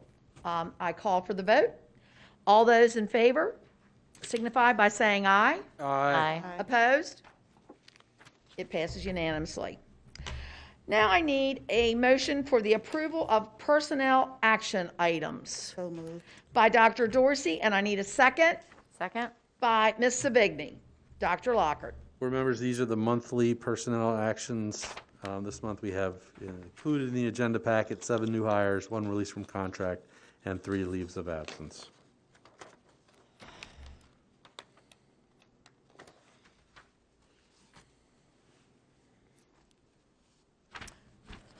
Comments? Questions? And then I will call for the vote. All those in favor signify by saying aye. Aye. Opposed? The motion has passed. Now I need a motion for the adoption of the FY 2022 operating, food service, and debt service budgets. So moved. By Ms. Battaglia. I'll second that. Okay, second by Dr. Dorsey. Dr. Lockhart. Okay, Board And Chris. Sure. Yep. Board members, as you know from the meetings leading up to this evening, tonight's the time where you adopt your FY22 budget request. It's then submitted to the county. We had a December budget work session, and then in January I presented a proposed budget. Just last week we had a public budget hearing and a work session so that you could further discuss the request. Tonight we have a brief, right, Mr. Hartlove? Brief presentation so that we may provide final updates on state and local revenue and present you with information on the various budget priorities we've been discussing. So we'll have Chris give the brief presentation and then obviously some discussion prior to any action. Chris. All right, feel a little bit of pressure here, but I'm going to move quick. Okay, state revenue. We start our budget process off by looking at revenues. We talked about this last week. It was good news. Governor's budget came out. Governor came through for us with the hold harmless. We're very appreciative of that. What that means for our unrestricted revenue is an additional $100,000, which is certainly a much better scenario than what it could have been. There was some discussion last week with regards to county revenue. So I'll go over this table, and this table is probably kind of the key part of the presentation tonight. It's regarding, the options that we have with regards to county revenue. So the column that's labeled FY22 superintendent, that's what's in the superintendent's proposed budget. That's the 3.13% increase. That's also in the county's most recent operating plan. Then we have 2 options that we kind of discussed, I think, at various times in the work session last week. The first option is simply to add the increase on the $5 million that was cut from the current year's budget. As you remember from last week, we talked about in that budget process happened right when the pandemic hit. So our revenues were reduced by $5 million. Column option A simply takes that $5 million, gives us 3.13% and adds it to the plan that we already had in place. So the difference from the superintendent's proposed operating budget is an additional $148,682 over what's in the superintendent's proposed. And the other option we talked about was to actually go back to the pre-pandemic plan that had us would include an additional $5,158,560. So we can work with any of these options. We could also, if you wanted to pick a number in between, somewhere in between, that would be certainly can work with that as well. We whatever number we decide on tonight, we can incorporate that into the request that goes to the county once it's approved. So I can either stop here, I can finish the presentation, and we can come back to this. It's your choice. Want me to keep going? Yes, keep going. I'll keep going. Okay, so then the next question is what are we planning on doing with the dollars? And we have some 4 bullets here. 2 items are very specific. One we talked about last week was the conversion of 80 10-month special educators to 11-month. Last week, I said 750,000. We actually looked at it a little bit closer. That was a range given a maybe a slightly larger number of positions. We've honed in on 80. So we also then revised our estimate down to 600,000. So it would cost 600,000 to convert those 80 positions from 10-month to 11. The other item we also talked about last week was just the alignment of instructional materials and resources budgets with actuals. That would be another 1.2 million. The two next items are what we would do with any dollars that we received over and above that, and that would be certainly employee compensation would be a big part of that, as would any priority needs that we identified in last year's budget development that were not funded, or maybe some of those that were funded by fund balance. We had quite a robust process last year. We feel that that's still a very validly where we want to be in the perfect world would be looking at some of those positions as well. So that's kind of the ongoing part of the budget that we're really concentrating on tonight. The other thing that we just want you to know that is going on is we have some one-time items that we are working on. I think it's been kind of talked about throughout the meeting. The academic recovery interventions and compensatory services. We have begun putting those plans together. I believe there's a meeting in March where we're going to discuss some of that in more detail. And the goal is in the May budget final adoption to have budgets that align with those plans. Preliminary, and these are preliminary estimates, put us at $6 to $7 million for those compensatory services. Again, that's preliminary, a first blush. The other things that we're looking at are technology and connectivity. Again, an early estimate of $2 to $3 million. PPE and supplies for pandemic protocols, cost to be determined. And I would kind of say that one of these other items as well, because we're quite a bit of a ways away from the beginning of the fiscal year. We still don't know where we're going to be within the pandemic when we get to July 1st. So it could be more or less depending on kind of how the pandemic unfolds and what happens over the coming months. But we do believe that the items that we have are going to probably use up most, if not all, of those federal dollars that we've been presented with. If we go over, we'll also then have to look at some other sources, specifically maybe some of our fund balance. There's also state dollars as well that we will utilize for these items. So with that, that's kind of the presentation. So a lot of it is just similar to what we talked about last week with some numbers attached to them. And with that, our goal tonight is to have discussions and then ultimately to adopt an operating fund budget, a food service budget, debt service budget.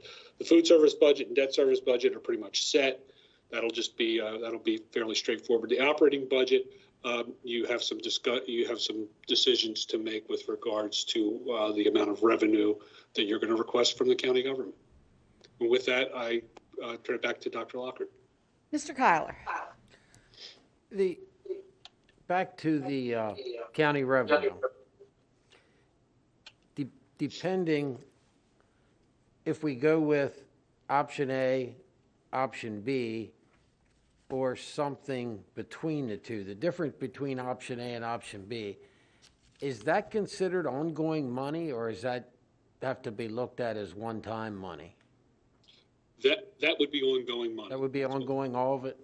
Yes, that's what we would be requesting. We've really been trying to concentrate on the ongoing items. That's been our challenge in the pandemic. There's so many one-time concerns that we have, but we also have the ongoing operations of the system that we're dealing with, and that's what this is concentrating on: ongoing operations. Okay. Ms. Savigny, do you? Okay. Yeah. A lot of comments, but I guess I'll lead it off with I would propose that we move forward with option B, which is really a reinstatement of the pre-pandemic budget. from the county. And the reason why I would say that is, when we had the joint meeting with the commissioners, Commissioner Rothstein had made the statement, that yes, there's still a lot of uncertainties and we need to turn the unknowns into numbers, right? That was the statement that he had made. And I think that now we have a lot more knowns than we did, back at the beginning of the pandemic with county revenue. We know that last year's budget didn't have the $10 to $15 million revenue loss from the pandemic as was initially forecasted. Federal stimulus money helped bolster the county revenues. The county has a $23 million surplus projection through the first half of FY21. There's another $1.9 trillion federal stimulus package on the horizon. Housing has been strong, much stronger than was expected. Carroll County unemployment has been much better than expected. And at the joint meeting, they said that it was at a 4.4% level, which is a really good result. And in a demonstration of our commitment to work with the commissioners, to build a sustainable path forward, those multiple years of discussions that we had with them to try to get a sustainable path forward. And it was in that light that we graciously took MOE in the spring, with the expectation of a true-up discussion happening in the fall, right? And that discussion never happened, no, it didn't. Right? And now we're seeing the $23 million surplus projection. And so that's saying that we shouldn't have needed to take MOE in the fall. So with all of those positive factors and turning those unknowns into knowns as we go, I would like to suggest that we reinstate the pre-pandemic FY22 budget, which is what is shown here under option B, and then we would move forward with the 3.13% growth rate from there, as part of the 5-year plan, that's what we would plan using moving forward. And I just don't think that the $5 million haircut, effectively what we'd be doing if we didn't do it this way is the $5 million MOE haircut that we took in the spring wasn't necessary, and that just ends up going into county surplus. Right. So I think that we need to recognize that and just keep going with the conversations with the commissioners to get on that sustainable path forward. And we really do need those additional funds this year with all the recovery learning plans that we need to put in place as shown, so we've had some preliminary discussions on those, but I know that we're in the process of building much more robust plans for the beginning of next year. Make a motion. So I would like to make a motion that we adopt option B as presented here for the county revenue request. Do I have a second? Okay, Dr. Dorsey. And now we may have more discussion. Dr. Lockhart, your card's up. Thank you, board members. Yeah, I'll remind you, one of the slides Chris had just talked about the work that we had done to identify needs of the system over the last 18 months tied to our strategic plan. And it seems like 10 years ago, but we did ultimately, because of the cuts to the budget that had to be made in terms of the revenue coming to us that we had expected, we did do some of the things, but not nearly close to what we had aspired to do as it relates to the needs of the system. So, and some of those things, we just said we'll have to take out a one-time funds of our fund balance to just try to keep it going, like a school psychologist. We also had talked about mental health therapists as near the top of the conversation when we did our town halls. So there are, yes, we have some one-time money that we will absolutely burn through very quickly to support recovery learning and compensatory services, but we also have this list of significant needs of our students. And as you recall, all of these things that we had talked about were school-based kinds of roles to support students and teachers in schools.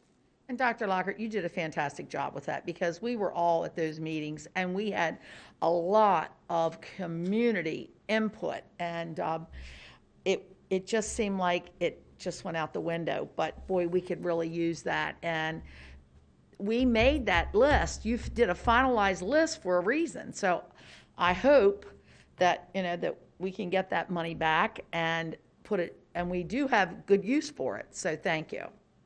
Any other comments before we vote on this? Mr. Kyler? Yeah, so just to make sure I understand, I think I do, Ms. Savigny kind of went through the scenario of why it's fair that we have the money because of how we've worked out our arrangements with the commissioners on how we're funded, and Dr. Lockhart just spent it all. So we need it. Not only is it fair that we get it, we need it. Right. And my last comment, because I see Mr. Weaver's got his hand up. My philosophy is if we don't ask for it, you don't get it. Mr. Weaver, you're on. I agree with your philosophy there. If you don't ask for it, you won't get it. But you know, this is one-time money we have here, and you're asking for ongoing funding. So, you know, this gets where it falls apart. And right now, we really don't have a clue where we're going with this. You know, for that same money, we've had probably 100 requests. So until we get into the budget and deliberation, it's really going to be very difficult to determine where that goes or what we're going to be doing with it. So I think you have to ask. And yeah, I think something or in between or probably be filtered through or come out of it. But it's just my opinion at the present time. I think you're going to have to ask if you want to get anything. So, and Chris, I think you were on target, what you said in the middle there, just somewhere, you know, we'll see how many funds we have left once we get through our budget deliberations. And Commissioner Weaver, I appreciate that. Is there any chance that you're going to take a look as the original FY22 county plan pre-pandemic? Right. That was a good budget.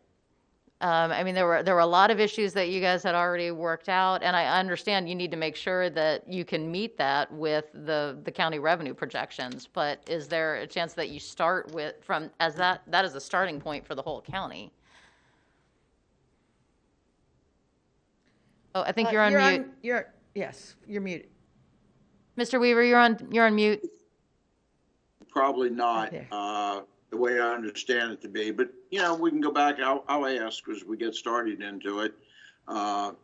We're just, you know, right now we just don't know where the projections are going to go, whether they're going to come in. If we would happen to get a windfall, I think the school being half our budget would be, I would hope, some kind of a priority in this. But we do have other priorities in the county, infrastructure and a lot of other things that we pulled money out of in the past years prior to that to give to the school system. So it's going to be interesting debate, to say the least. And I'm not sure we have the funding to do that unless you're recommending a tax increase. You know, that would be no.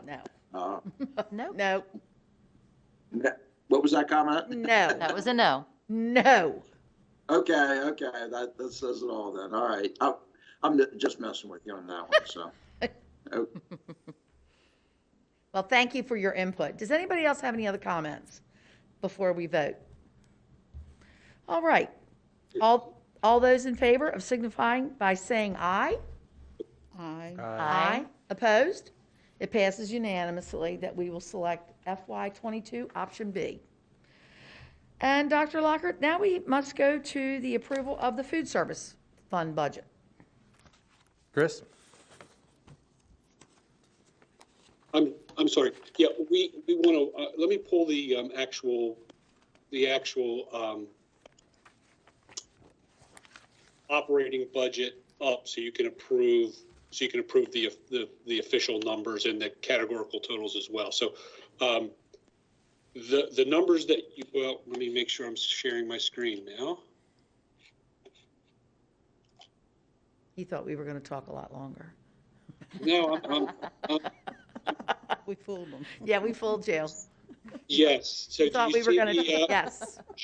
You should see on your screen categorical totals and totals for revenue.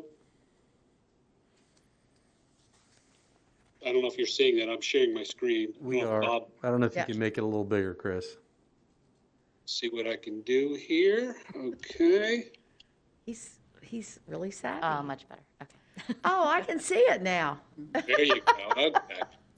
All right. So this is basically just taking what you just decided and incorporating it into the final numbers.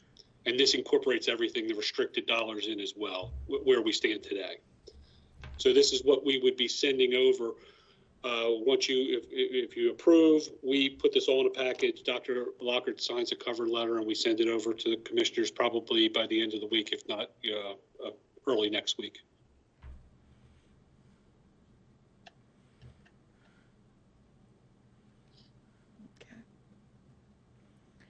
Any comments, questions? Well, then I will call for the vote. All those in favor signify by saying aye. Aye. Opposed? It passes unanimously. Here is the now the food services fund budget. Which, as we've discussed before, for the most part, it's a self-supporting fund, and the total is $7,358,602.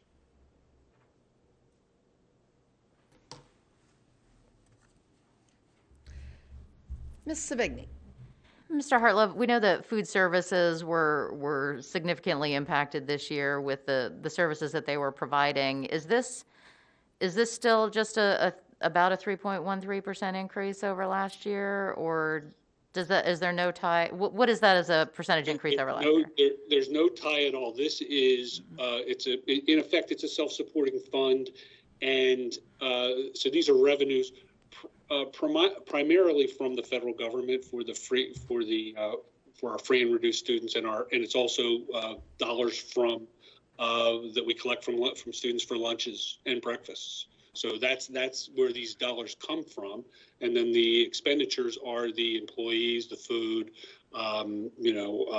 the benefits for those employees. So it's in effect, it's not a fully self-supporting fund because they work out of our cafeteria, so they don't pay for heat and space and those types of things.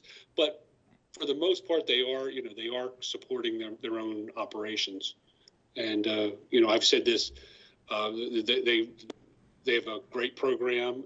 Several years ago, we had some deficits, and they brought the program back into solvency, and we've been several years. We've been solvent, and the pandemic has thrown a little bit of a curveball at us. But there's been some interesting things that have happened. The fact that now we're serving a lot more free and reduced meals than we were, and that's actually beneficial to the bottom line of the program. So the program hasn't suffered as much as we were concerned that it would, which is good news because that means the general fund doesn't have to bail it out. Okay, so this is still projected to be self-funded with no changes to lunch prices and given the free and reduced meal changes that we had earlier in the year.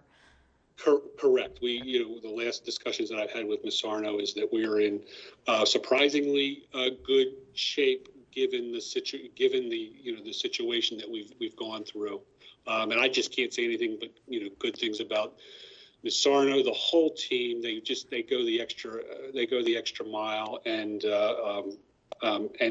just operations are so much different than their typical operations, and they've just been able to handle it. And very proud of what they do. I couldn't agree more. Right. Mr. Kyler, did you want to say something? He answered Okay. I was asking how they, Right. I was going to ask how they made it through last year, and he answered that also. Okay. Any other comments or questions? All right, I will call for the vote. All those in favor signify by saying aye. Aye. Opposed? It passes unanimously. Now we'll move on to the Community Advisory Council. I've been trying to keep this up the last couple minutes on my iPhone. Ms. Gaddis sent Dr. Lockhart and Brenda a little blurb here. The Community Advisory virtual meeting was scheduled for February 8th. Oh, I'm sorry. We have to do the debt Yeah, service check. Oh, shoot, I'm sorry. I'm jumping. You were getting us out of Well, here. I tell you, what happened was, I got to tell you the truth. I was holding on to try to keep Carrie's thing, and then some man emailed me and said, please close schools tomorrow because it's really slippery out when I was on for Carrie's email. I've kind of lost track. Messed up, put your hat on your phone. Oh, my golly days. I was just trying to do Carrie's thing and do it right, and I already skipped one. Go ahead, Mr. Chris. I'm sorry. No problem. This is the debt service budget, which is, it goes to support all of the buildings, the debt that the county takes on to build our facilities and maintain our facilities. This dollar amount comes directly from the county. Right. So it's just a pass through for us. Any questions or comments? All right. All those in favor signify by saying aye. Aye. Opposed?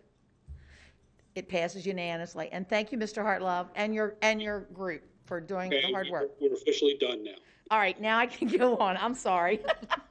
Yeah, but I just got caught off track when that man emailed me. He said, if you have anything to do with it, please cancel schools tomorrow. So, Dr. Lockhart, I'm letting you know that along with everything else that's going on. And Carrie, we don't have anything to yes, do with and it. that is not our job. That is not our job. The Community Advisory Council virtual meeting, originally scheduled for February 8th, has been rescheduled for February 23rd at 7. At our next meeting, Jason Anderson, Chief Academic Equity and Accountability Officer, will discuss learning recovery, and we will have a preview of the upcoming Navigating Difficult Waters event focusing on mental health. So that is what's going on with CAC. So I got that done. Sorry. Okay. Any unfinished business, new business? Thank you. All right. We will have at 5 p.m. Wednesday, March 10th, 2021, a board meeting with citizen participation in the boardroom at 125 North Court Street, Westminster. And we have also added February 24th as an update, 5 o'clock here in the boardroom. Okay. I think please be careful driving home because I think it is getting slippery out. Now I call for the motion for adjournment. So moved. And I have a motion by Dr. Pat Dorsey. And do I have a second? I'll second it. And Ms. Savigny. All those in favor signify by saying aye. Aye. Opposed? The meeting has been adjourned. Thank you. And have a good evening. And you all, and be safe, whoever's driving and whoever's not, but still be safe. Thank you, everyone. Thank you, everyone.